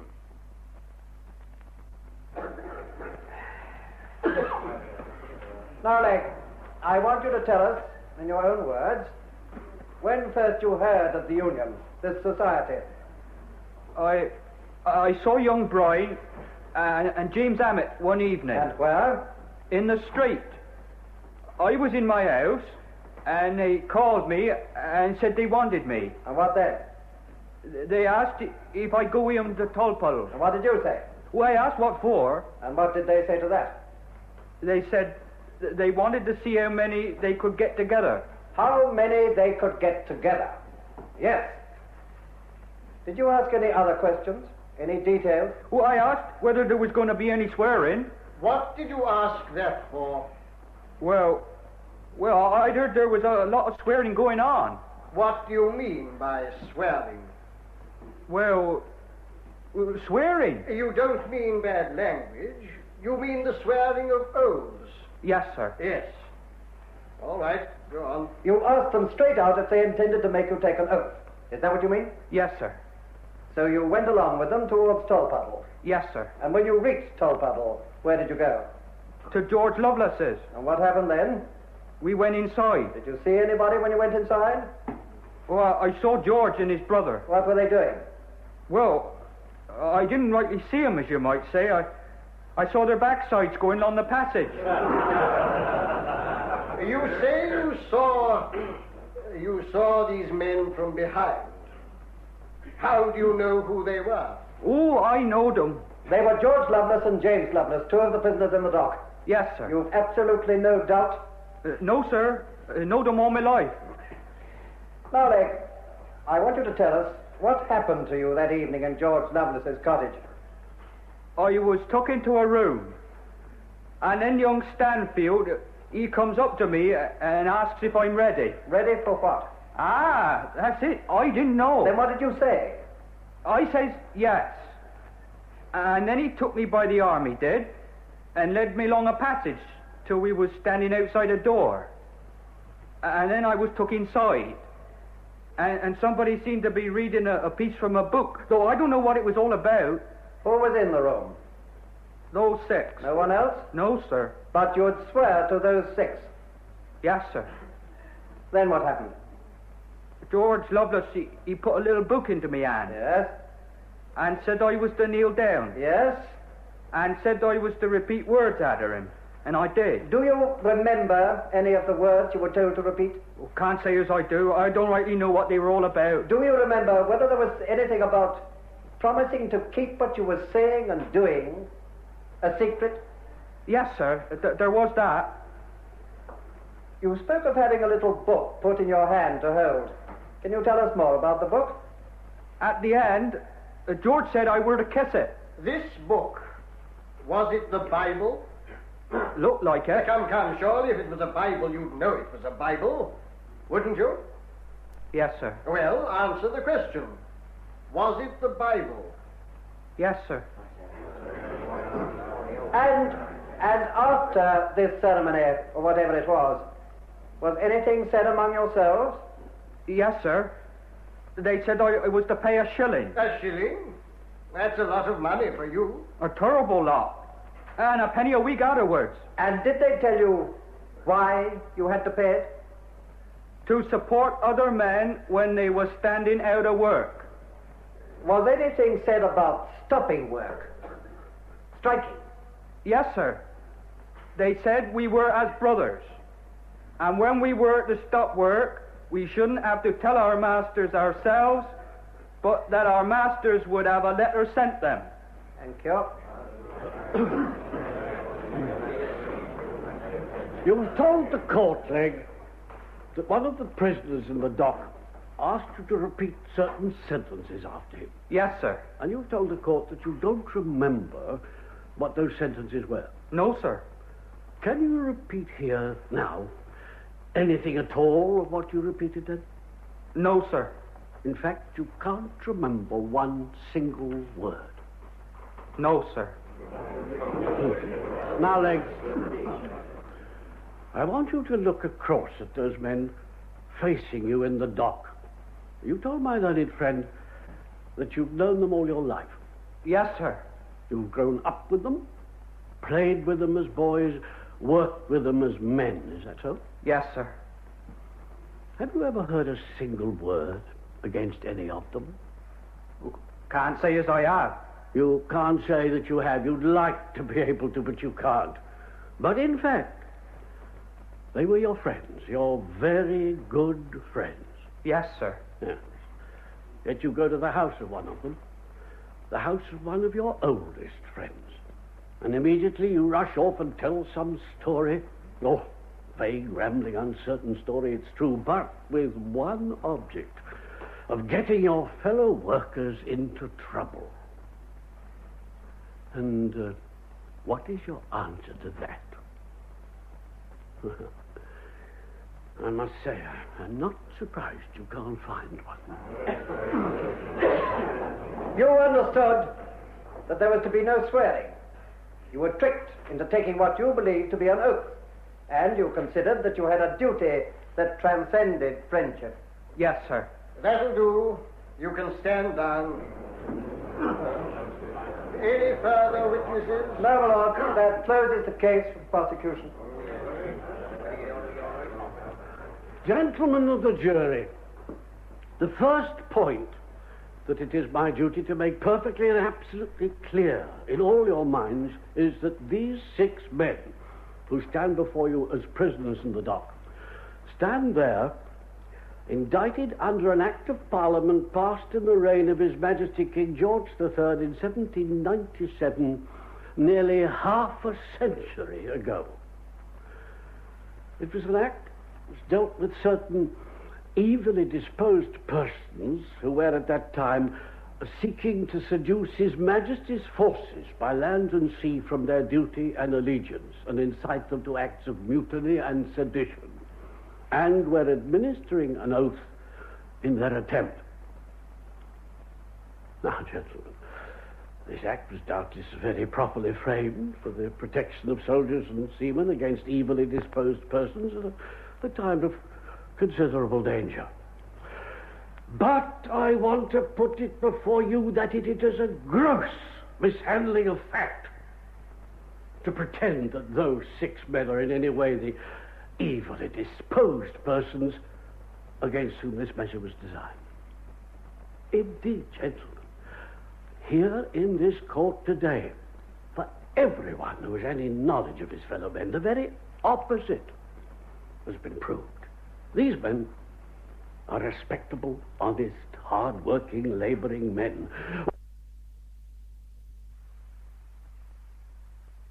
And witnesses, mind you, brought here and put into that box not by the defense, but by the prosecution. You've heard their employers, the farmers, for whom they worked, brought here to give information against them, who had to admit on oath that these men, the prisoners, were the best men they'd ever had on their farms. And apart from this alleged crime of forming a union, there was absolutely nothing against them. Try as they might, the prosecution have not been able to blacken the character of one of those men in one single detail. And when all's said, what have they done?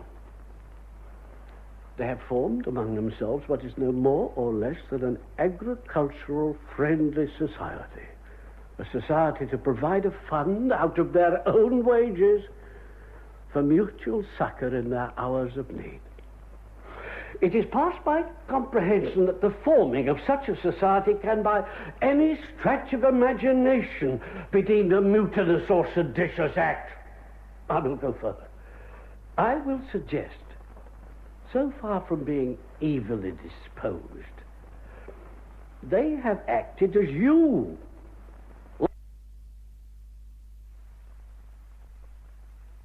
With this spirit of prudence and foresight.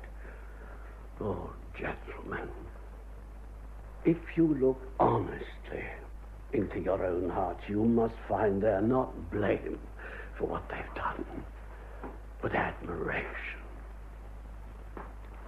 Now, before I resume my seat, one final word as to this oath to which the prosecution attached supreme importance. Now, even supposing that this Act of 1797 has any bearing on this case at all, which I most emphatically deny, but even so, that Act requires that the administering of an illegal oath should be explicitly proved. And has it been? Well, there's only one answer. As surely as I'm standing here, it has not. To prove this most vital point in their case, the prosecution have brought here just one witness. And a peculiarly stupid one at that. And what's the next story? That at a certain meeting, to which he obviously went of his own free will, some words were uttered by whom he didn't know, about something he didn't understand, and for what purpose he couldn't imagine. I most confidently submit that not one charge brought against any of the prisoners has been proved. And if here today they are branded before the world as criminals, there will be a most profound and disturbing dissatisfaction from one end of this country to the other.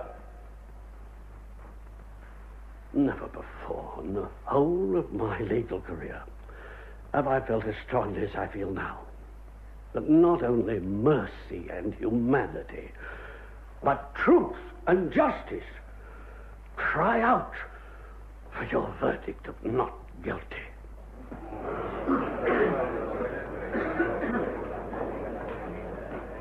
You have heard a good deal during this case of the Unlawful Oaths Act of 1797, the Act of Parliament under which the indictment against the prisoners has been framed. And the counsel for defence, in his very able handling of the case, quoted certain portions of this act that dealt particularly with cases of mutiny and sedition. But there is more to be said than that. You must bear in mind, and this is a vitally important point, that this statute extends to all societies the objects of which are illegal. So that if you consider that you have had proper evidence that some person or persons administered an oath to bind to secrecy for an illegal purpose, there is no doubt or question but that such an oath comes within the Act, even though there may be no evidence to satisfy you that it is connected with a seditious purpose. That is all I have to say. I need hardly remind you that the case and your verdict is of far-reaching import. That such societies do exist is common knowledge, and if they are allowed to continue, there can be no doubt but that they will ruin masters, cause a stagnation in trade, and destroy property. Gentlemen, you will consider your verdict.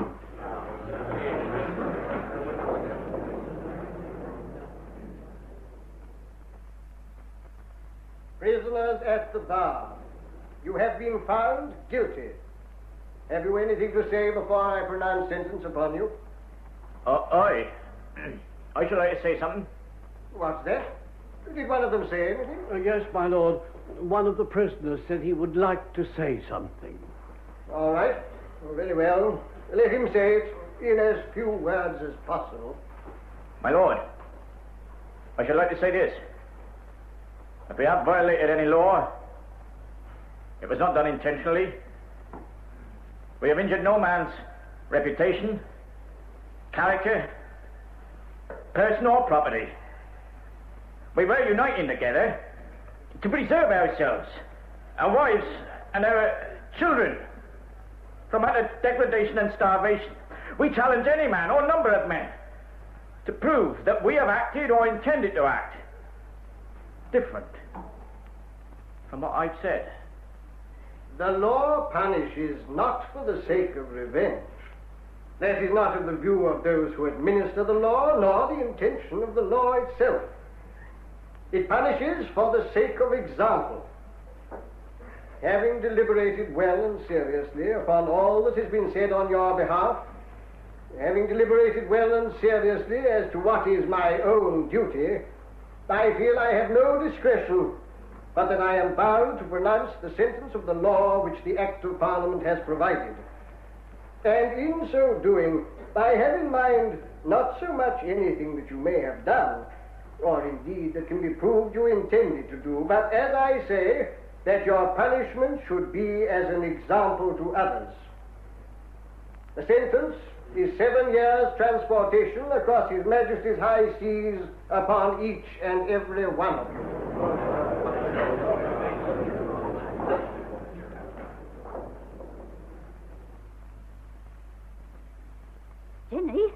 Jenny? Hello, Susan? Are your mother back? No.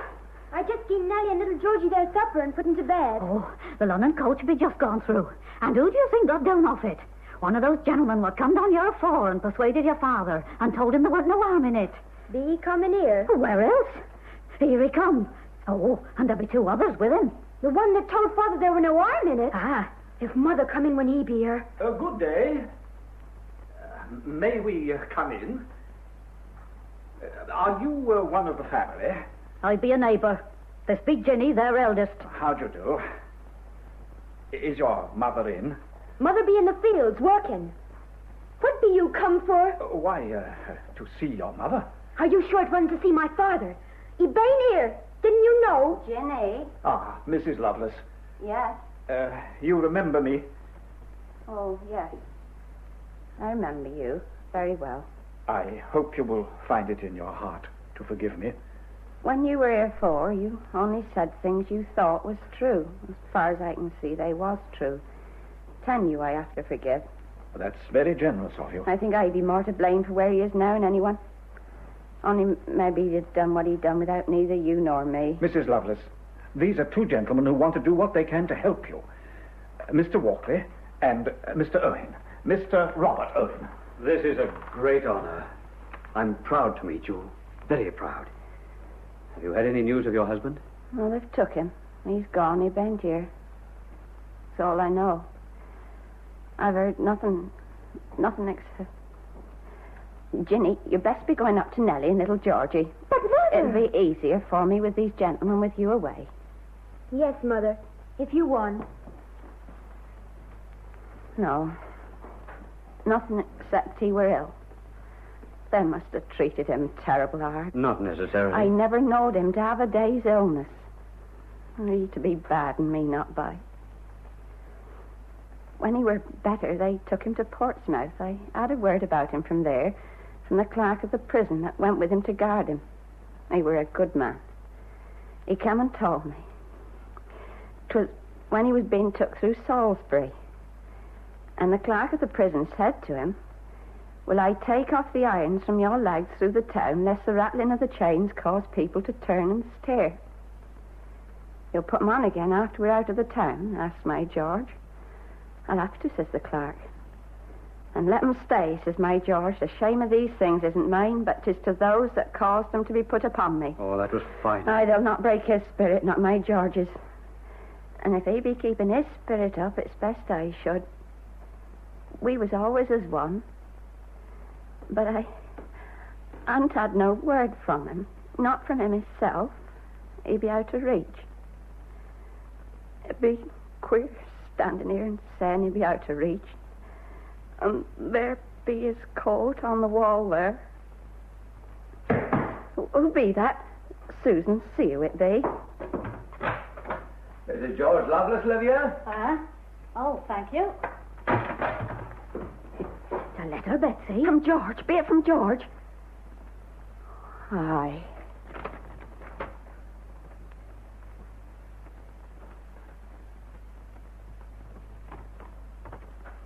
Well, may we know? You can read it. If you want. Take it, sir. Good God. Written from the ship. Ever been on a convict ship, Walkley? No, but I can imagine what it's like. Indeed you can't. Listen to this. Depend upon it, all will work together for good, and we shall yet rejoice together. I hope you will pay particular attention to the morals and spiritual interests of the children. Don't send me any money to distress yourself. I shall do well, for he who is Lord of the winds and waves will be my support in life and death. And here again. You may safely rely upon it. I shall never forget the promise made at the altar, and though we may part a while, I shall consider myself under the same obligations as though living in your immediate presence. Mrs. Lovelace, may I keep this letter for a day or two? Keep it, sir. You see, Mrs. Lovelace, I'm speaking in the House tomorrow evening. Yes, sir. Whose house, sir? The House of Commons, Parliament. And if you'd allow me to have this letter and perhaps read some of To have it read out, sir, for all to hear. It were to me, sir, his last words to I me. appreciate that. But you see, Mrs. Lovelace, the government and their supporters everywhere are doing everything they can to spread the impression that your husband and his friends were, well, a bad lot. Poachers, smugglers, rioters, thieves. Them, rioters. My George, a thief. And if I could have this in my hand when I was on my feet in the house, it would be a very great help to us and to him. If it'd be help to George, sir. I can? Of course, sir. Thank you. It were written on the ship. Yes. He be gone now. Yes. How long do it take to get to the side of the world? About 12 weeks or so. Susan, will you thank the gentleman and tell him would they go now? Gentlemen. Mrs. Lovelace, We have arranged that you and your children shall be well looked after while your husband is away. As far as money is concerned, you understand? You're all very good to me, gentlemen, and kind, and I be grateful. But not now. It don't seem as though I could listen. Good night, Good Mom. night. Leave me be, Susan. Good night.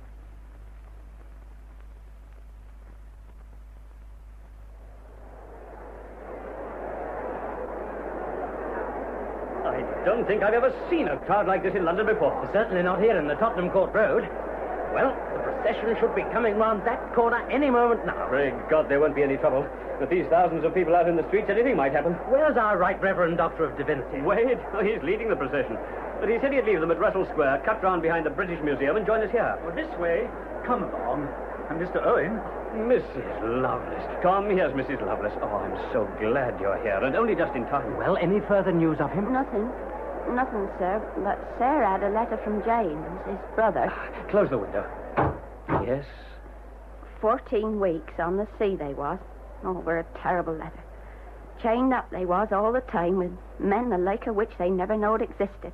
More like beasts than men, and treated worse than any beast. The old time they was on that ship, the old 14 weeks, they wasn't able to stretch themselves out and lay down. Oh, sir, what be they doing to my George? What be they doing to him? Don't cry, Mrs. Lovelace, don't cry. We're going to get him back. We're going to get them all back. There's been such an outcry, such indignation from one end of the country to the other. And not only from the workers, Mrs. Lovelace, but from many thousands who don't even approve of these new unions, but are jealous of their country's good name. Protest meetings, demonstrations, processions all over the country. Almost beyond belief. Why, in the last few weeks, we've had resolutions from... Cobb, where's that list? Ah, yes, here we are. In the last few weeks, from Newcastle, Belfast, Cheltenham, Hull, Youthall, Liverpool, Leeds, Marylebone, Wolverhampton, Macclesfield, Loughborough, Sheffield, Nottingham, Walsall, Barnsley, Leicester, Bradford, Manchester, Halifax. Not so bad. It's the spontaneity of it that's so amazing. Not meetings of a few hundred, but thousands, tens of thousands. And today is our crowning effort. You saw the crowds as you came along. I didn't know there were so many people in the world. A great procession formed up this morning in Copenhagen Fields, right the other side of London, behind King's Cross. And they're marching now to Whitehall to deliver an enormous petition for a free pardon to the Home Secretary, to be presented to the King himself. The Reverend Wade's here. He's just come in. The procession's just round the corner. He's been at the head of it on a horse, in his full rig-out. By God, that parson's a great man. Here he is. Well, Wade, how are things going? Going? Magnificent. Magnificent. Beyond all expectation. What a day. Our people began to collect and form up as arranged in perfect order at 7 o'clock this morning. They're marching now, a few moments off, 100,000 strong. Owen, old friend, 250,000 have signed the petition. We've had to put it on a cart and have it pulled along. The household troops are out, 2 detachments of lancers, 2 of dragoons, 8 battalions of foot, and 29 cannon. And they swore in 5,000 special constables this morning. The city's like an armed camp. Is there going to be trouble? Trouble? Trouble. There's going to be trouble in the minds and consciences of the cabinet and nowhere else. Why, when we started, our own people themselves tried to stop the crowds who are lining the streets and the housetops all the way along from cheering. They know what they're here for. They know what it means that today should pass without any disorder, and they're determined, every man jack of them. God, this is a day to lift one's spirits and give one hope in mankind. Oh, Wade. Wade, this is Mrs. George Lovelace. Mrs. Lovelace? Oh, but I'm proud to meet you. Proud. This is a great privilege. Harry, run downstairs and say that Mrs. Lovelace will appear at the window when the procession passes between Mr. Robert Owen and myself. Now, see that they know it's Mrs. Lovelace. Let everyone you can know spread it round. Yes, Mr. Wade. Listen.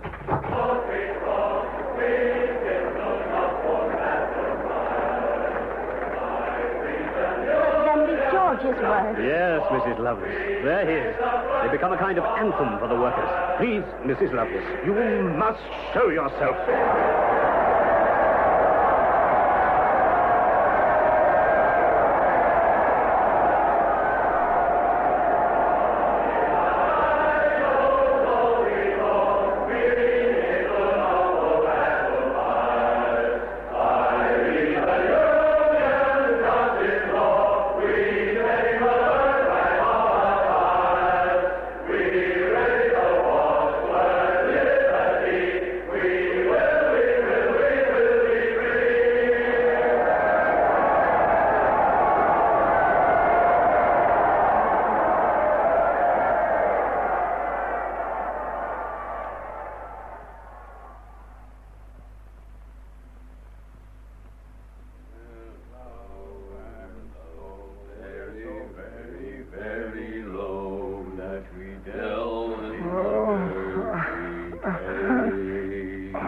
Is there nothing I can do for you, friend? Oh, I'm not like you. I'm not used to a hard life. I was brought up in comfort. I can't stand it. If I had the courage, I'd kill myself. If I had the strength, I'd kill that overseer. Then they'd hang me and I'd be out of it. Why don't you? Then you have, and we might get a better one. Yeah, right there. What do you get you a flogging for? Well, when they sent me out here to Van Diemen's Land, I made up my mind to work myself to the bone for them. Do everything to please them. But there's no pleasing that overseer. The more work I do, the more he gives me. Till I can't move, let alone work. And half starved. Starved? Look at him. Why don't you go out one night and catch a stray dog or a cat and cook it? Well, like the rest of us, eh? And then, when I'd worked desperately from the time I got up till night, he said I'd done nothing. And he'd get me a flogging in the morning. I'd seen that, so I ran away. I got out into the bush. 4 days I was, lost. And when I came upon some people, I gave myself up, and they brought me back here. And they strapped me and tied me up to the triangle and lashed me. 50. You ever been flogged? No. How long you been here? Nigh 2 years. You'll get it. Yeah, sooner than you think. Yeah, I heard the overseer only yesterday it was. He'd say he was sick of you. Always getting your work done and doing what you was told and being so well behaved. Okay. Do your work too well and they frame you at the end of your term just to keep you. I've known that. I have many a time. Yeah, me too. We plow and sow with a very, very low, where we delve in the dirty clay, till he bless the plain with a golden... Stop that row! The master. Which is the man? This one, sir. George Lovelace. What's the charge? Neglect of duty, sir. What are his duties? Shepherd and stockkeeper, sir. And 9 of the wild cattle was taken to the pound yesterday, sir. He didn't miss until this morning. Seems a pretty good case of neglect. Never heard a better. Well? It is true, sir. 9 of the cattle was in the pound, and I didn't miss them till this morning. A good flogging, sir, if I might suggest we're doing no harm. I've been having a lot of trouble with him. What have you got to say?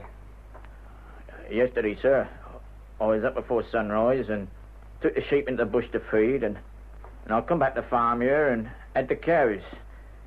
10 of them, the milk, and as many calves to suckle, and then I had to go out the sheep again, sir. There'd be a lot of dogs about just now, sir, and I get among them and worry them, and I was weaning some lambs, and the ewes were that restless, I didn't like to leave them. And it was night and dark before I had time to see about the cattle. That's how I came not to miss some of them, sir. Is what this man is saying true? Well, come on, man, you must know. The sheep and the cows and the cattle, are they all in his charge? Yes, sir. We can't be in 2 places at once, can he? He wasn't minding the cattle, son. That's neglect of duty. He's got more than he can do, more than any man could do, so it's your fault more than his. What on earth did you want to drag me here for? You Lovelace. Get me into trouble, would you? Come along, I'll see you about it now. Funny thing, Lovelace. Just before he put his head in and they said your name, what do you think I was doing? Found myself looking at your name in the paper. My name? That's right. On what paper is it? This one, what I was reading. But what paper is it? It's a London paper, the London Dispatch. The master has them sent out. He gave me some to read. Here it is. George Lovelace, in print, in the paper. Just when they come in, I saw it. I ain't read what it says. See, there. I'll get you now. I've been waiting for weeks. I'll get you. And what's more, before the day's out, I'll have you screaming for mercy. I'll show you. Can you read? Read? What do you mean, read? Understand what's written down. What do you take me for? You can? Of course I can. Well, read that then. There. Well, what's all this about? You've read it? I can read, I tell you, but not this stuff. Then I'll read it to you. This be a London paper. And last night... I didn't come here to be read to. I warn you, it'd be best for you. Now, you listen. Warn me? Aye. Last night in Parliament, Lord John Russell gave notice that orders had already been forwarded to the colonies concerned that the Dorchester labourers were not only to be set at liberty, but also to be sent back to England free of expense and with every necessary comfort.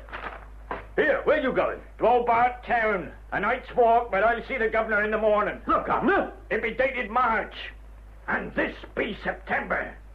The order must have been here weeks. You stop where you are. You can't see the governor. Can't I? The law brought us here, but the law be going to take us back, same as it says here. Every man of us. Mother! Hello, Nellie. Can Robin come in? Well, considering he's going to be one of the family in less than a week, I suppose he can. It's all right, Robin. Come in. How do, Mrs. Lovelace? How do, Robin? You'll stay and have a bite of something to eat. Oh, I can't stay, Mrs. Lovelace, thank you. I promised to get back to the farm to help Father. It's a long way to come just to look in for a few minutes. It's been here all afternoon, Mother. Oh, I see. Well, you'll not go for you've seen George. He'll want to see you. He's out sitting in his chair down the orchard. Sit you down, don't mind me. I'll just put these clothes in the bedroom. She don't look the same to me anymore. It's as if I was looking at her with other eyes. The whole place seems different.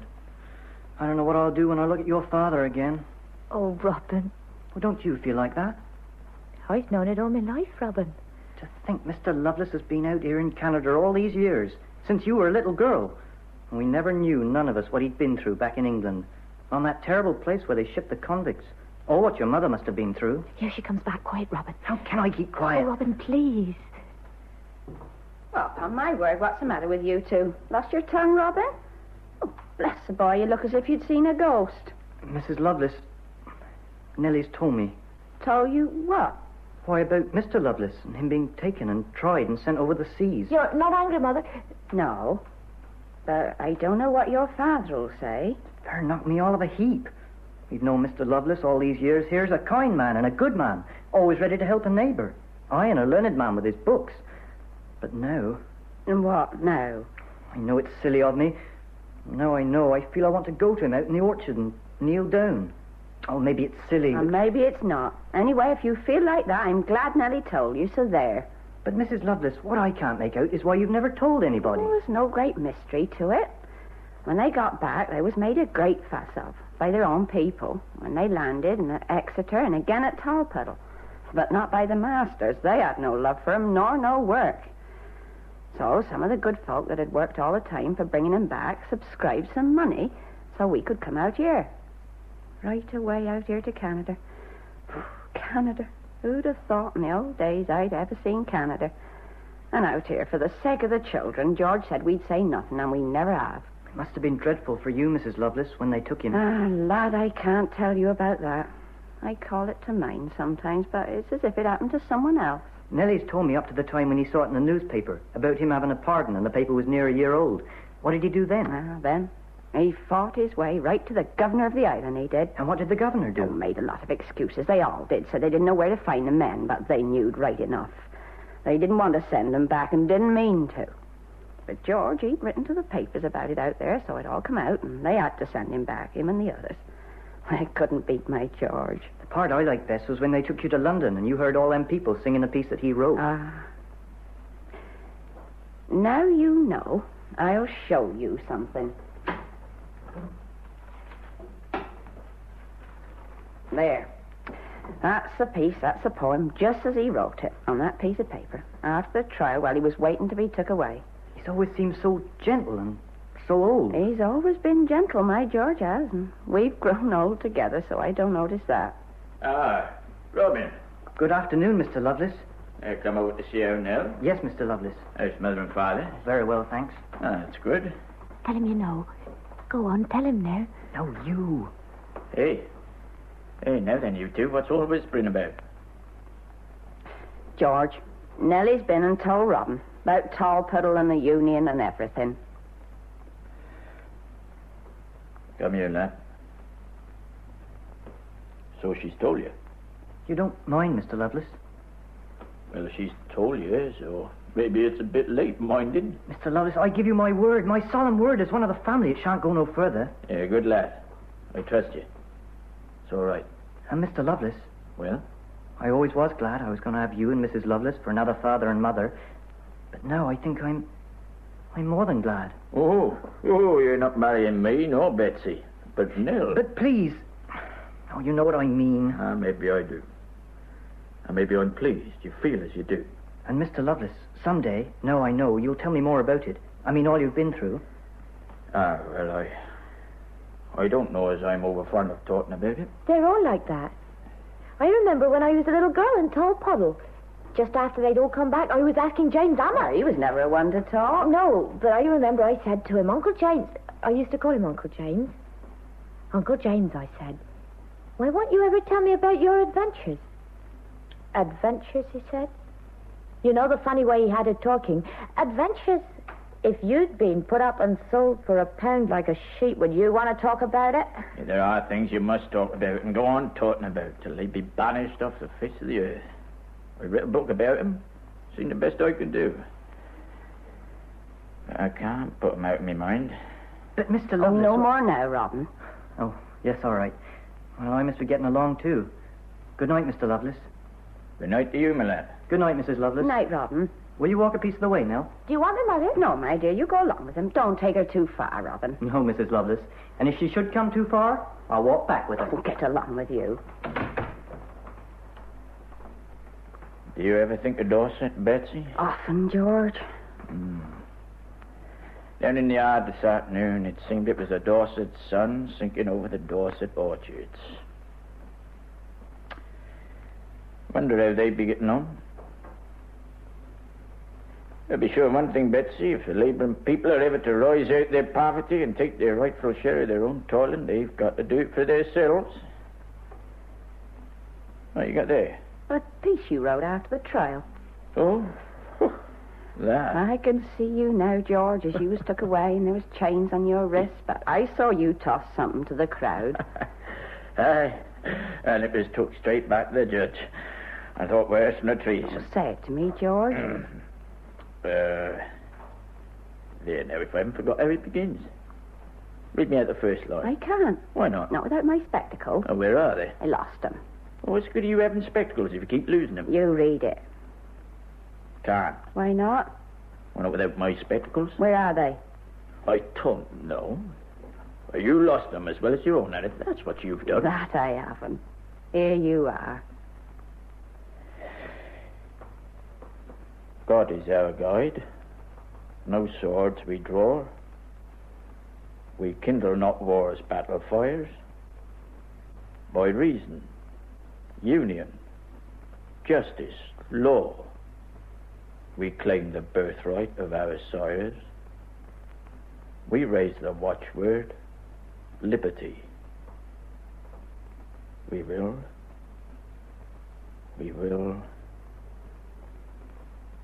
be free.